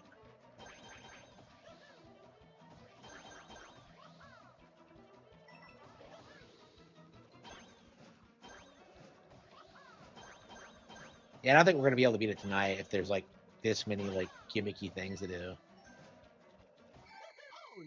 Oh no. Once again.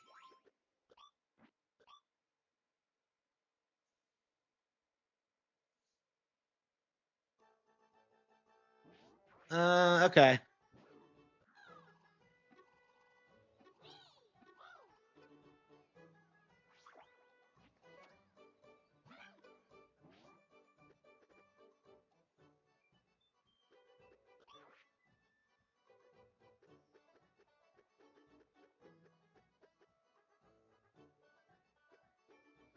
Oh, they have a third difficulty level for all the boss fights. Okay.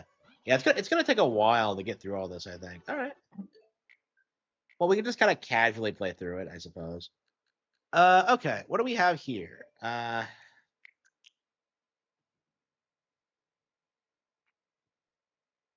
Okay. Wonder. Oh man, I don't know if we'll get around to playing Resident Evil tonight.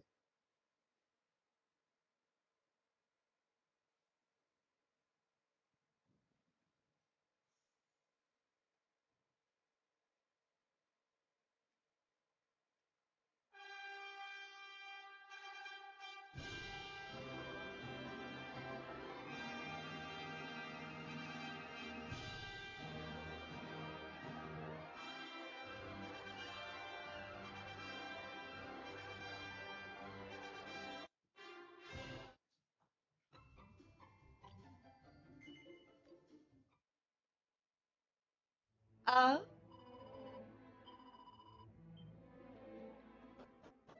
Oh yeah, that's right. We lost against the boss. I'm trying to think. Like, where were we? Okay, that's right.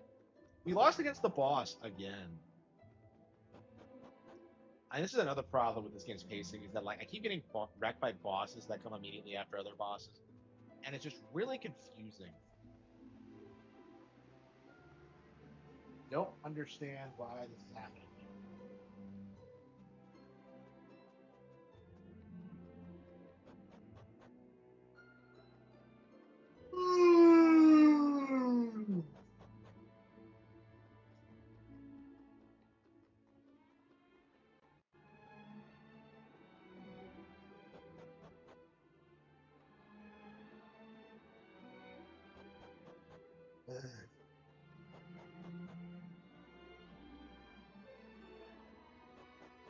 Uh,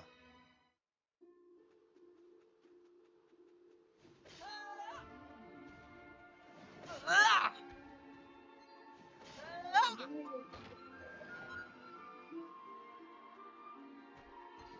Hey! Ah!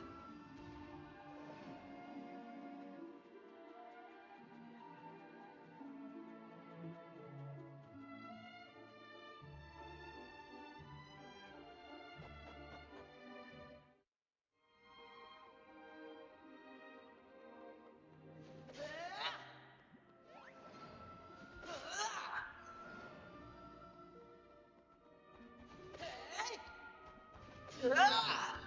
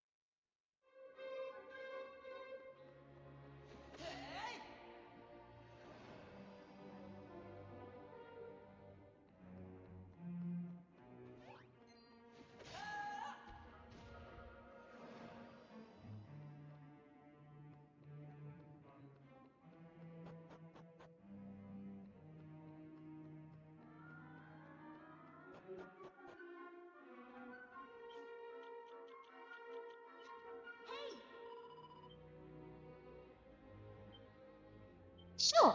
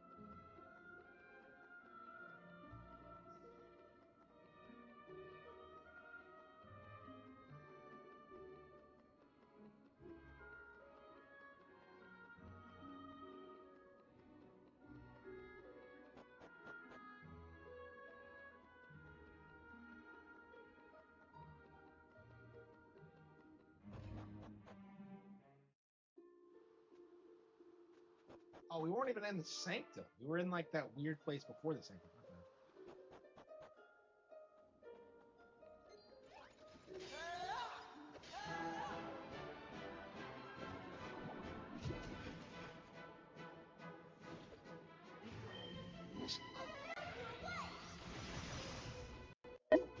Okay.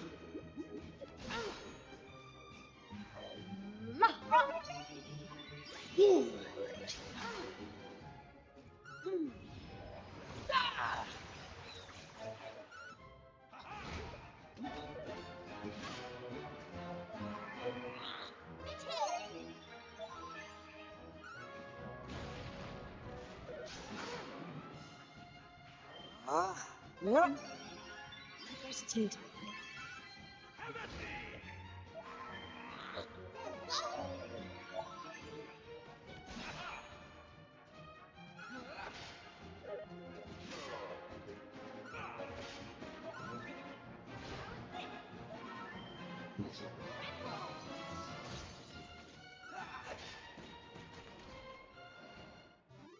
Ah, excellent.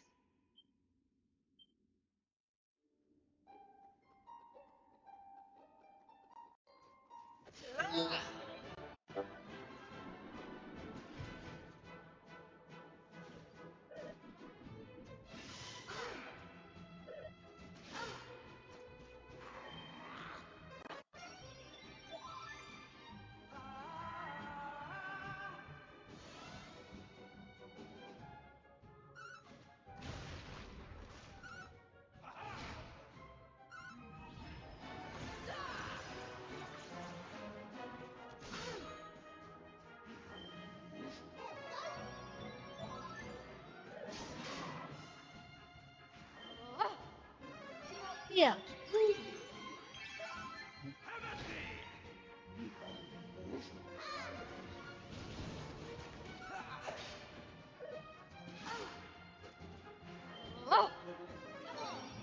Fighting.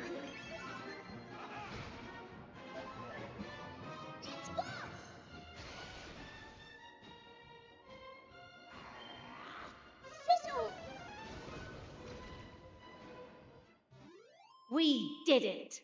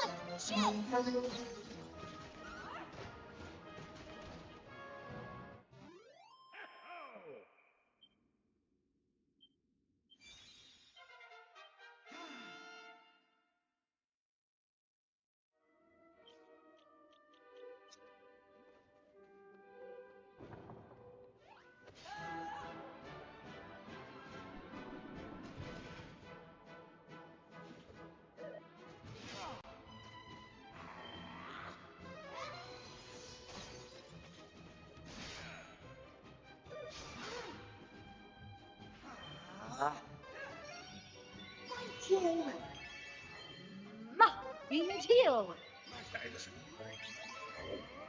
Try to extract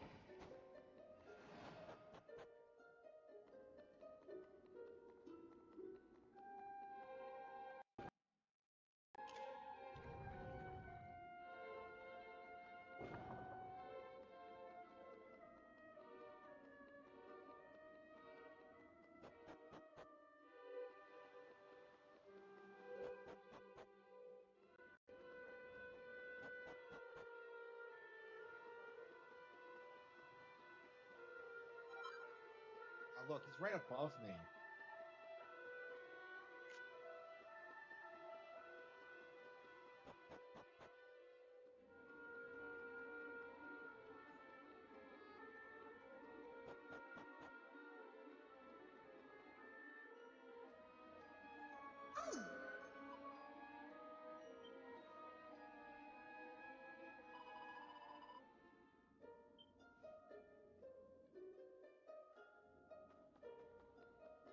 Wait, what? Wait, what? You can get her back?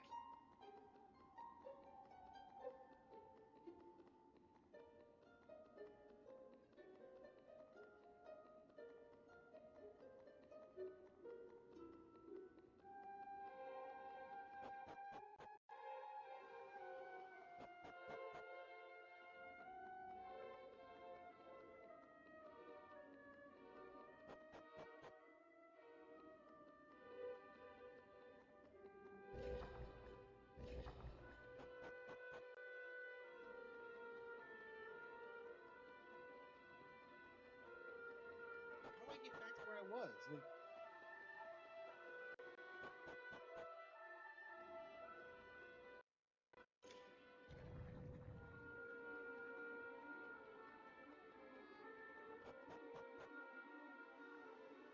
Well, Like the next bit is.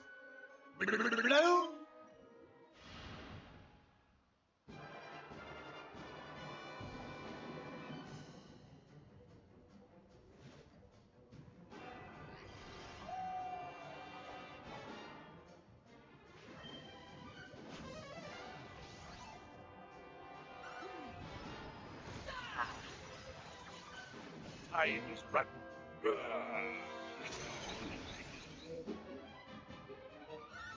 Have at me!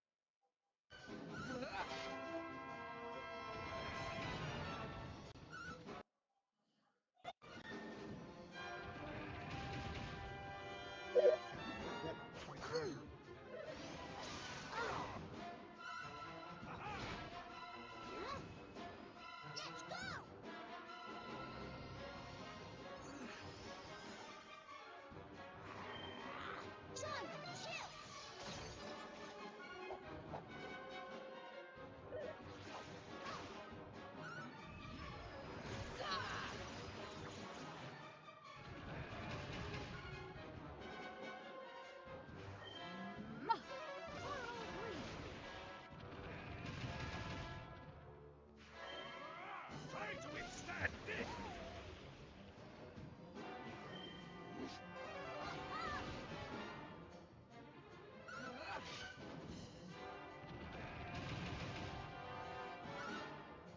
Through.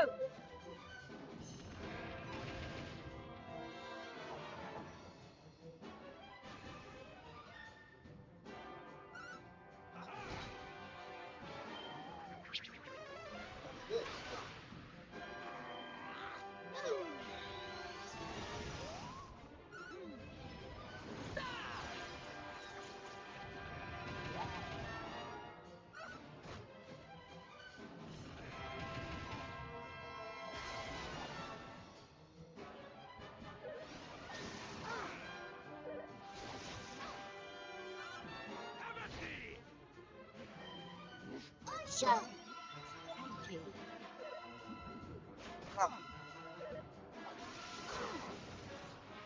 What?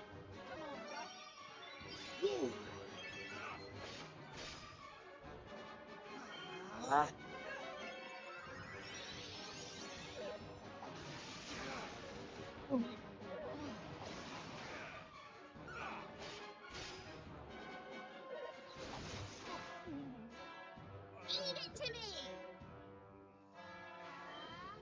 You're different now.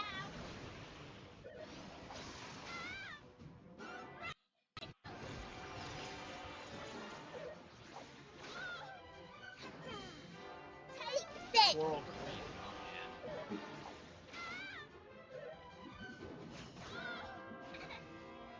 Here I come.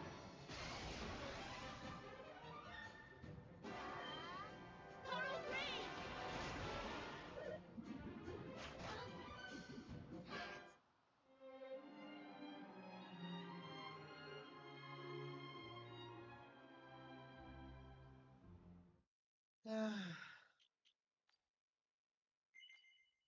I can't find anybody to grind off. Like, enemies just stop showing up. Oh, maybe I can. Is there an armor shot? Maybe.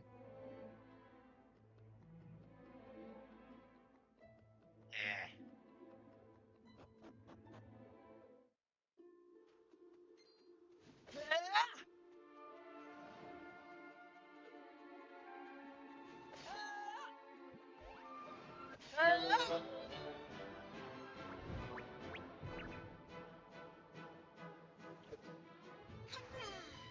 You're different now. Yeah, I think I might have a snack and some fresh vegetables.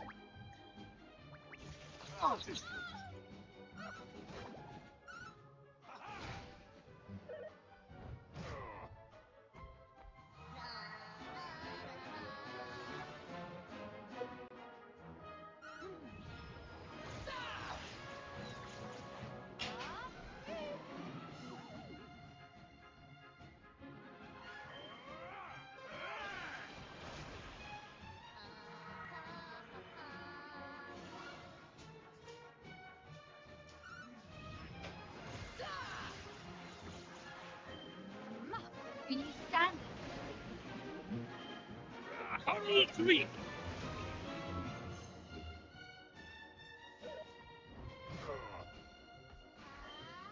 Coral Green!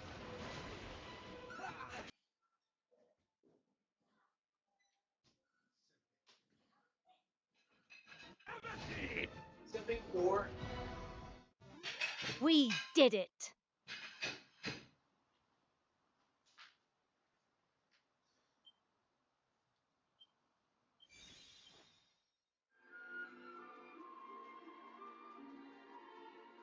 Come on, I need to get my things. Where are all the monsters? I need to grind. Come over here so I can kill you all.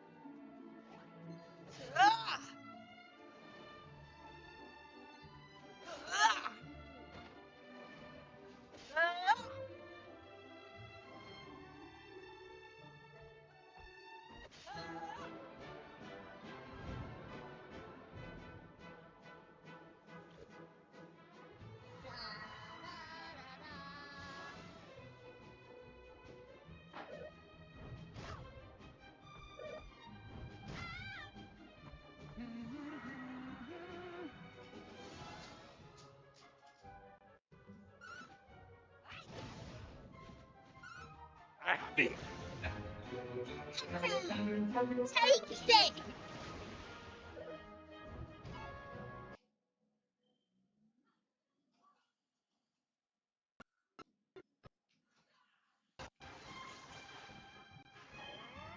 Try to withstand this!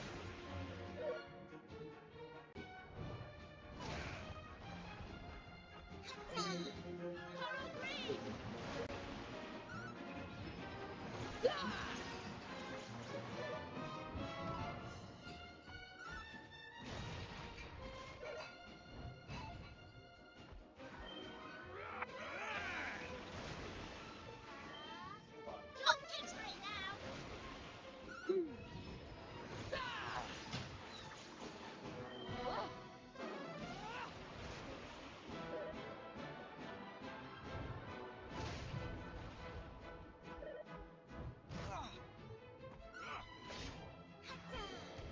Take 6!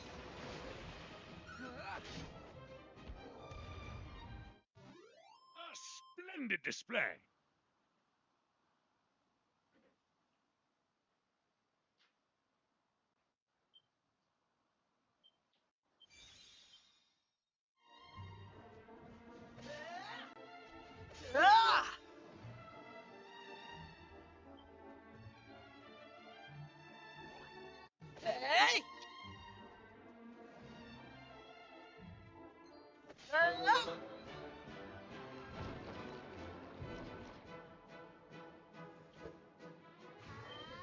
Coral Green!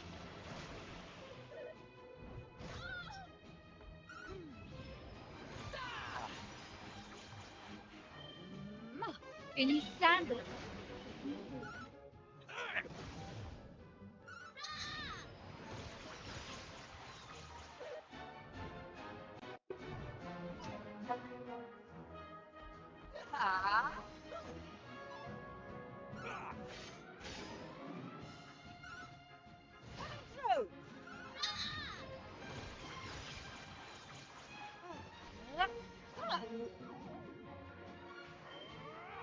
Coral Dream!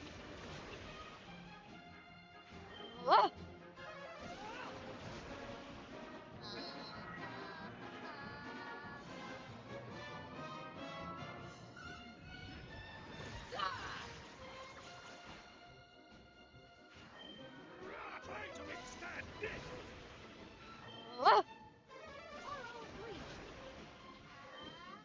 Take 6!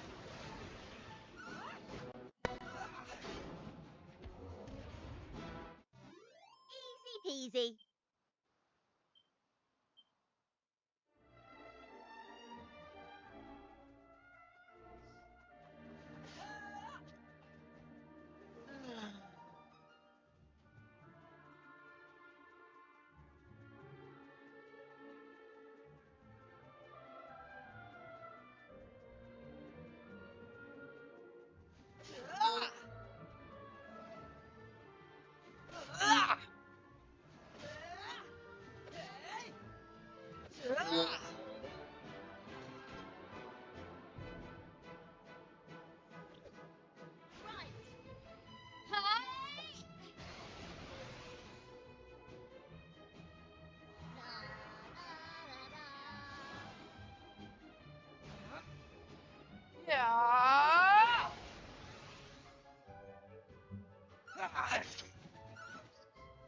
Through.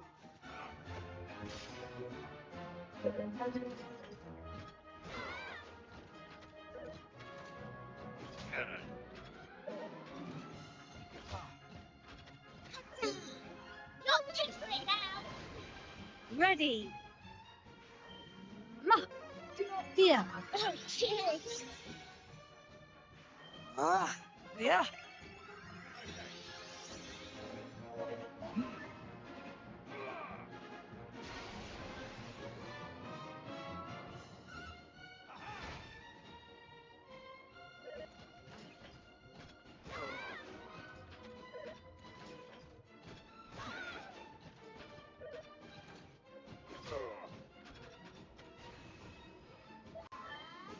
Take this.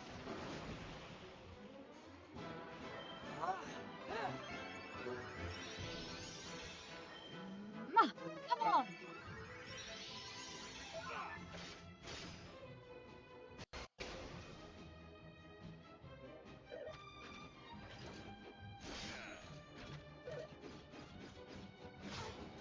I think I'm done.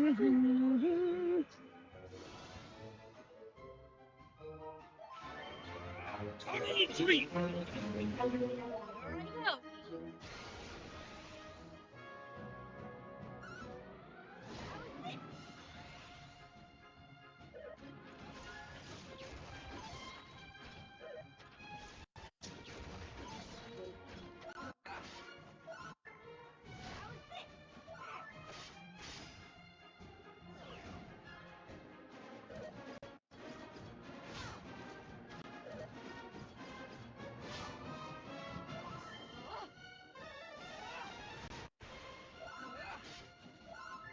Have at thee!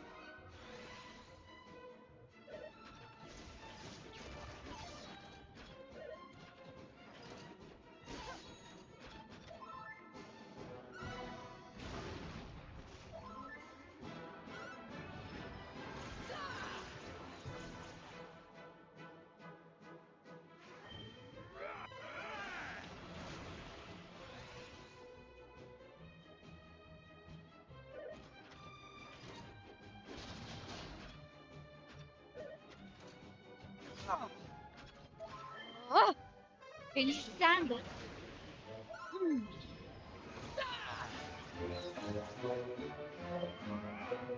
Retreat!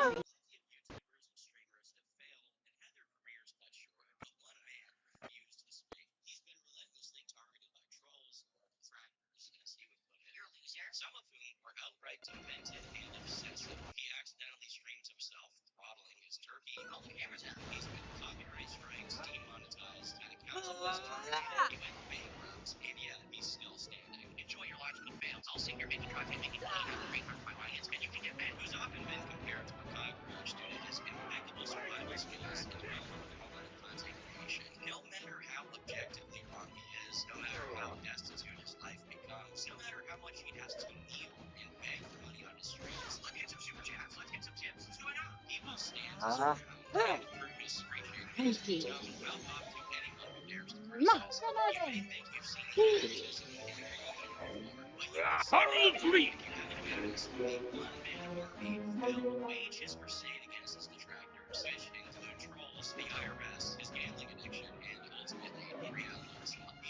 Let's start by the Lieutenant. You can do it. Discipline and upgrade.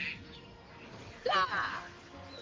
It will take me to church $1 tip so far. They bought every podcast. Don't ever ask anything of me ever again.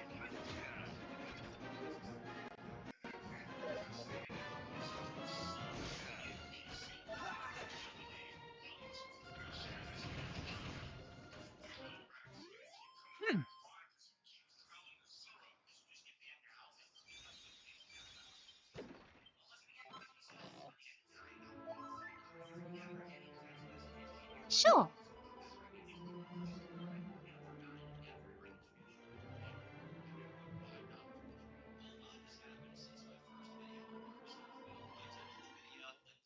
Failure, and unfortunately, it looks like 10 years is turning into 20. We'll begin today's video in 2023 AD, which came to a close for Phil in a very dark manner. DSP was the victim of the vile crime of robbery. His words, not mine. But our courageous hero downplays the severity of this vicious attack, saying it wasn't a big deal and that he's fine. When he went on stream to reveal the full extent of this robbery, he explains that what actually happened is he left his shopping cart unattended for 2 minutes as he waddled through the entire supermarket to get cranberry sauce. And when he finally got back, the cart was gone, along with his musical shopping bags. Why would you look for Time a is cart right. of someone else's shopping groceries and take that cart? He then recalls having waddled for 7 minutes more in search of his forsaken cart, cranberry sauce in hand, as the realization set in that some heinous criminal had made away with his dupes. The fact that rapscallions would engage in such foul thievery in the local Walmart in this day and age sickens me and is also a massive shocker.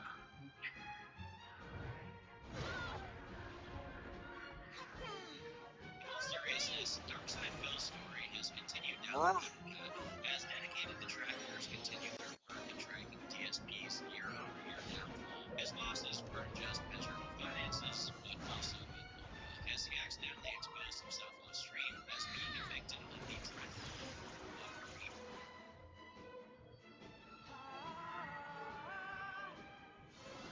I have empathy for Phil here. My recommendation Yep. is however Ready. nobody wants Right to say now. anything. Let's not forget, however, that no weapon formed against Darkseid will prosper, as despite suffering from a shortage of money and hair follicles, to this day he remains the immovable object he's proved himself Not to be. just it now. For example, in December, he weighed in on the gaming news of the time, proving the game of the year. Here we go. He confidently stated would go to a mainstream AAA game like Starfield and definitely would never go to a computer RPG like Baldur's Gate 3. Baldur's Gate 3 is popular right now. Excellent. Once Starfield hits, you're likely not going to hear anything about Baldur's Gate. Never again. Baldur's Gate 3 could literally be the best game of the decade, and it's still not going to get as much attention as a game like Starfield. You have to understand, to the surprise of millions, DSP was actually wrong, and Baldur's Gate 1 Game of the Year. Phil handled the situation with all the poise you can expect him to have. I'm addressing directly before that's why Thanks for the sub. Thank you. the ball today to come to my stream to say I can't wait on Phil and me wrong with Baldur's Gate 3 World Game of the Year. If you prefer, you are. As far as I'm concerned, Baldur's Gate winning just proves that the gaming industry is conspiring against one. Me move. Oh. What? I don't think calling out Baldur's Gate 3 was unreasonable. Okay. Have at me. Yeah, thanks for the subscription. I really appreciate it. Okay.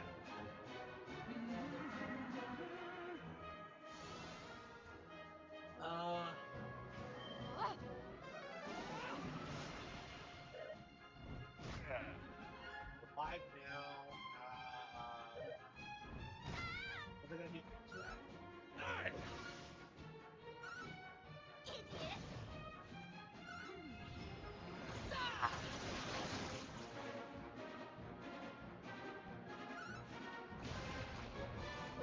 I'll say it again. Ash, Whoa, buddy. before we start proper, we got a big wool buddy. Buddy, Okay. the casino's escaping containment.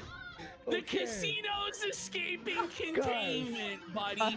Here we Whoa, buddy! What the? Look at how juiced she wants to do it too. Like, bring it back to the start. Look at this knowing look in her eyes. She's like, I'm gonna do it. Oh, I'm gonna do it. Hey, oh, buddy. So she gets like 2 to 4 million views per video.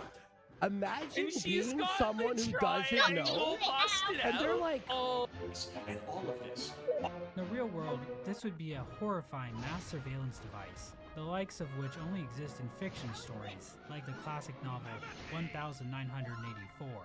But in-game, it basically means the player can now see the game's completion percentage. There are a lot of Excellent. parallels that can be drawn between this item and the Pale King from Hallownest.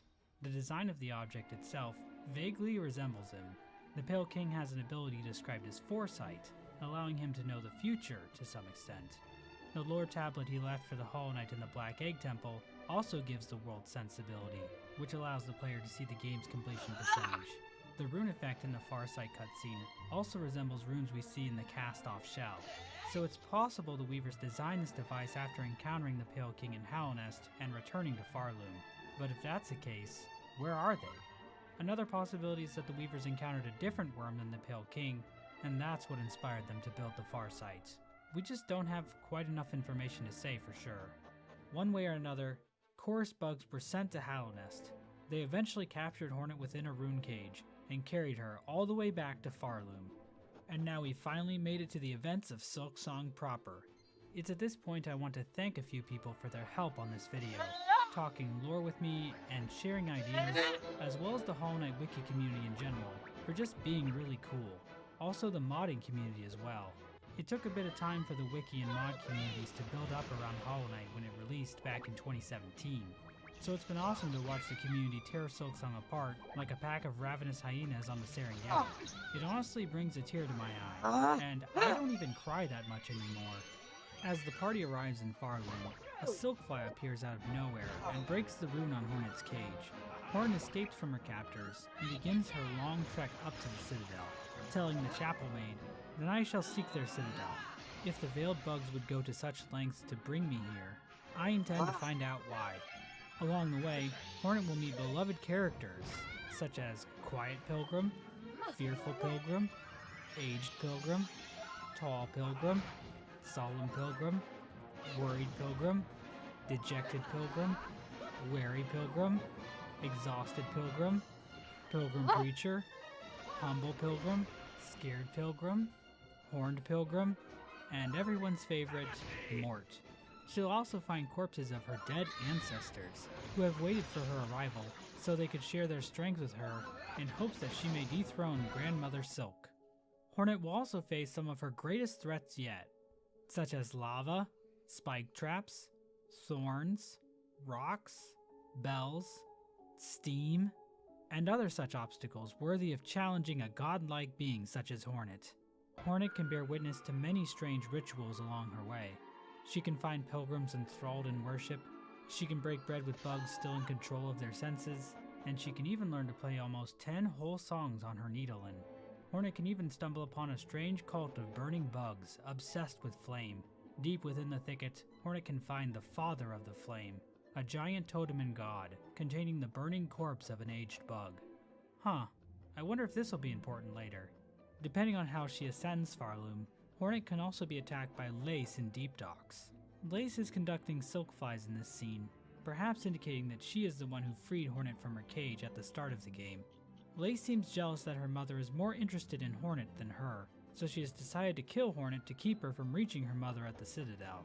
However, if Hornet takes a different route to the Citadel, Lace will just show up and taunt her without actually fighting her. A true hater. In her journey, Hornet may also come across Haunted Bellheart, a town whose citizens have been strung up by silk into the air. Hornet describes a situation like this. The thread sickness. I've seen its like upon the roads, but there it does not discriminate. The curse that strikes the town, it is driven, focused, a cold use of silk at a concerning scale. Upon investigating the area, Hornet discovers the culprit, Widow. While not the source of the silk itself, Widow can play music upon it to manipulate the silk to her whim. Widow curses the town as a gift for Grandmother Silk, and now sees Hornet as another offering she can give her mother.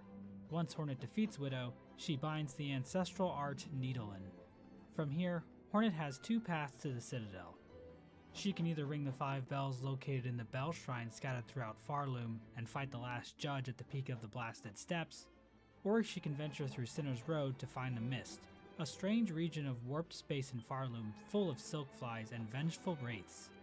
By playing her Needlein for the silkflies, Hornet can find her way to the Exhaust Mine and defeat Phantom. Upon defeating either Last Judge or Phantom, Hornet will gain access to the Citadel. Hornet arrives at a seemingly empty citadel, until Lace appears again to taunt her. Hornet tells Lace she knows a higher being is responsible for the haunting overtaking Farloom. Lace mocks Hornet, telling her that she has no chance of defeating Grandmother Silk. Hornet replies by saying, "I found those who claim themselves a god can rarely match the title, and experience tells me even gods can fall." After this interaction, Grandmother Silk lets out a scream, and the citadel comes to life with the haunted husks of citadel bugs. Once Hornet reaches the top of the citadel and defeats the Cogwork dancers, she must complete the threefold melody, recovering the 3 separate songs held by the architects, keepers, and conductors. But before she can get the melodies, Hornet will have to fight one of the most complex and thematically rich characters in Silk Song, and perhaps even all of fiction, Trabio. Trabio is a tragic character. His dream was to bring the Citadel back to life through the magic of the Great Stage. He called upon Hornet to be his partner in reigniting the flame that fuels the land of Farloom. The two danced a dance of unparalleled beauty, with every step, every turn, every goddamn exploding ball executed exactly as choreographed. But then tragedy struck, when Hornet straight up murders Trabio for real, live on stage. Trabio made the ultimate sacrifice for Farloom, and now he's dead forever. And yet, he lives on in the hearts and minds of children all over the world. Thank you, Trabio. It seems recovering the parts of the threefold melody was meant to be impossible. Hornet mentions that the climb through the Cogwork core to reach the Architect's melody would be near impossible for a normal bug, and Vault Keeper Cardenius even outright states it was against the law for a Vault Keeper to share the Vault Keeper's melody with a non-Vault Keeper. These roadblocks to completing the threefold melody might play into the idea that regular bugs were never actually supposed to be able to reach the top of the Citadel to learn the truth about Grandmother Silk's imprisonment. Hornet plays the completed melody to the statues and is finally granted access to a lift that will transport her to the cradle. At the top of the lift, Hornet finds Lace, waiting for her in a field of flowers.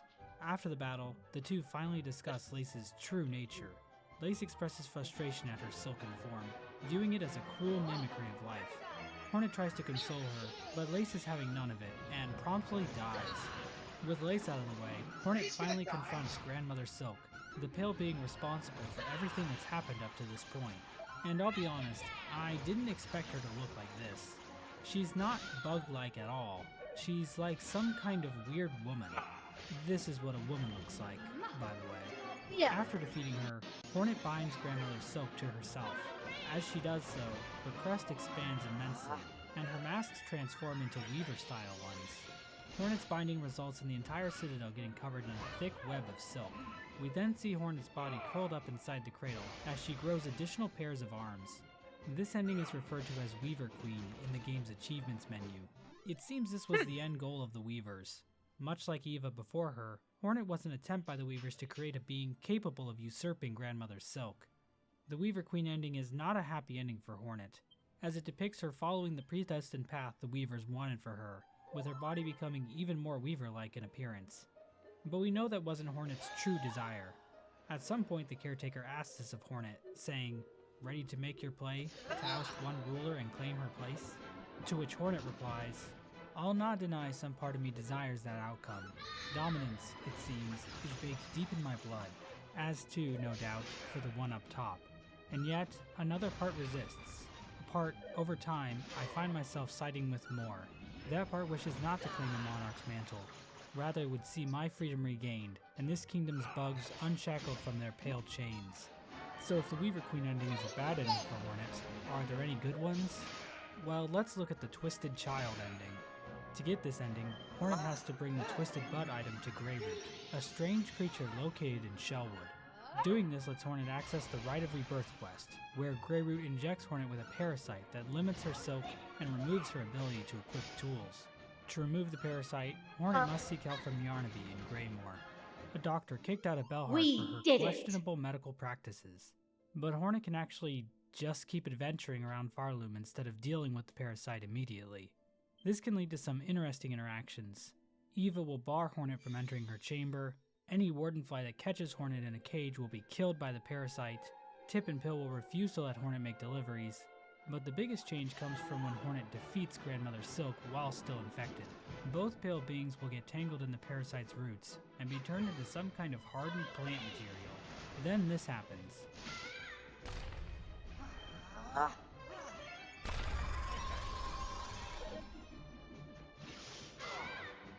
So I don't think that's a particularly good ending either. But the bad endings don't stop there. There's actually another ending that was cut from the game called Strung to Serve. From what information I've seen, this ending was originally going to trigger if Hornet hadn't rung enough of the Bell Shrine bells across Farloom. There's a cut line from Caretaker implying these bells weaken Grandmother Silk. In the final game, these bells just unlock one of the two paths to the Citadel, so they aren't quite as important as they might have been earlier in the game's development. In this ending, Grandmother Silk overpowers Hornet at the end of the battle. We get a shot of what appears to be some kind of fusion between the two beings. This being then sends threads down to the hapless pilgrims below. So in this ending, it seems like Grandmother Silk succeeded in taking Hornet's strength and is now free to enslave all of Farloom to her will. So that's a really, really bad ending. But don't worry, I'm sure the next ending will be good, right? Well, Only no, a day's it's not a worth. good ending. It's honestly not even really an ending. If Hornet helps enough people in Farloom, the Caretaker will eventually suggest to her a method to trap Grandmother Silk. This involves collecting the souls of the Caretaker's remaining relatives left in Farloom. These souls include the Chapel Maid in the Moss Grotto, the Bell Hermit underneath Bellheart, and a deceased bug whose soul can be found in Bilewater. Both the Chapel Maid and the Bell Hermit give their souls willingly, but the remaining soul, the Seeker's soul, is a little more difficult to obtain. At some point, this bug traveled into Bilewater to seek the help of the Stillkin. But instead of working with this bug to fight against the Citadel, the Stillkin killed him and took his soul. Hornet has to infiltrate the Stillkin's home, Bilehaven, and defeat them and their leader, Grohl the Great. Now I have the feeling people are going to try and make the Stillkin out to be the bad guys here. But I'll be honest, if the Seeker was anything like the Caretaker or the Bell Hermit, I don't blame the Stillkin for doing what they did. I will stand with Grohl the Great here, and I hope you do too. The Caretaker also instructs Hornet to search Weaveness Atla for the Weaver's prototype weapon, the Snare Setter. Hornet gives these three souls and the Snare Setter to the Caretaker, who then sets up the trap inside the cradle. Hornet then challenges Grandmother Silk. After defeating her, instead of binding, Hornet plays her needle in to activate the Caretaker's trap. But something unexpected happens. A large circle of void within the Snare Setter appears beneath Hornet and Grandmother Silk. The art assets for this thing imply that it's actually opening a portal directly to the Abyss. The void starts to pull Grandmother Silk in, who in turn grabs onto Hornet, attempting to drag her down as well. But this scheme is thwarted by Lace, who cuts Hornet free and falls into the void with her mother. The two disappear into a giant black ball of void that then collapses in on itself, creating a shockwave that shakes the entire Citadel. But just as things seem to have finally ended, void-covered silk threads reach up through the ground from below. This concludes the snared Silk ending, but instead of putting Hornet back to before the fight in the save file, this ending triggers Silksong's third act, called Abyss. Hornet awakens to find that all of Farloom has been altered, with environments wrecked by the appearance of black threads, NPCs killed in the quakes, and enemies possessed by void. Hornet travels back to the ruined chapel where she confronts the Caretaker, the Chapel Maid, and the Bell Hermit, who we learn at this point are actually snail shamans. It turns out their fascination with the void led them to try and use it in combination with the Snare Setter to trap Grandmother Silk in the Abyss. The only problem is Lace also fell into the trap. This has caused Grandmother Silk to violently resist against the void, continuously creating more silk to keep the Abyss from consuming her daughter. And at the same time, void-infused threads connected to her cocoon have shot up into Farloom, threatening to destroy the entire kingdom. Hornet resolves to travel to the Abyss to investigate. She heads to the deep docks to seek the help of Ballo in using the old diving bell to drop down into the Abyss. Ballo obliges, but the age of the bell causes a malfunction, leaving Hornet stranded deep below Farloom. Hornet looks for Grandmother Silk, but discovers that she has been submerged within the Sea of Void. Lace, never one to waste an opportunity to mock Hornet, somehow astral projects herself into the room and tells Hornet there's nothing she can do to save Farloom. Lace explains that she saved Hornet as an act of rebellion against her mother for creating her so frail, and seems to relish in the idea of dooming her mother and all of Farloom along with her. But Hornet remains determined, claiming that she will acquire the bloom that repels the dark. Hornet returns to the top of the Abyss, only to find that the diving bell has disappeared. So she has to climb back out of the Abyss herself, It's at this point that the music from the 2019 reveal trailer starts playing for the first and only time during the entire game. Now, I've watched that trailer probably over 300 times in the last 6 years, and it was honestly kind of weird not hearing all the sound effects from the trailer. Hopefully Team Cherry will patch the game to add them back in. I really think that would make this moment even more epic. Hornet returns to the Snail Shamans and explains that she must retrieve an Everbloom from within her own memories. We see what is likely the exact same type of flower in Hollow Knight, going by the name Delicate Flower. Grey Mourner, one of the Pale King's 5 great knights, brought the delicate flower from a faraway land, and requests that the knight take the flower to the grave of her dead lover, the Traitor Lord's daughter. I don't know what it is with Team Cherry and tragic dead gay lovers, but if you are gay or have a gay lover, and Team Cherry wants to put you in their game, maybe stop and think about it first. If the knight tries to give the delicate flower to the White Lady, she declines, explaining that the flower contains a rare power. She also tells Hornet in the Red Memory that the Everbloom is the first light. The knight can give the flower to the Godseeker, but while she recognizes it as rare and pure, she can't detect any godliness from it. However, giving the delicate flower to Godseeker actually unlocks an alternate ending for Hollow Knight. The Godseekers in Hollow Knight are attempting to attune to the Radiance, who they detect as the highest god in all the land. When the knight first arrives in Godhome, a dream realm inside the mind of the Godseeker, she is not impressed, calling it a cringer. But if the knight continues to clear the pantheons, defeating boss after boss, the Godseeker begins to take notice of the knight. Upon defeating the Absolute Radiance at the end of the Pantheon of Hallownest, the knight seems to take on a new form, referred to in-game as Void-Given Focus. After this transformation, the knight begins to leak out from the Godseeker, with void tendrils lashing out from her body. However, if the Godseeker is holding the delicate flower, Godseeker and the void leaking from her disappear, leaving only the flower with a single stained petal. So it does indeed seem like the Everbloom can repel void. Whether or not this event in Hollow Knight is the memory Hornet has of the Everbloom is unclear though. The White Lady calling the Everbloom the First Light implies this flower might be a primordial force in the world of Hollow Knight. It's described as having a pale light, maybe indicating that the power found within all pale beings is connected to it.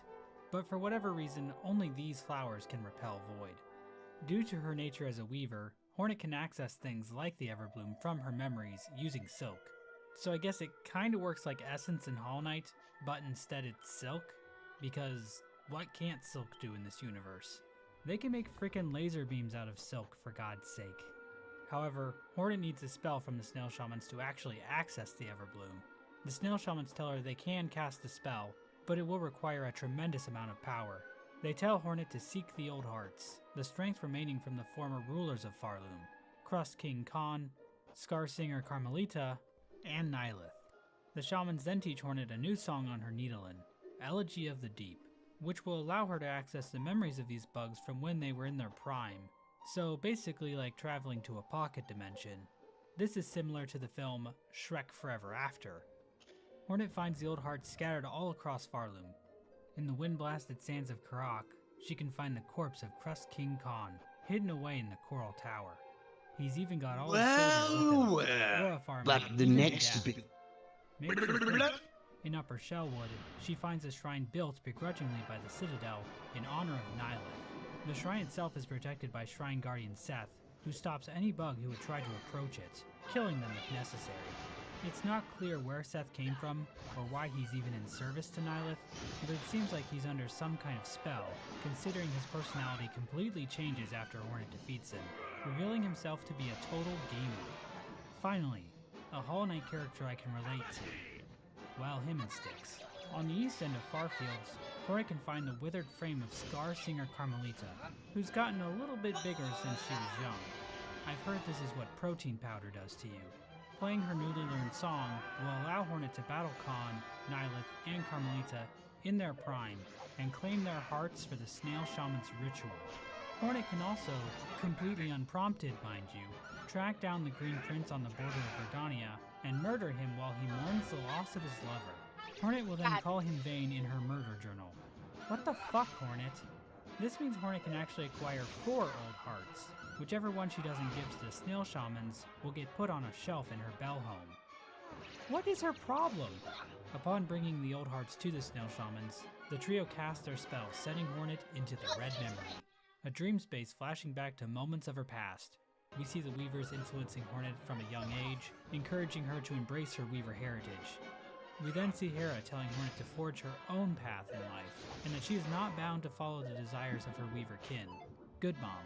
We then see Hornet training with Hive Queen Vespa, the ruler of the Hive, a location hidden away in the far reaches of Hallownest.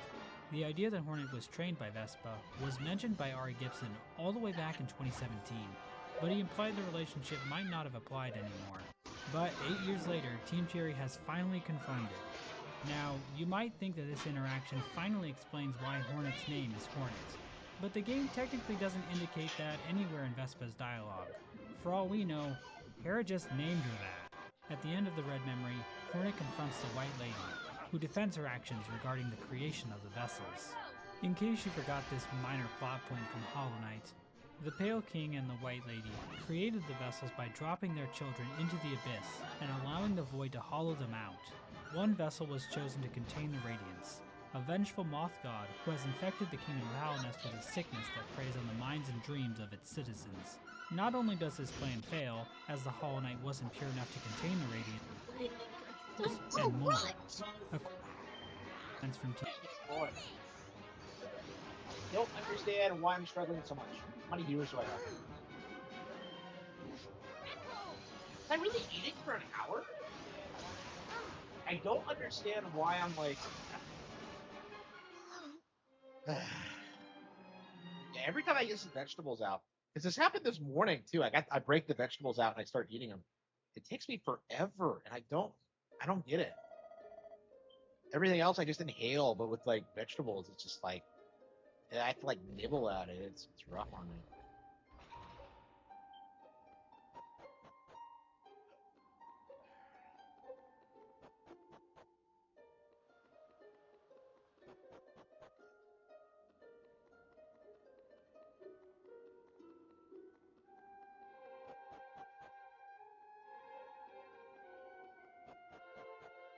Where are the enemies? Like, I just don't...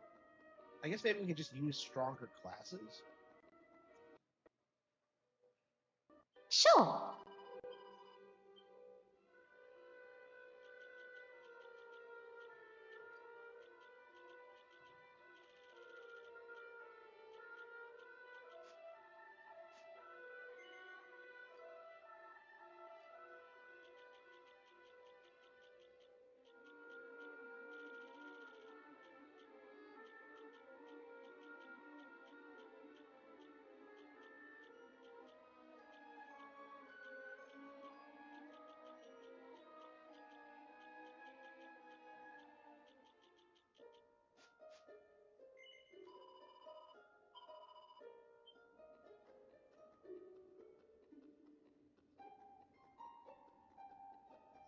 That's what we were stuck in with last night too. How do we leave?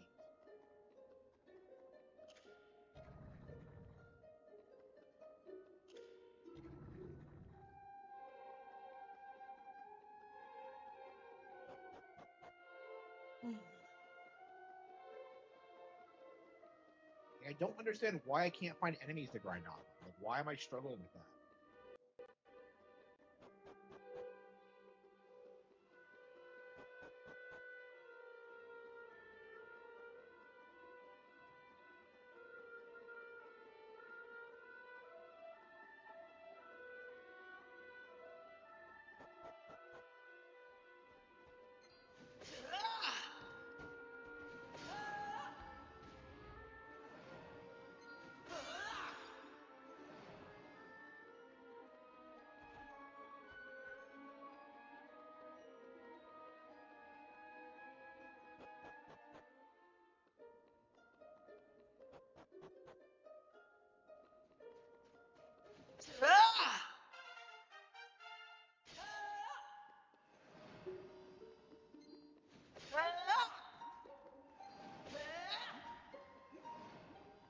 Can't even increase our vocational proficiency.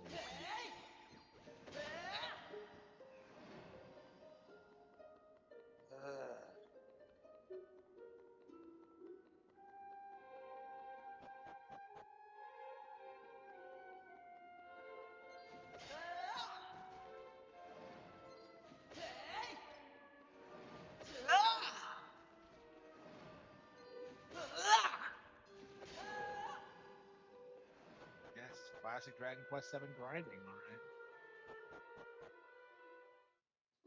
So much of this game is just wandering around in circles trying to like beat people who have done you wrong.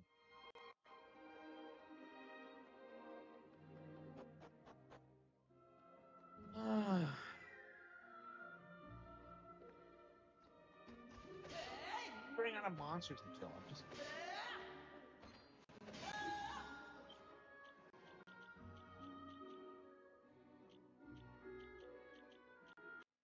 Oh, look at like I have 3 jesters. Okay, maybe that's why I'm struggling.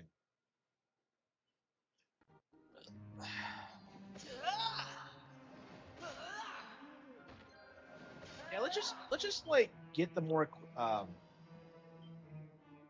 more advanced classes and just moonlight the jester. I mean, I guess we don't need it right now.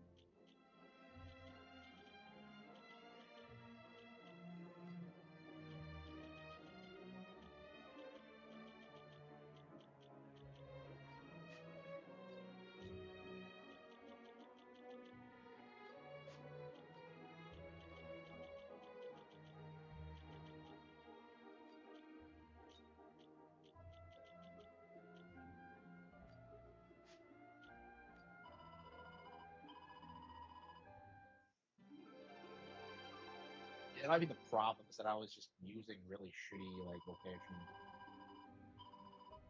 Yeah, we were all on Jester, which I think is one of the worst ones.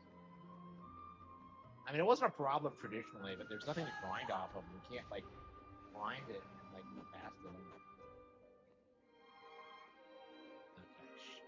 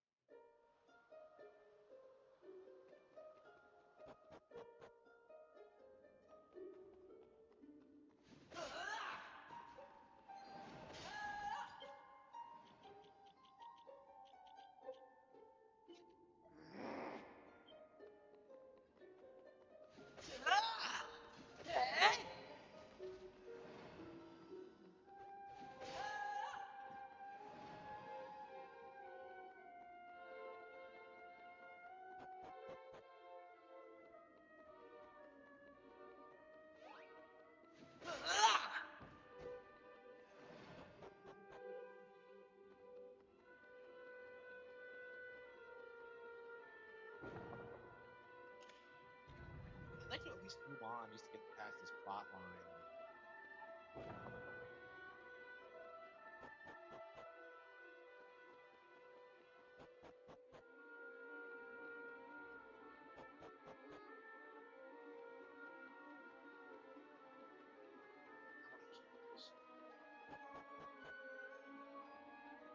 You keep straightening it out. Why do I have to walk around? What is this bullshit?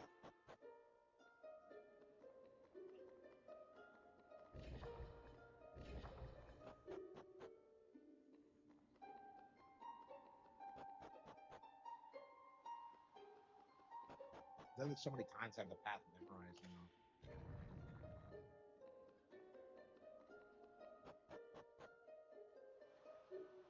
Well, well.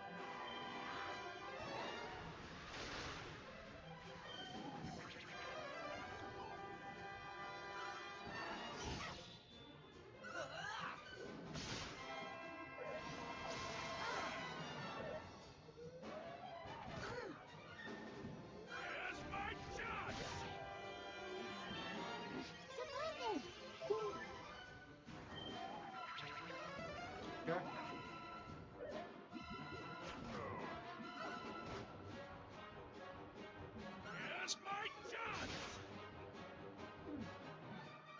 Okay.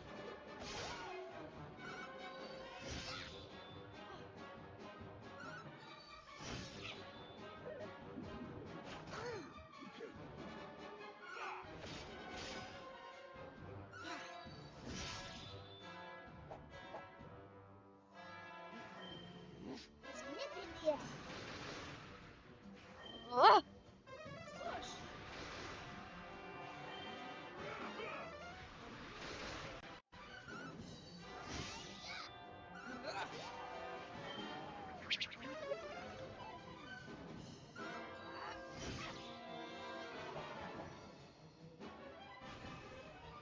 Yeah.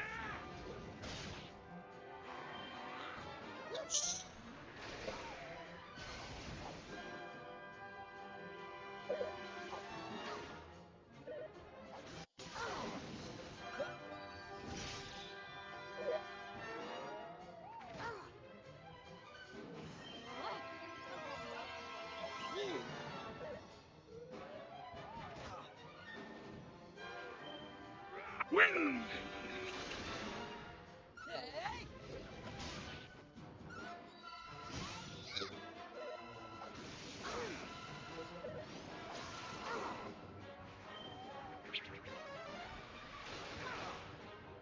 Ready.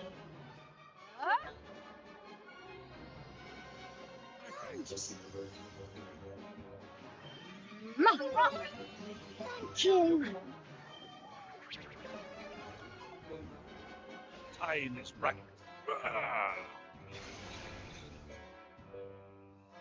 Here's my chance! Getting windy. Yeah, all I did was like change my character's vocations. So that really matters. Honestly. I mean, obviously, but like I just hadn't bothered to do it because I was trying to grind out like the starters. Like again, I've been saying this since the beginning. This game has you unlocking job changes way too late. Like it should not happen like 15 hours in.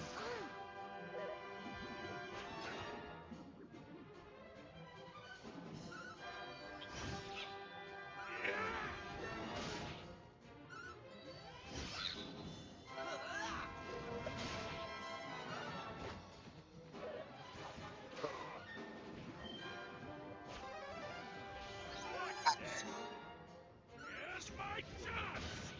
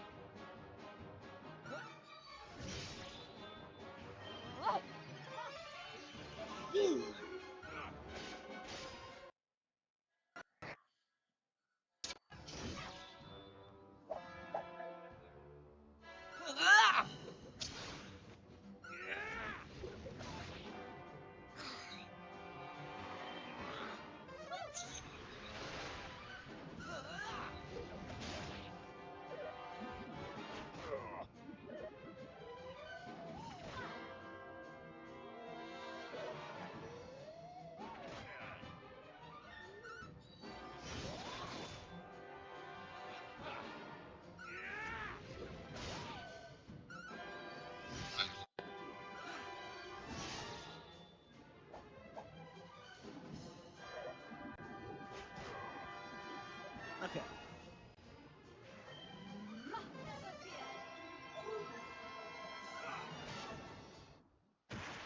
Did it. We did it. We did it. We did it.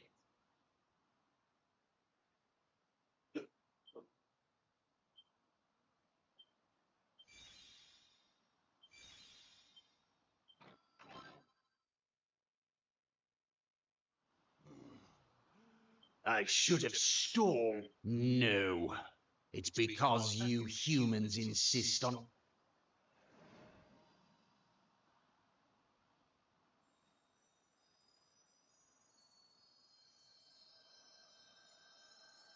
Already won? I think so. Yeah, I think we should have time.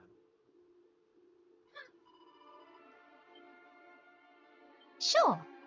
I don't know. I need to get through this too. Okay, sailor, light, Irish.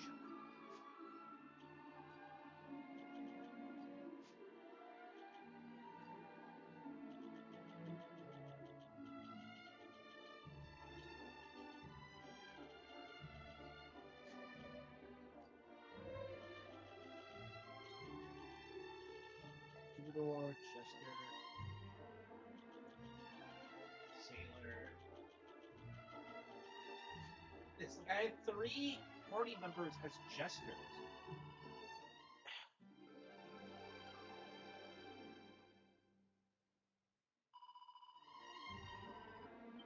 I probably won't need it until we start fighting the boss.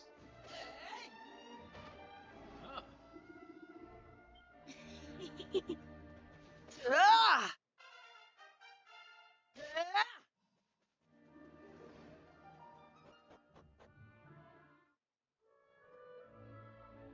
Hmm. Huh? I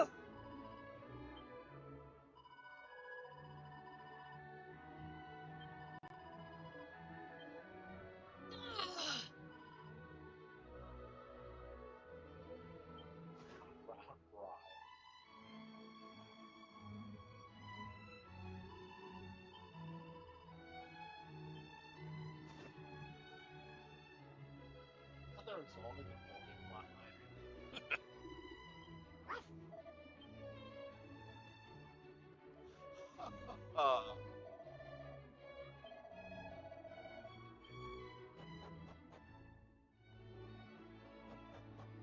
Yeah, so the wind spirit and the fire spirit are real, actually.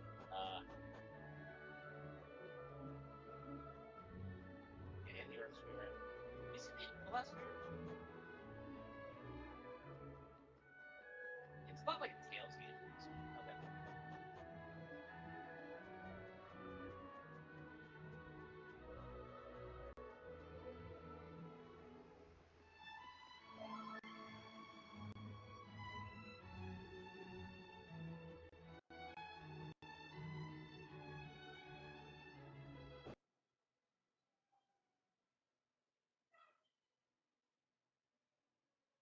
Okay. Breeze of Aeolus Vale. Dear child, the events of these past days must have been. Oh, 'twas Poppycock! But now thou knowest. I believe so. 'Twas not thy, and for that I can only apologize. Prithee, Despise thee. I feel neither malice. child, Prithee. Ah, of course.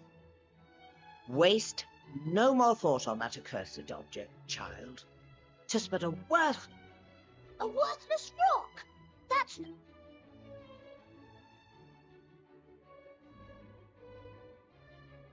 Thou claimest that the stone did.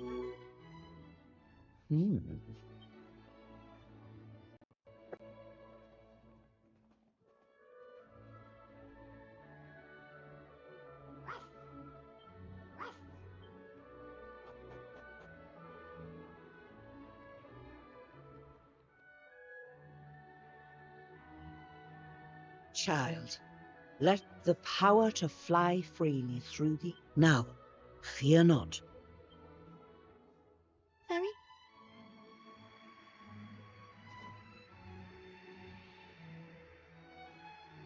Hidden in the forgotten corners of Farlu, there exist truly ancient ecosystems which have survived the Citadel's industrialization. Within the deepest reaches of Shellwood, a truly unsettling organism slumbers. It thinks, it speaks, Fidelia, it is not a mere child. bug. This is a happy day indeed. I could not have been more wrong about this. Thanks to its powers, thou canst. The stone is thine now. After all.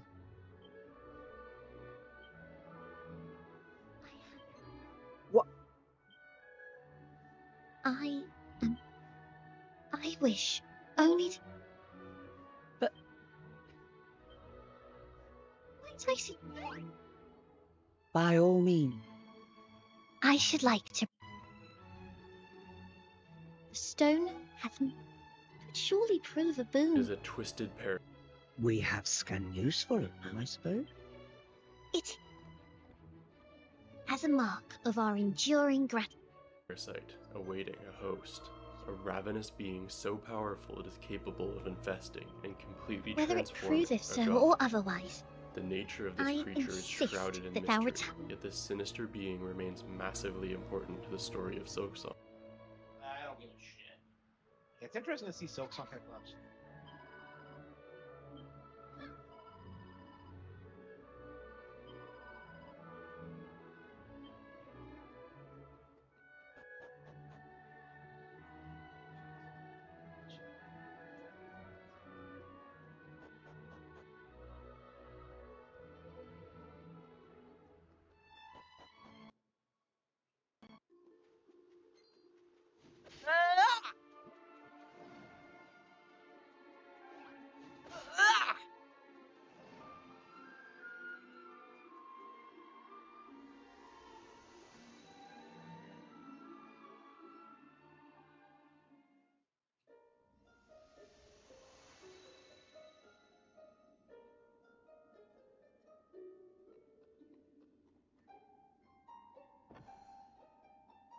Ah. Ah.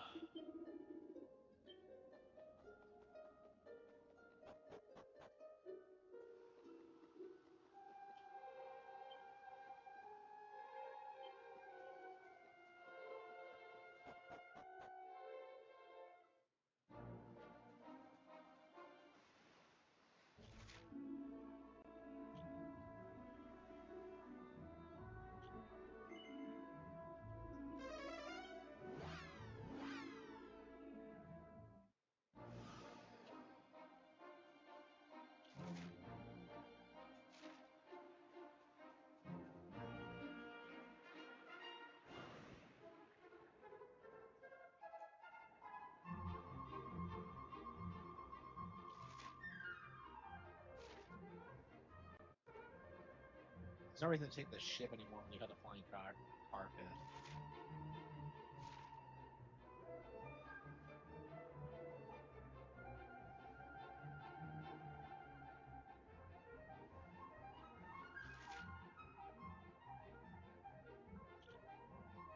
Where am I? I can't see myself on the map.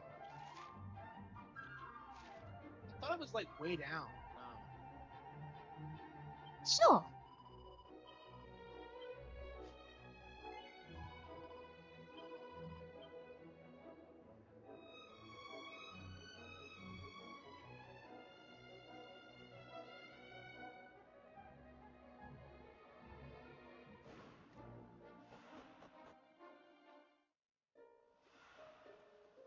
Oh.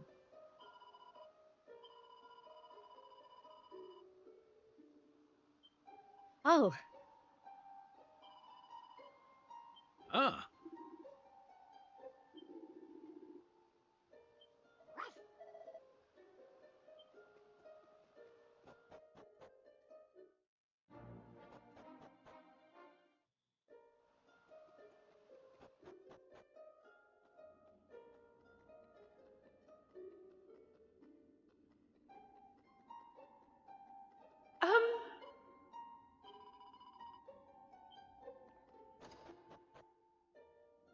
Oh.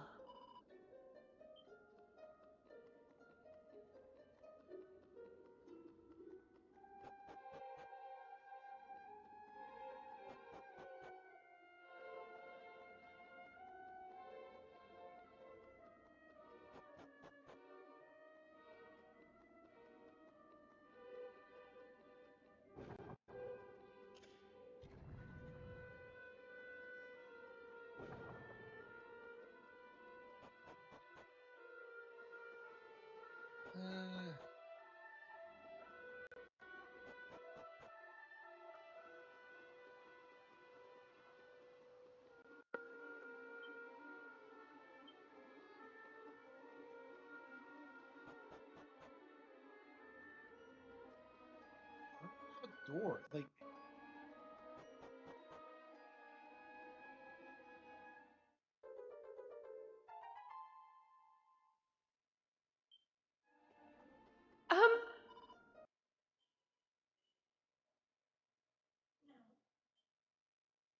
But she doesn't have wings either.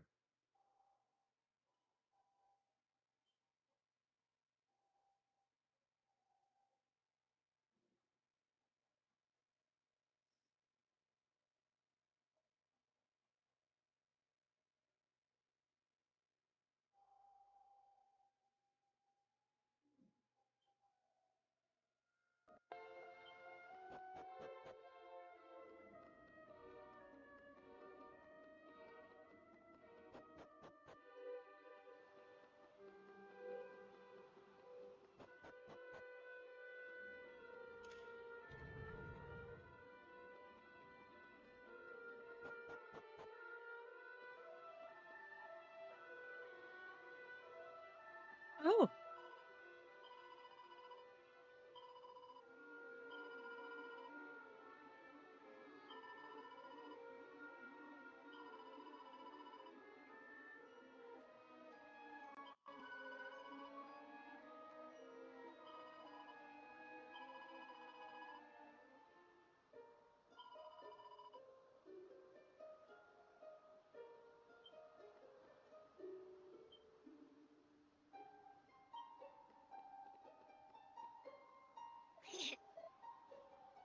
Ah.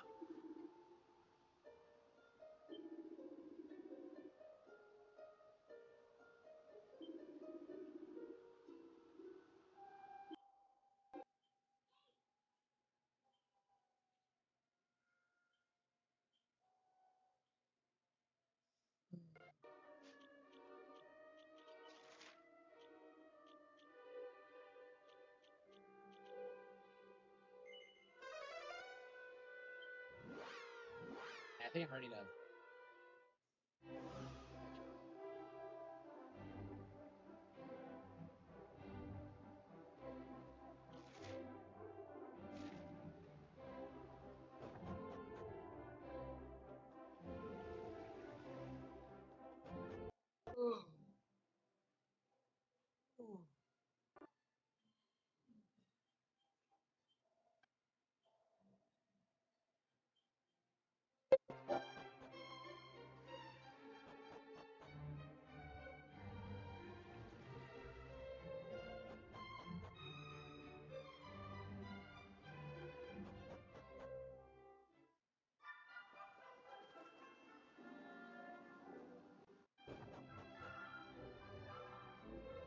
Ah.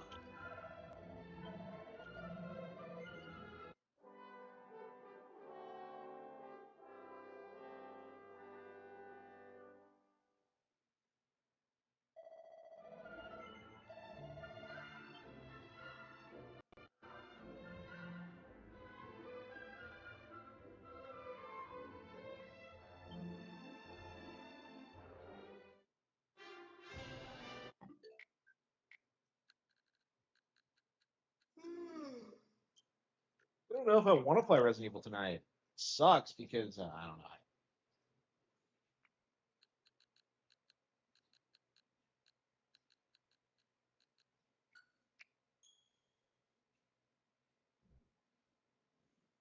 I mean, they'll get them. Honestly, I would say anything that's on the eShop is now an evergreen title. Like they could like feature them at any time and just like push them as.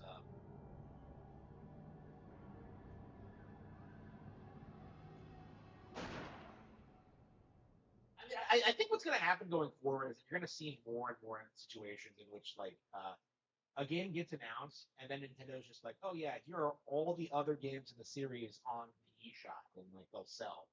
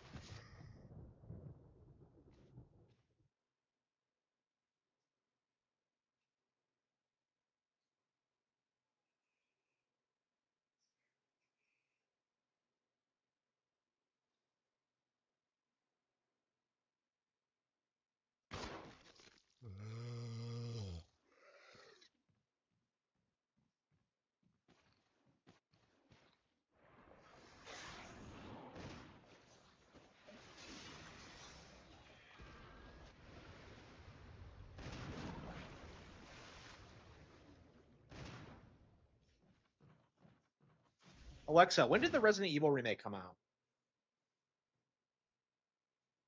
The Resident Evil remake was released on March 22nd, 2002 in Japan, April 30th, 2002 in North America, and September 13th, 2002 in Europe. So this was an early GameCube classic. Okay.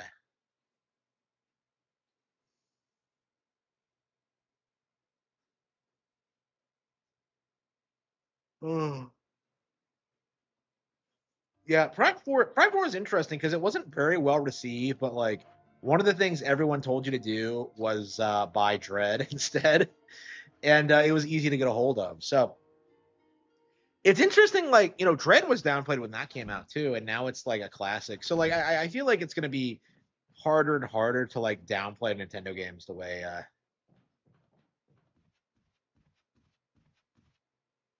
they have been traditionally.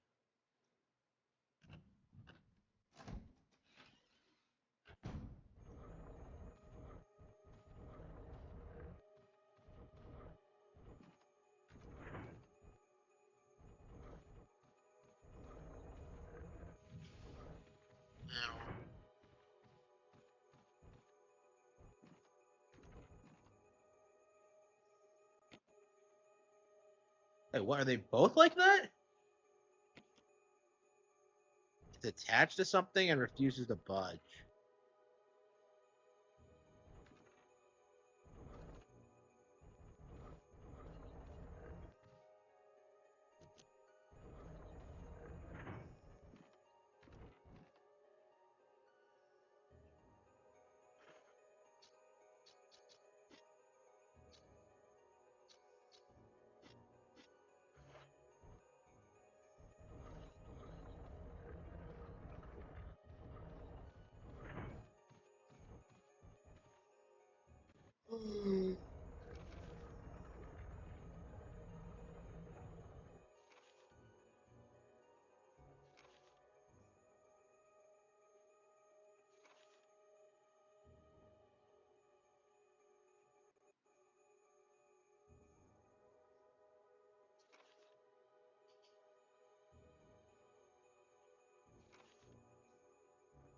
Umbrella. Okay, Umbrella headquarters.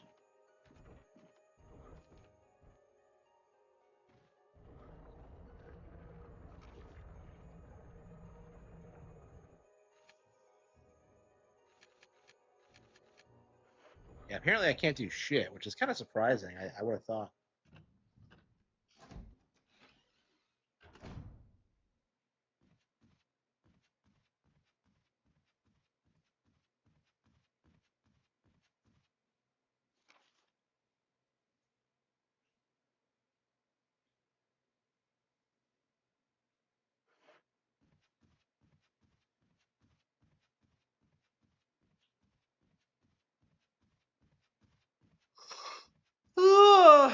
want to be free.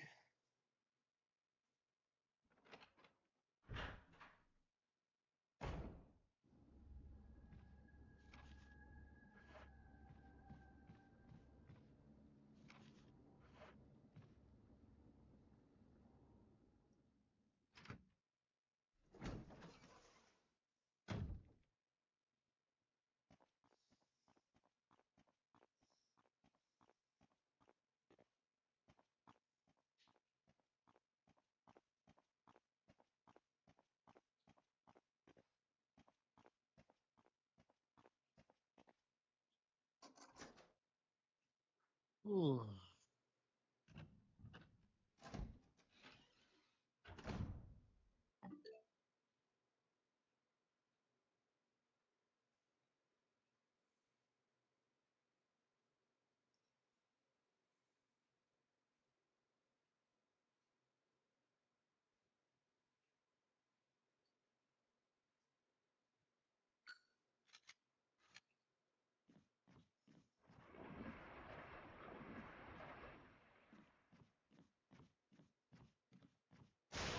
What the hell was that? Ah, it's a snake. Fuck. Where'd this bastard come from?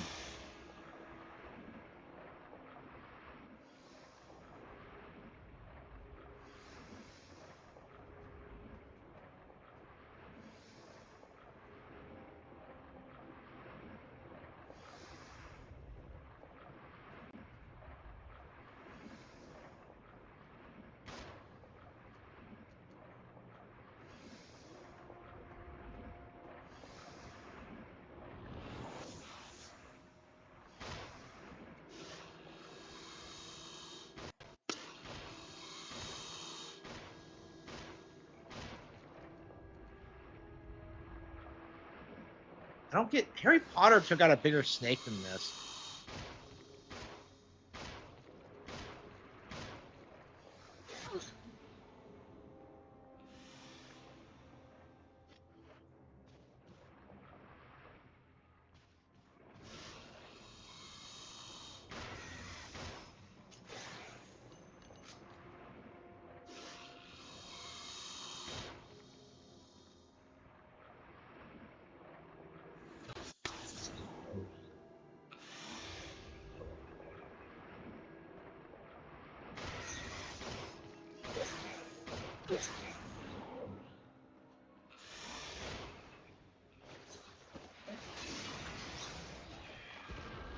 Actually killed it this time. Wow.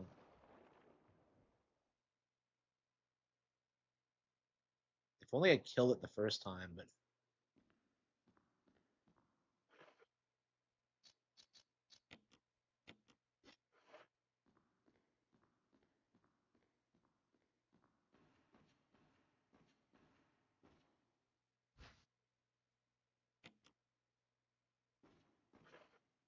what are these last books?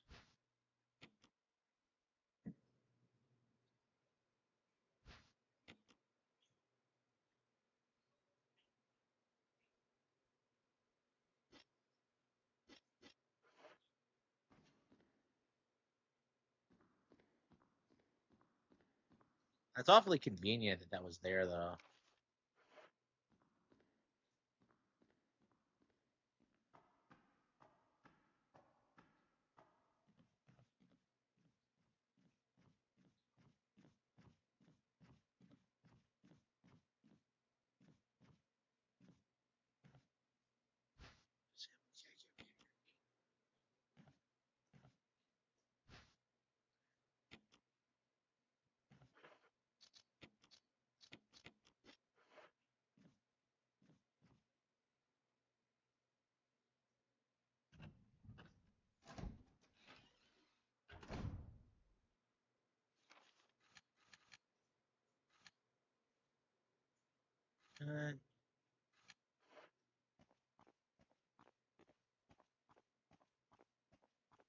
How'd the snake get on the other side of the building? Is what I want to know.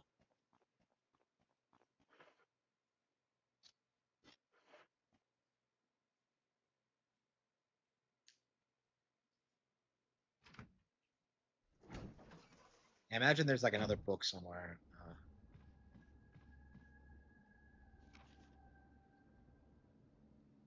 Oh, really? Wow. Is it out of print now?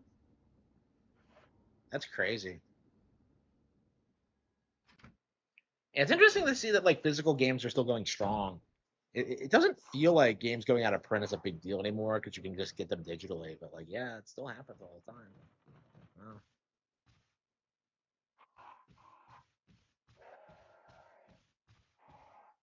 I mean, I hated that back in the day. How like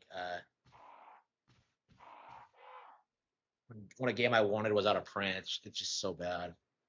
Especially for like RPGs, it's just so hard to get a hold of them. I don't know. Xenoblade's like the last time I think I ever struggled getting a hold of any Nintendo game.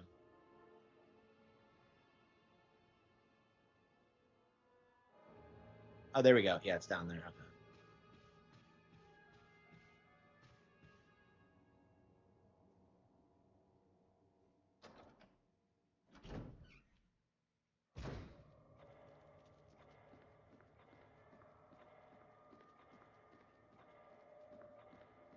Well, we killed the snake. I mean, if we had just killed it to begin with.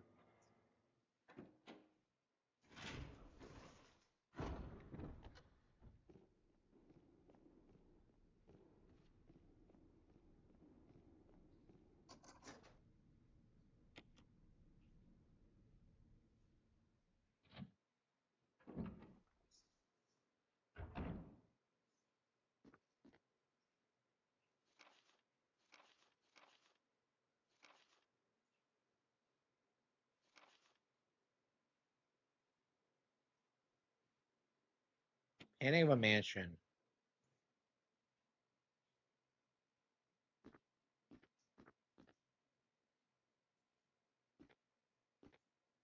Painting of a mansion in the art room. What art room?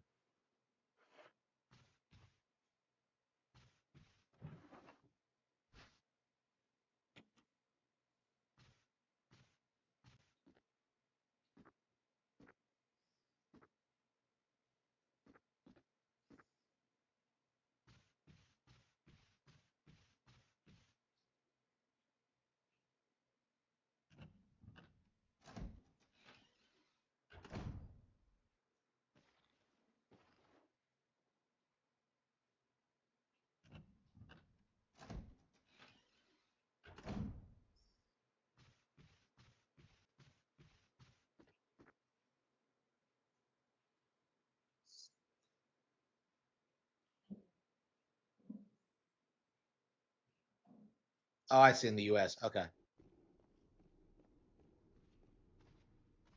that's interesting. I want to see some.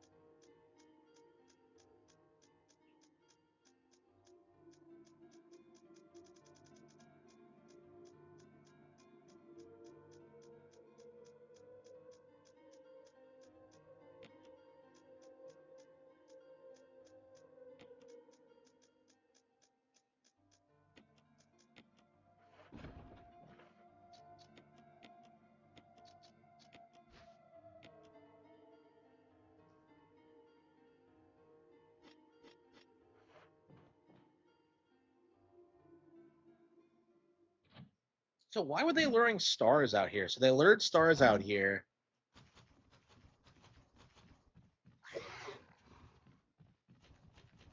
Yeah, following along with the plot is kind of convoluted. So what I understand is that the plot is extremely convoluted, but once you figure it out, it's pretty dumb. Is that correct? Is that fair to say?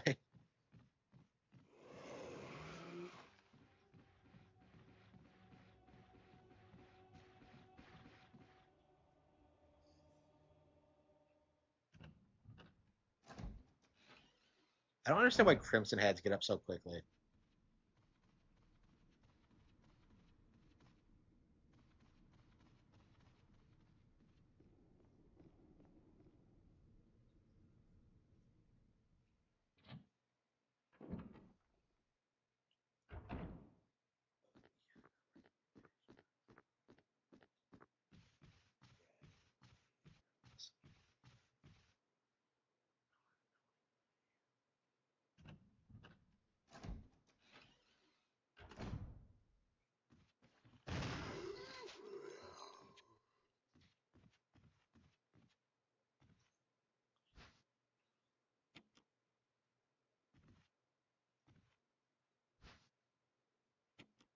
If I'm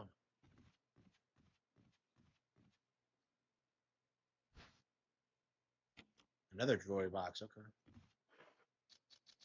Gee, I wonder what's in here.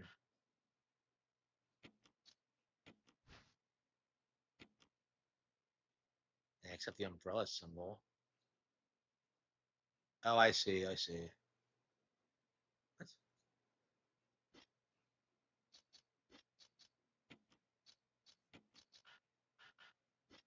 What?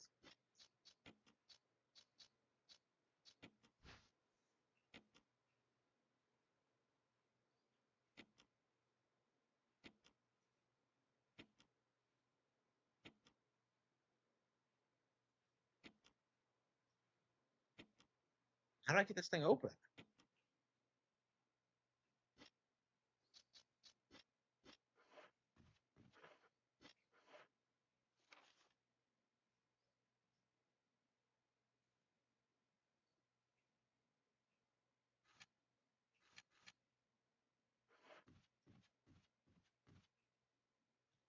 I really assumed there'd be something more interesting in here, because I've just been walking past that door the entire game.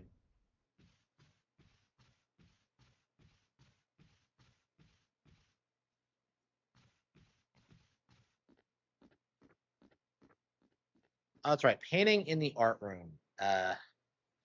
What art room? What art room?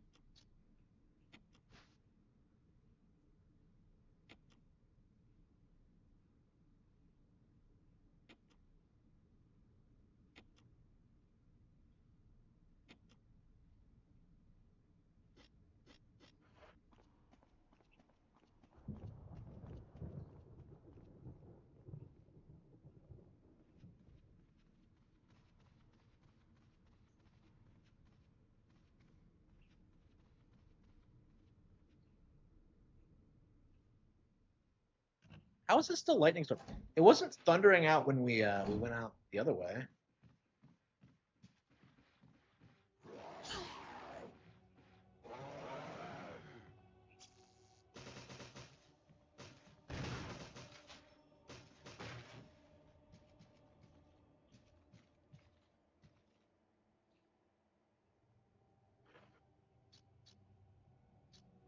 Oh, do I not? I did not get shotgun shells off.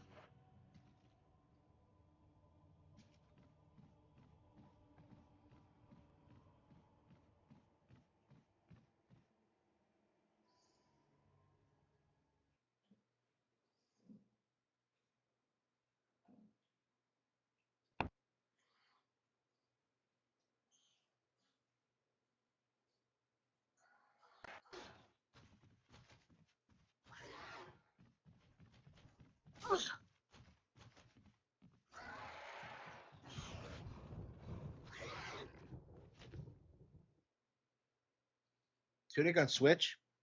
I played a little bit of it. I really liked what I played, but like I don't know. My thing with games like that is that like just play Zelda is just kind of my mentality on it. You know what I mean? It's just that's the point. And it's not even bad. That's just the opinion I just naturally had.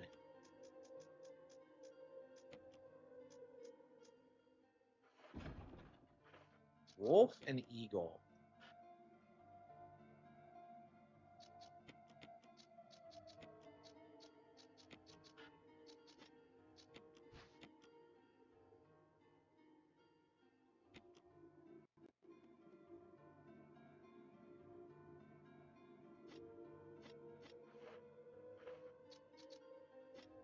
I have this thing that I have no idea what to do with.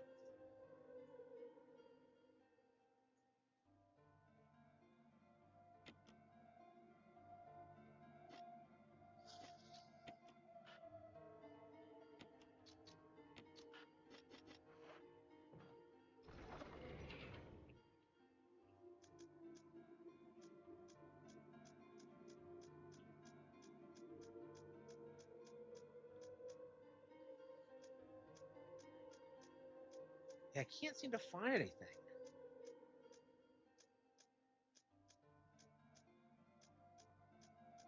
Yeah, they should.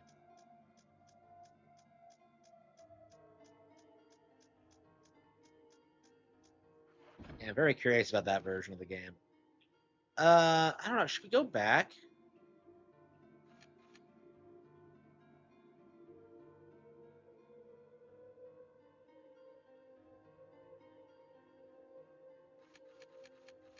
I mean, maybe I'm supposed to go back to the residence now.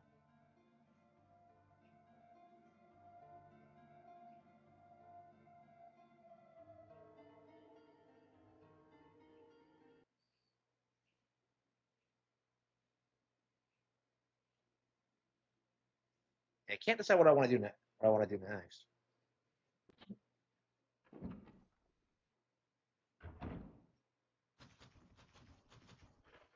I kept these out when I didn't need them. Probably wasn't the best idea.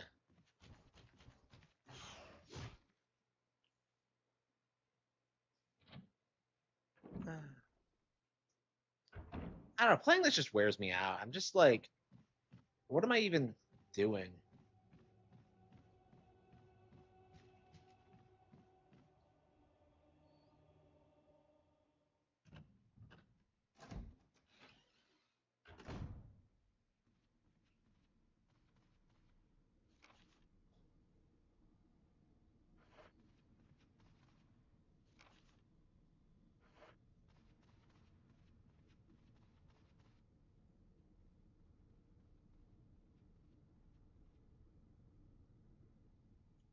Yeah, it feels like an actual Resident Evil area. Like everything else feels like a set piece. It's like I don't understand how they nailed it with like one area. Like I would have bought it if they just gave Leon his own area. Like that's all they had to do. And yet they just like no, they had to shove Leon in Grace's section. It just completely ruined it. I don't know what they were thinking.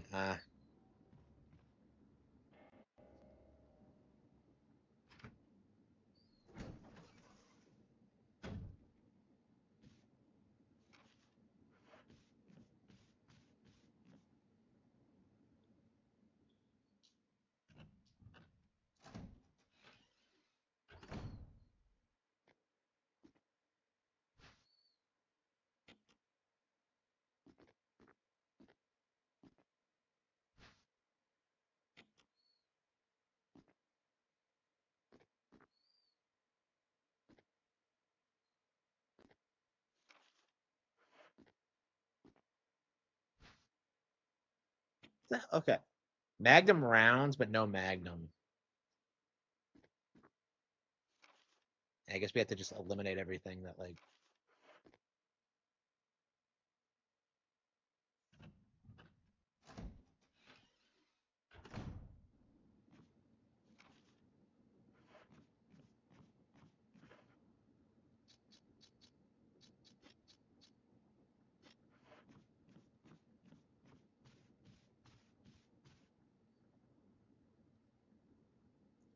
Yeah, let's stop and drop this stuff off before we do anything else.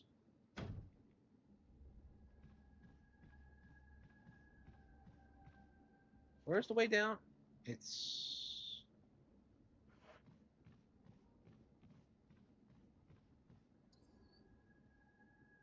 This mansion, I'm just kind of obsessed with it. I just love the location.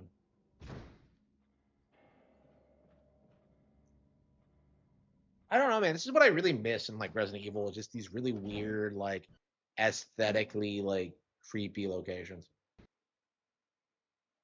Like the care center, I don't know. The care center was pretty good.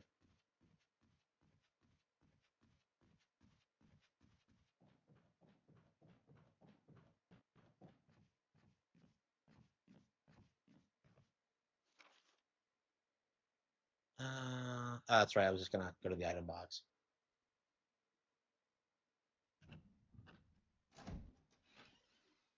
Nine is so Shizo. Okay. Man, they've been wanting to put Sherry and Leon together for years. Because that's what they wanted to do with 4 as well. Was actually with Sherry originally. I can't remember why they scrapped the idea.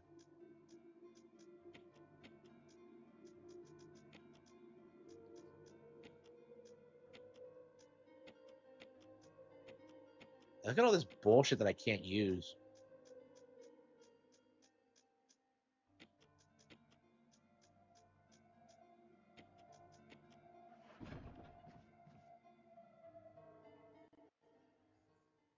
Yeah, I really don't understand the reason why they went in the direction they did with 7 and 8 because it's just so radically different. I mean, that's what got me excited about it because I hated 6 so much. Is that like they actually did decide to retool it?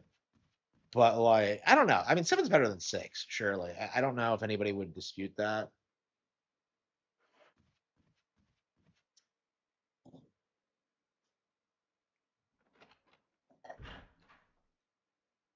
I don't know.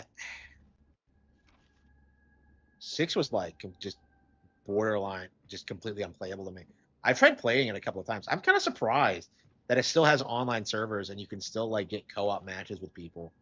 I was just like, I started playing it a while back and someone jumped in and started like fighting these zombies with me, and I'm just kind of like, people still play this? Like it was just weird. Like the game probably has a following, but it's just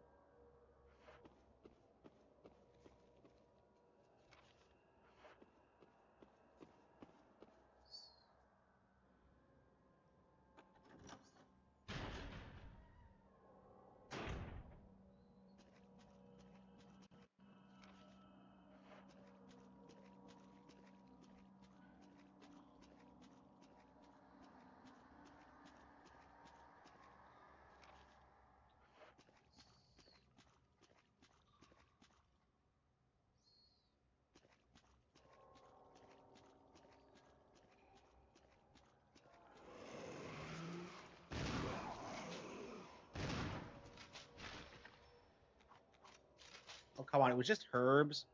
Did I really just come down here for herbs?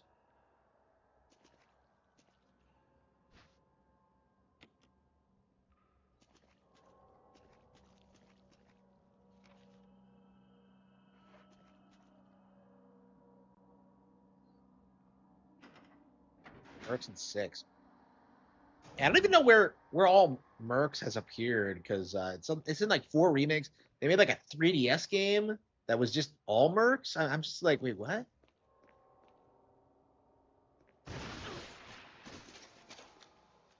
I get poisoned by that, did I?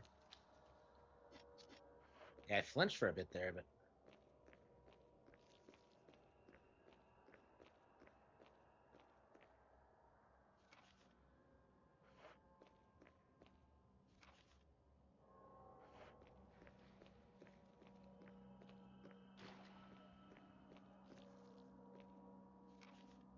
oh, this is that hole I came down, isn't it? So is there nothing down here?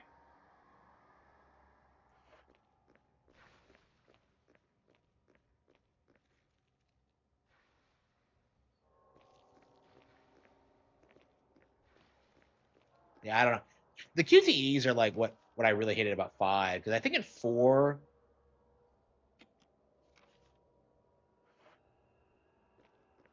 Wow, a map of.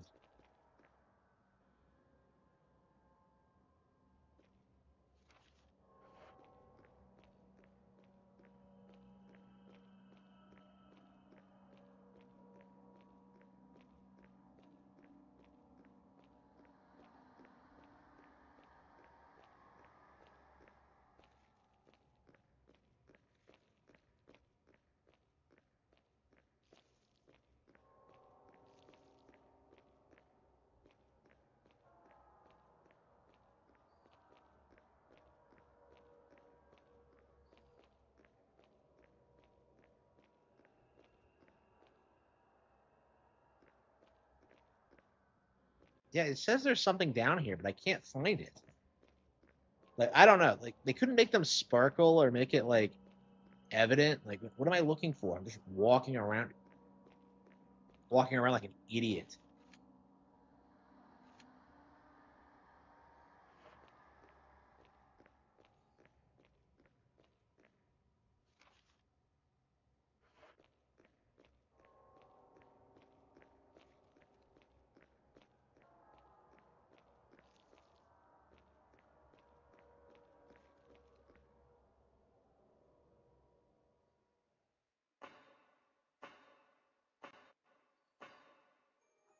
Yeah, four has them all throughout, but they're pretty infrequent. They feel kind of natural.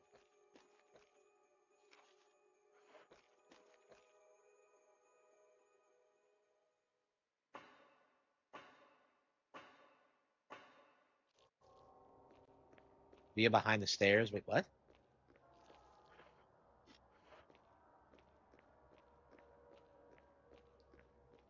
Yeah, I can't figure out where I'm supposed to go next.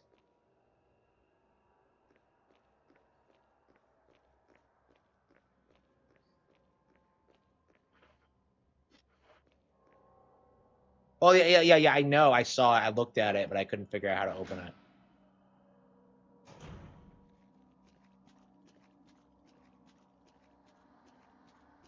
I don't know how you figure this shit out without a guide. It's just.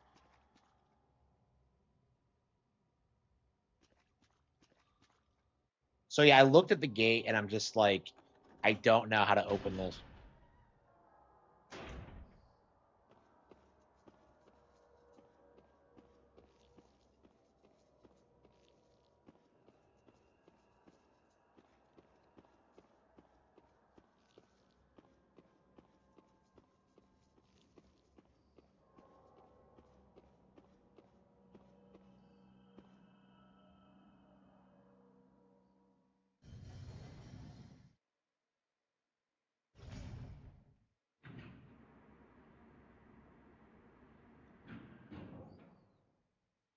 It's interesting that this was such a warship game on like uh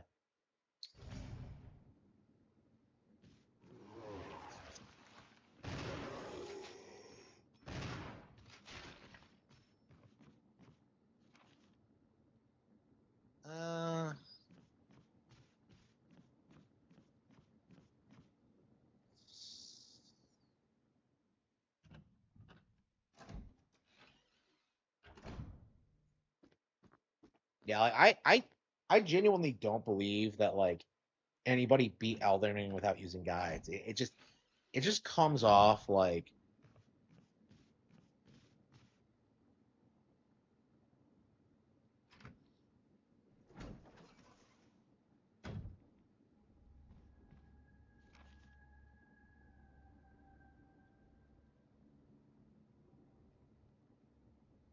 Uh, really?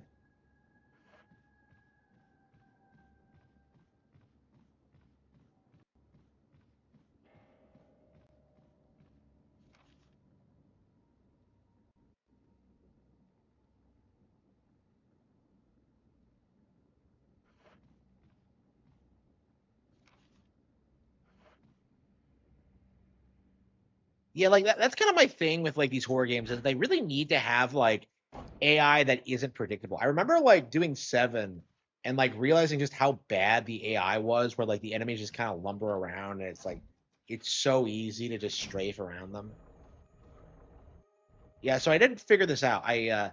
I have no idea how I'm supposed to get these out.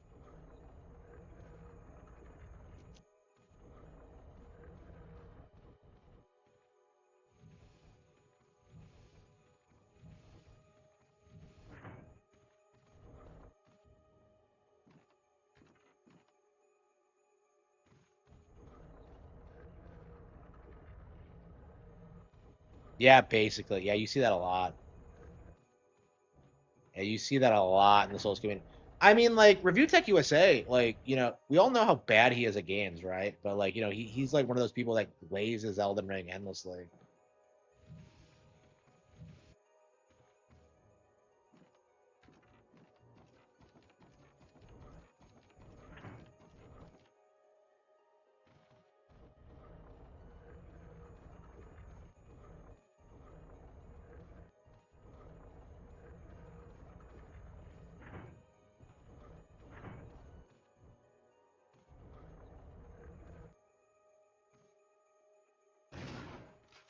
Okay, what am I doing? I was like, well, it would work in Resident Evil 4. Uh, yeah, it's a good guide. I have no idea what I'm doing. Resident Evil remake.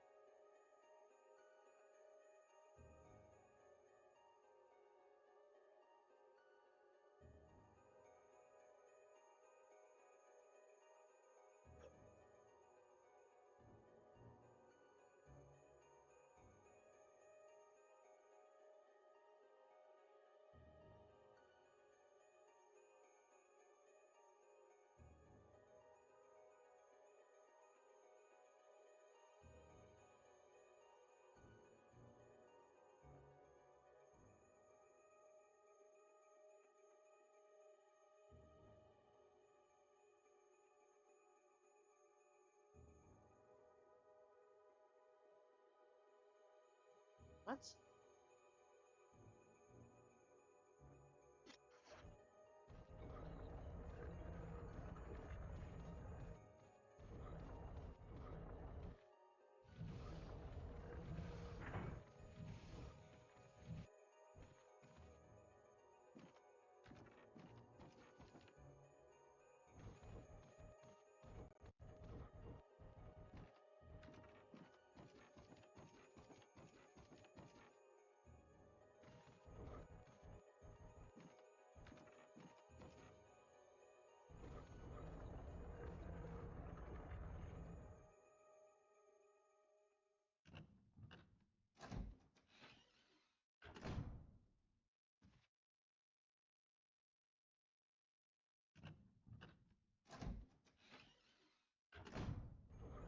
Yeah, it's just tedious and weird. Yeah.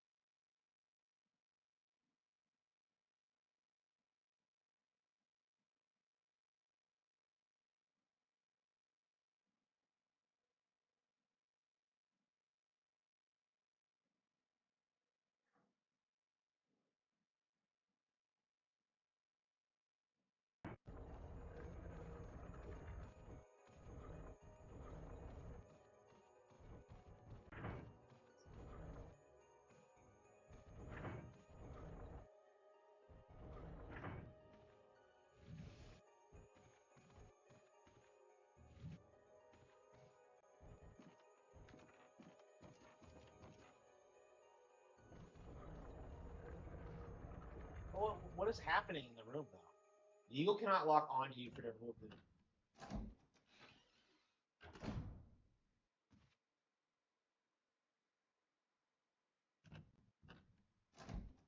Yeah, it's kind of crazy how easy Dark Souls is when you know how to exploit it. The thing about Dark Souls is that, like, it's not intuitive, really.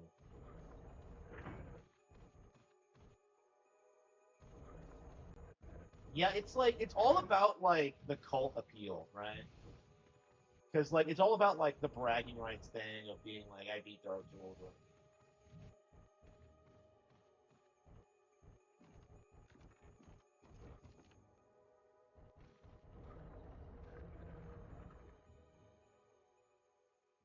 I mean, I'm glad it's becoming more understood that the games aren't actually good.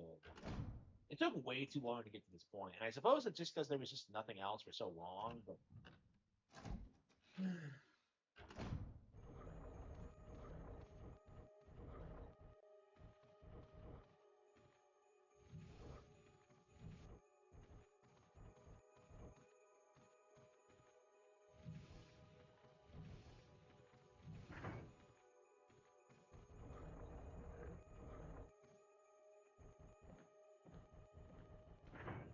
What the hell is that?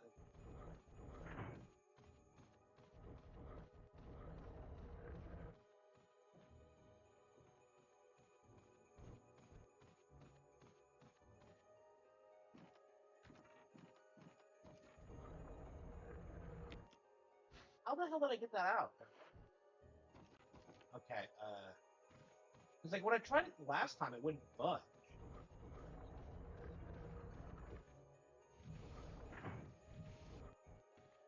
I don't understand what I'm doing different.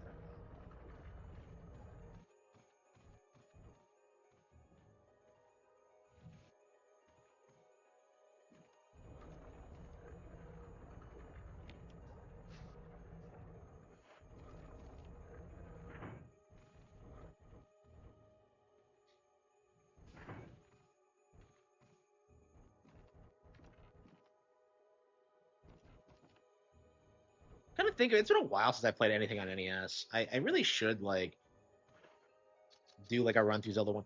A while back, I bought the Game and Watch, uh, Zelda. Oh, oops, did I not grab the shotgun? I bought the Zelda Game and Watch, and for like a week, I was like playing it. I got like halfway through it, like to level 5. I was so ecstatic. I was playing at my breaks, and it broke. Yeah, it could not handle my regular workday. I had it like in my pocket, which was like really, really cool, by the way. I do think this needs to be like talked about more. We really do need pocket Nintendo consoles again. And I really hope that's going to be like something Nintendo does at some point is release like a Switch Mini, which has like the power of the Switch 2, but you could just put it in your pocket. Like maybe that needs to happen, I think. And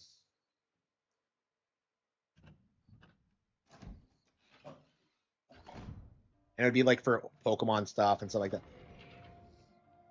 Like I love the Switch, but like it's just not like easy to carry around sometimes. So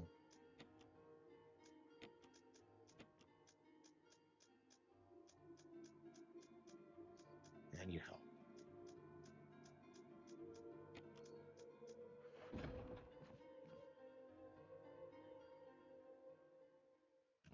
Yeah, it's way cooler than you would imagine. Because like I was really surprised with how much I like it. If it didn't break on me, I was gonna like. Oops. Come on, really? More than one, really?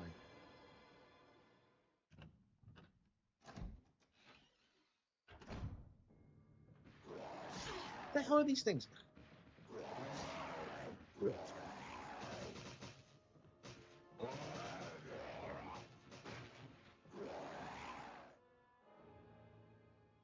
Yeah, it only has 2 buttons, so that's why. I mean, they have a pretty good collection of games on it, I would say.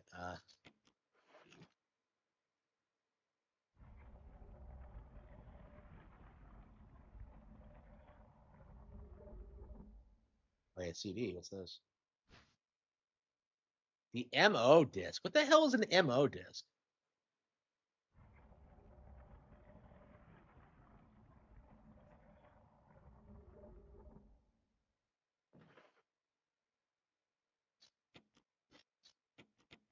Yeah, I took a few too many hits. I was not expecting that many enemies down here.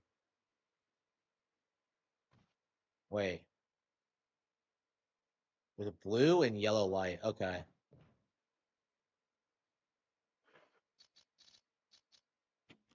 But what's this red one do?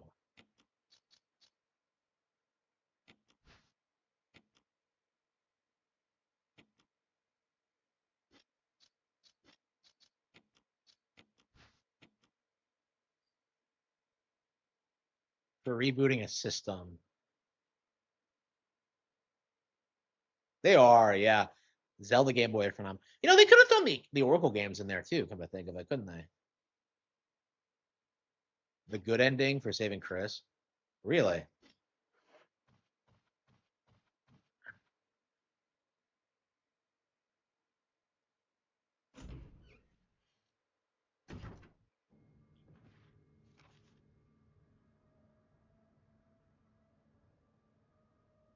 Wait, did I never go in that room?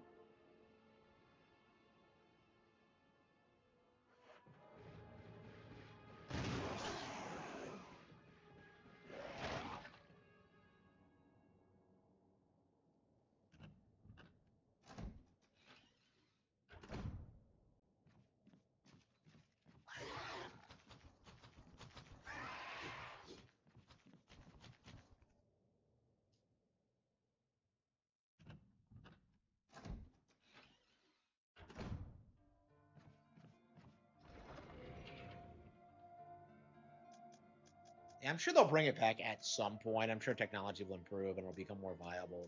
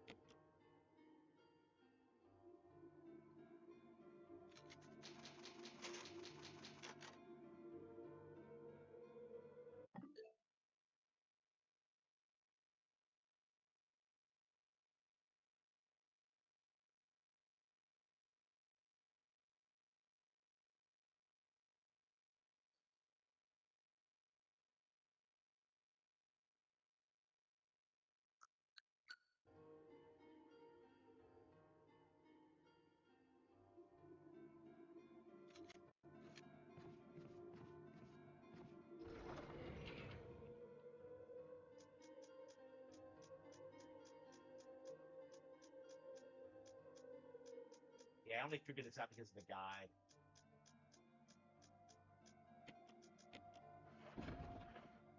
This is not. Yeah, I would have thought this would have gone into the. I don't know how I would have figured that out without the guide.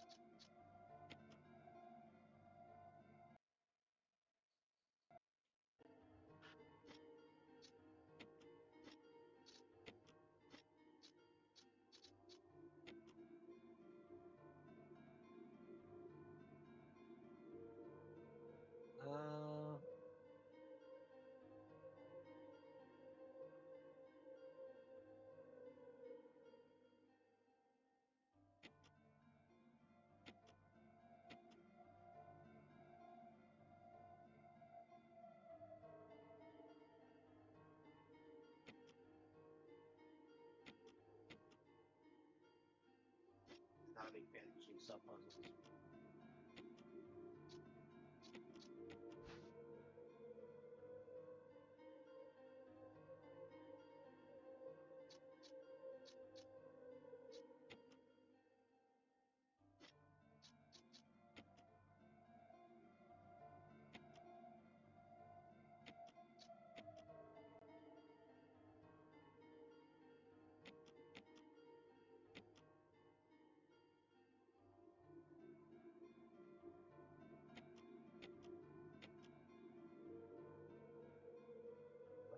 Okay, okay, I think that's fine. Hang on, that.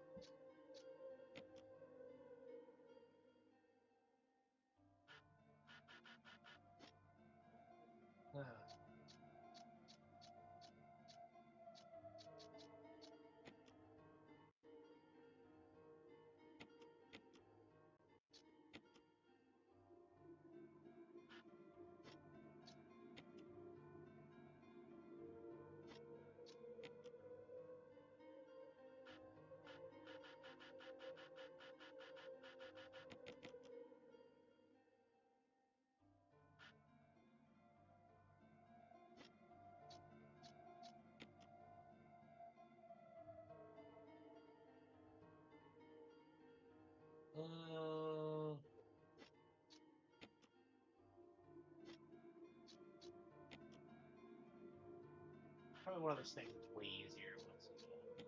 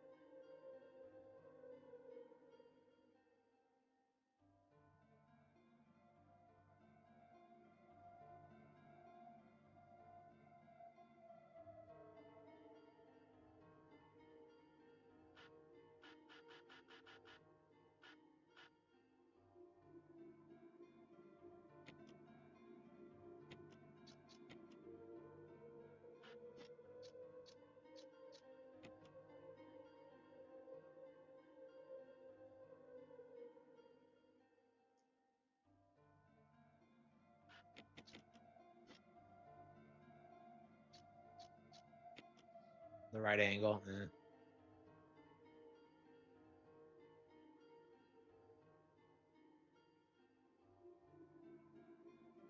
Okay.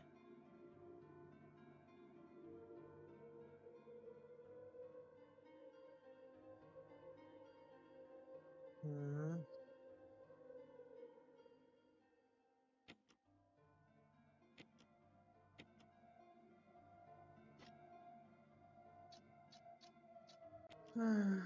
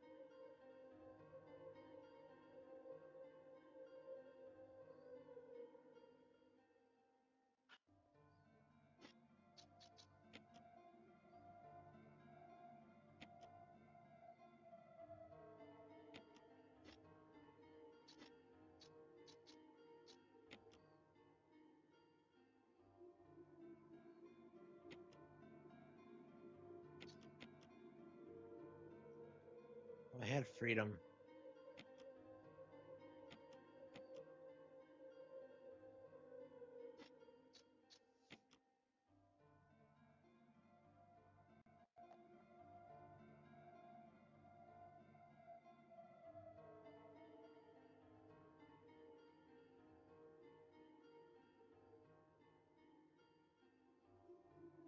Let me look at the guide again and see.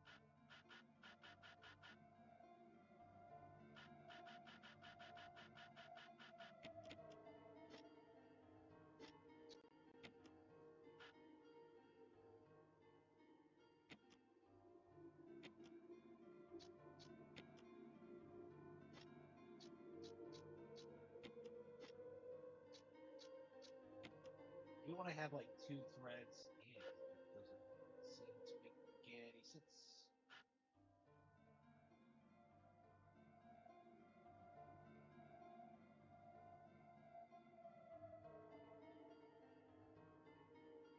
Uh,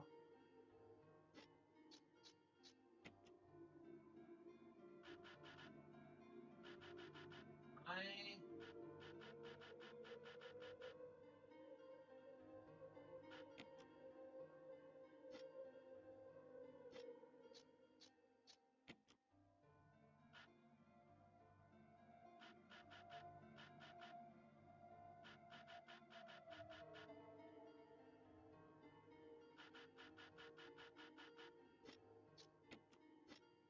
shit.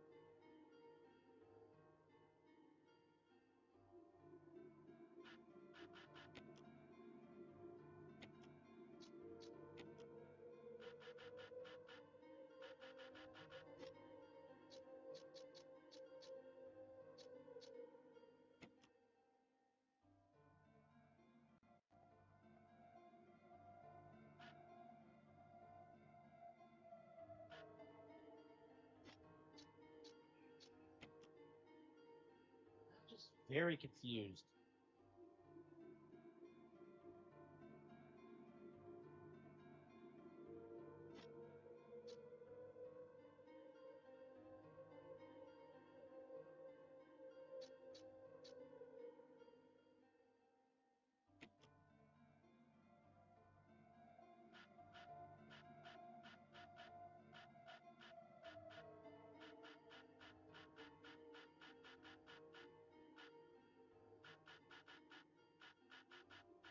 find enough space. Okay.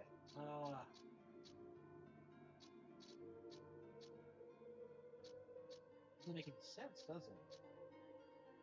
So we have like a full space.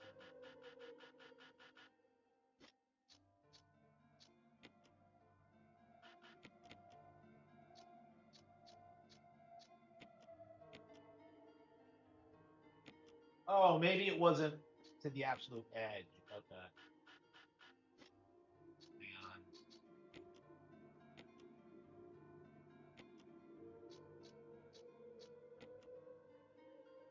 Okay.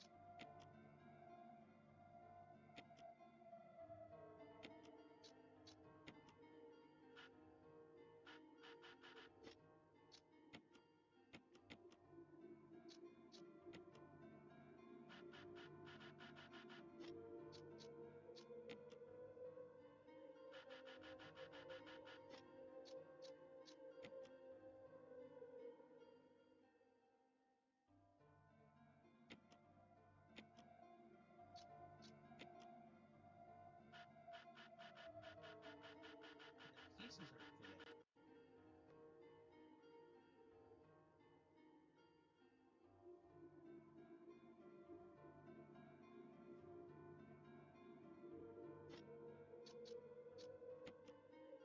Yeah, I think it's just too particular.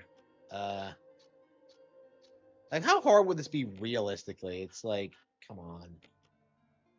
It's like 5 pieces. It's like fucking like toddler puzzles have more pieces than that.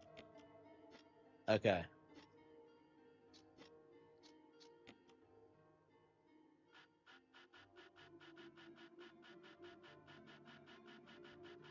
I can't even get it in.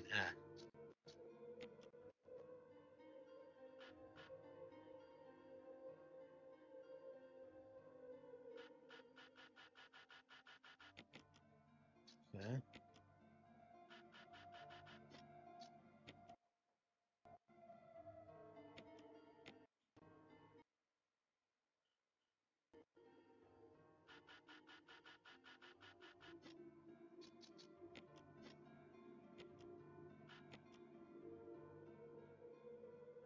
Oh, I see. You can place it and then like adjust it. Okay.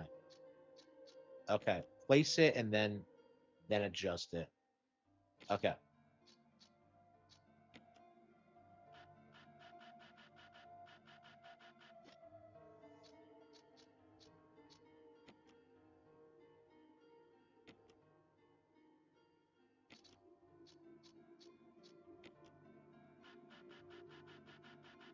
Yeah, it's weirdly particular.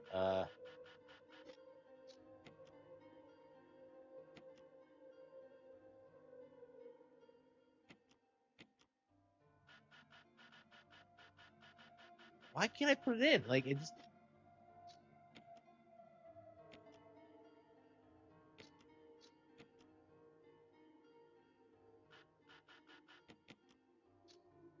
okay.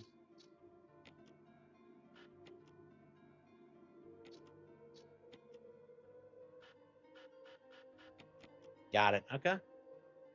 There was a brooch inside. Yeah, the Spencer family key. Emblem key. Okay. Yep. We know where to go. Whose history is as old as Raccoon City. Yeah, is that why we never see them? Okay.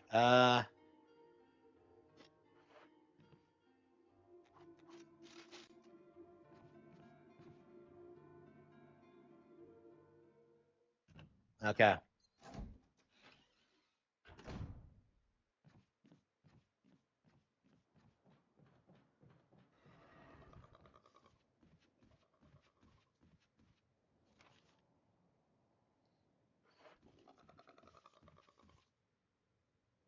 Yeah. I know exactly where to go. I remember it.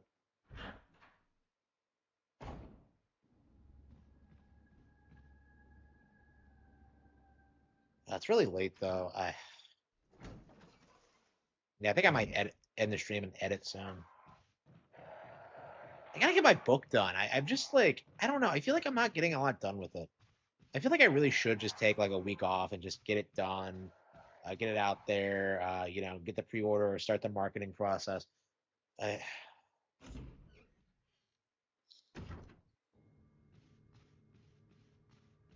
Awfully convenient that Kenneth has never become a vampire. Yeah, none of our guys have become zombies. We have zombies. We have evil smell towns. We have ghosts, but we don't have a vampire horror game. Like, what the fuck? What were you doing? Yeah, Who doesn't have their own horror game franchise? Nintendo has Eternal Darkness. Capcom has Resident Evil. Konami has Silent Hill. Uh, Koei Tecmo has Fatal Frame. Sega doesn't have one, do they?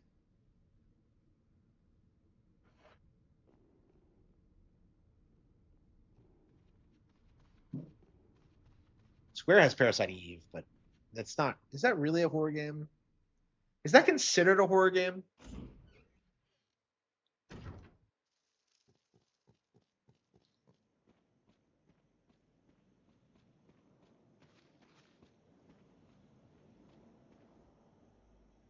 And who else? Who are we forgetting?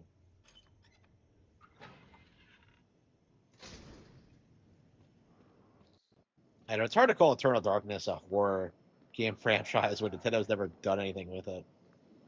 I mean, that'd be sick if they just out of nowhere brought it back. I mean, they keep renewing the trademarks for it, so there's clearly some interest in it, but like they're not gonna make Dennis Dyack back. Fuck that guy.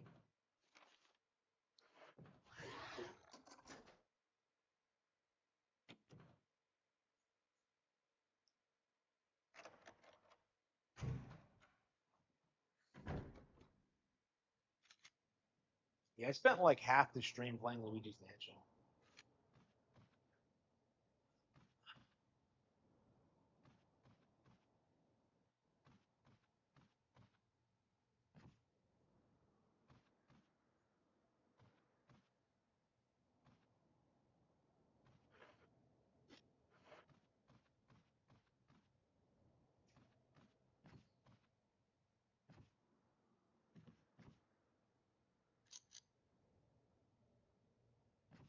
Gee, amazing.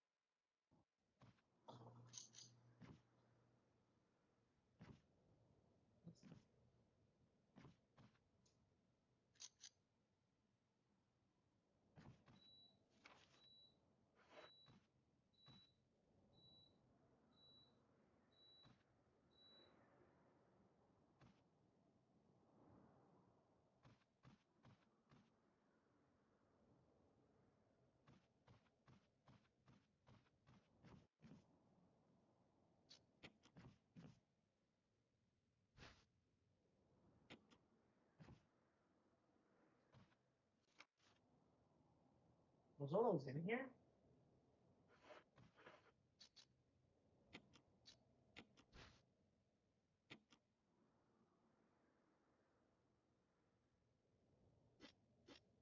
That's probably how you get into the tunnel. But like, that just begs the question of like where the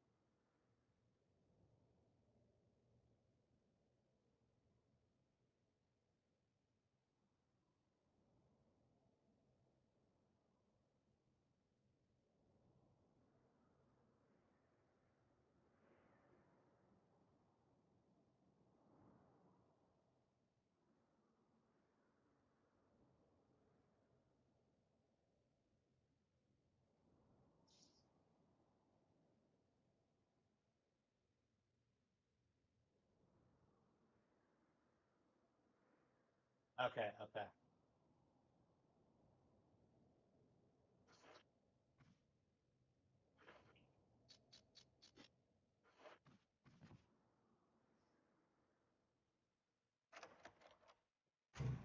Yeah, yeah, I killed the snake. Yep.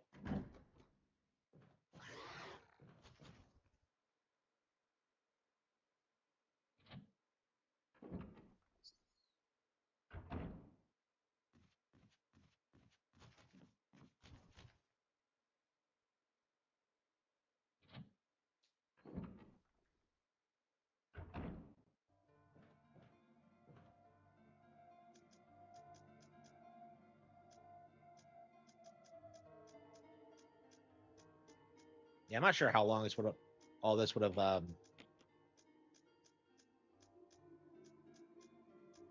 long it would have taken me to figure this out without a guide.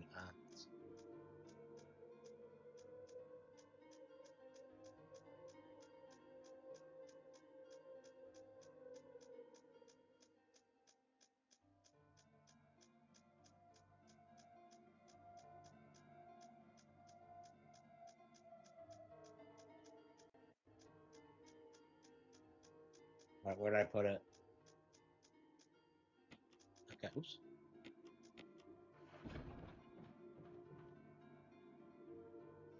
Yeah, yeah. So giant snake is dead.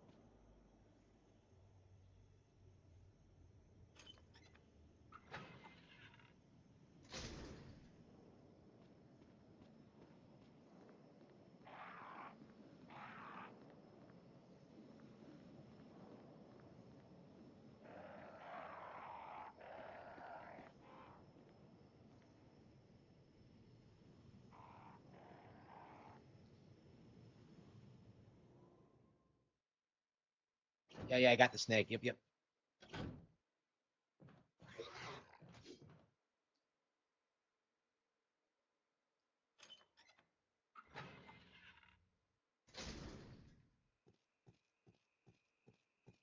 You know, I had no problems going through all these areas the first time. I don't.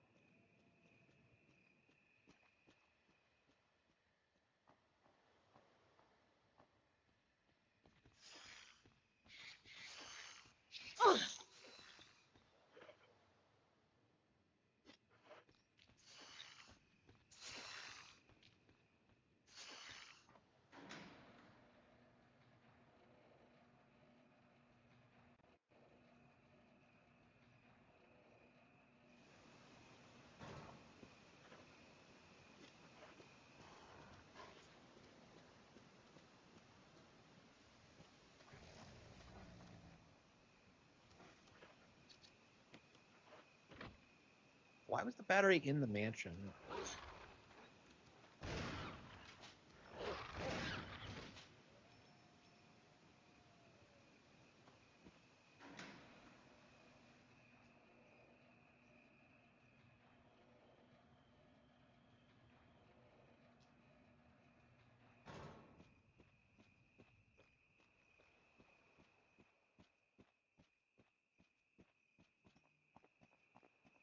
Yeah, I think the next typewriter we'll find, we'll call it quits.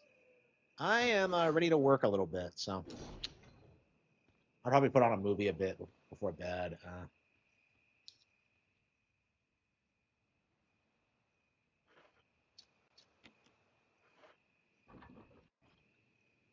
Good thing you didn't discard this, huh, Joe?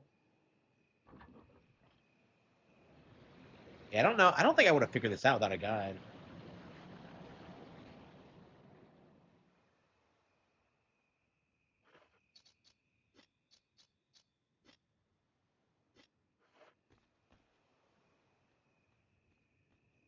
How'd the pool refill itself?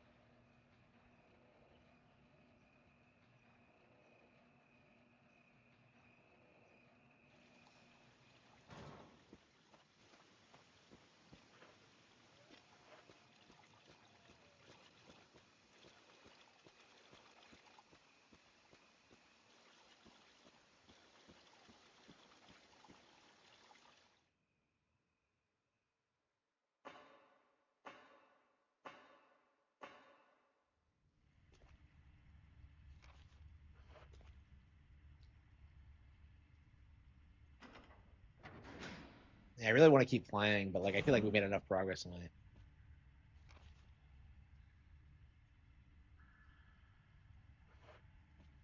Oh, the typewriter was back there. Okay. This was the way forward. Okay.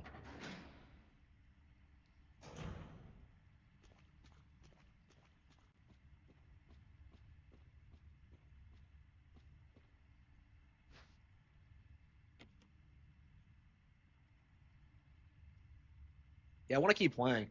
I don't know. This might be the game we try to blast through it tomorrow. It seems like we're getting close to the end. If this is anything like 2 remake, it's gonna get more linear from here. Yeah, going back to the mansion wasn't that difficult, so I guess we're through the rough part. I guess. So anyway, thank you all for tuning in. Yeah, I'm gonna try to come back and finish this tomorrow night. I do think we're gonna try to do this before the Mario movie comes out. The Mario Galaxy movie comes out. So yeah, thank you all for your support. Thank you all for the Patreon donos. Thank you all for the book purchases. And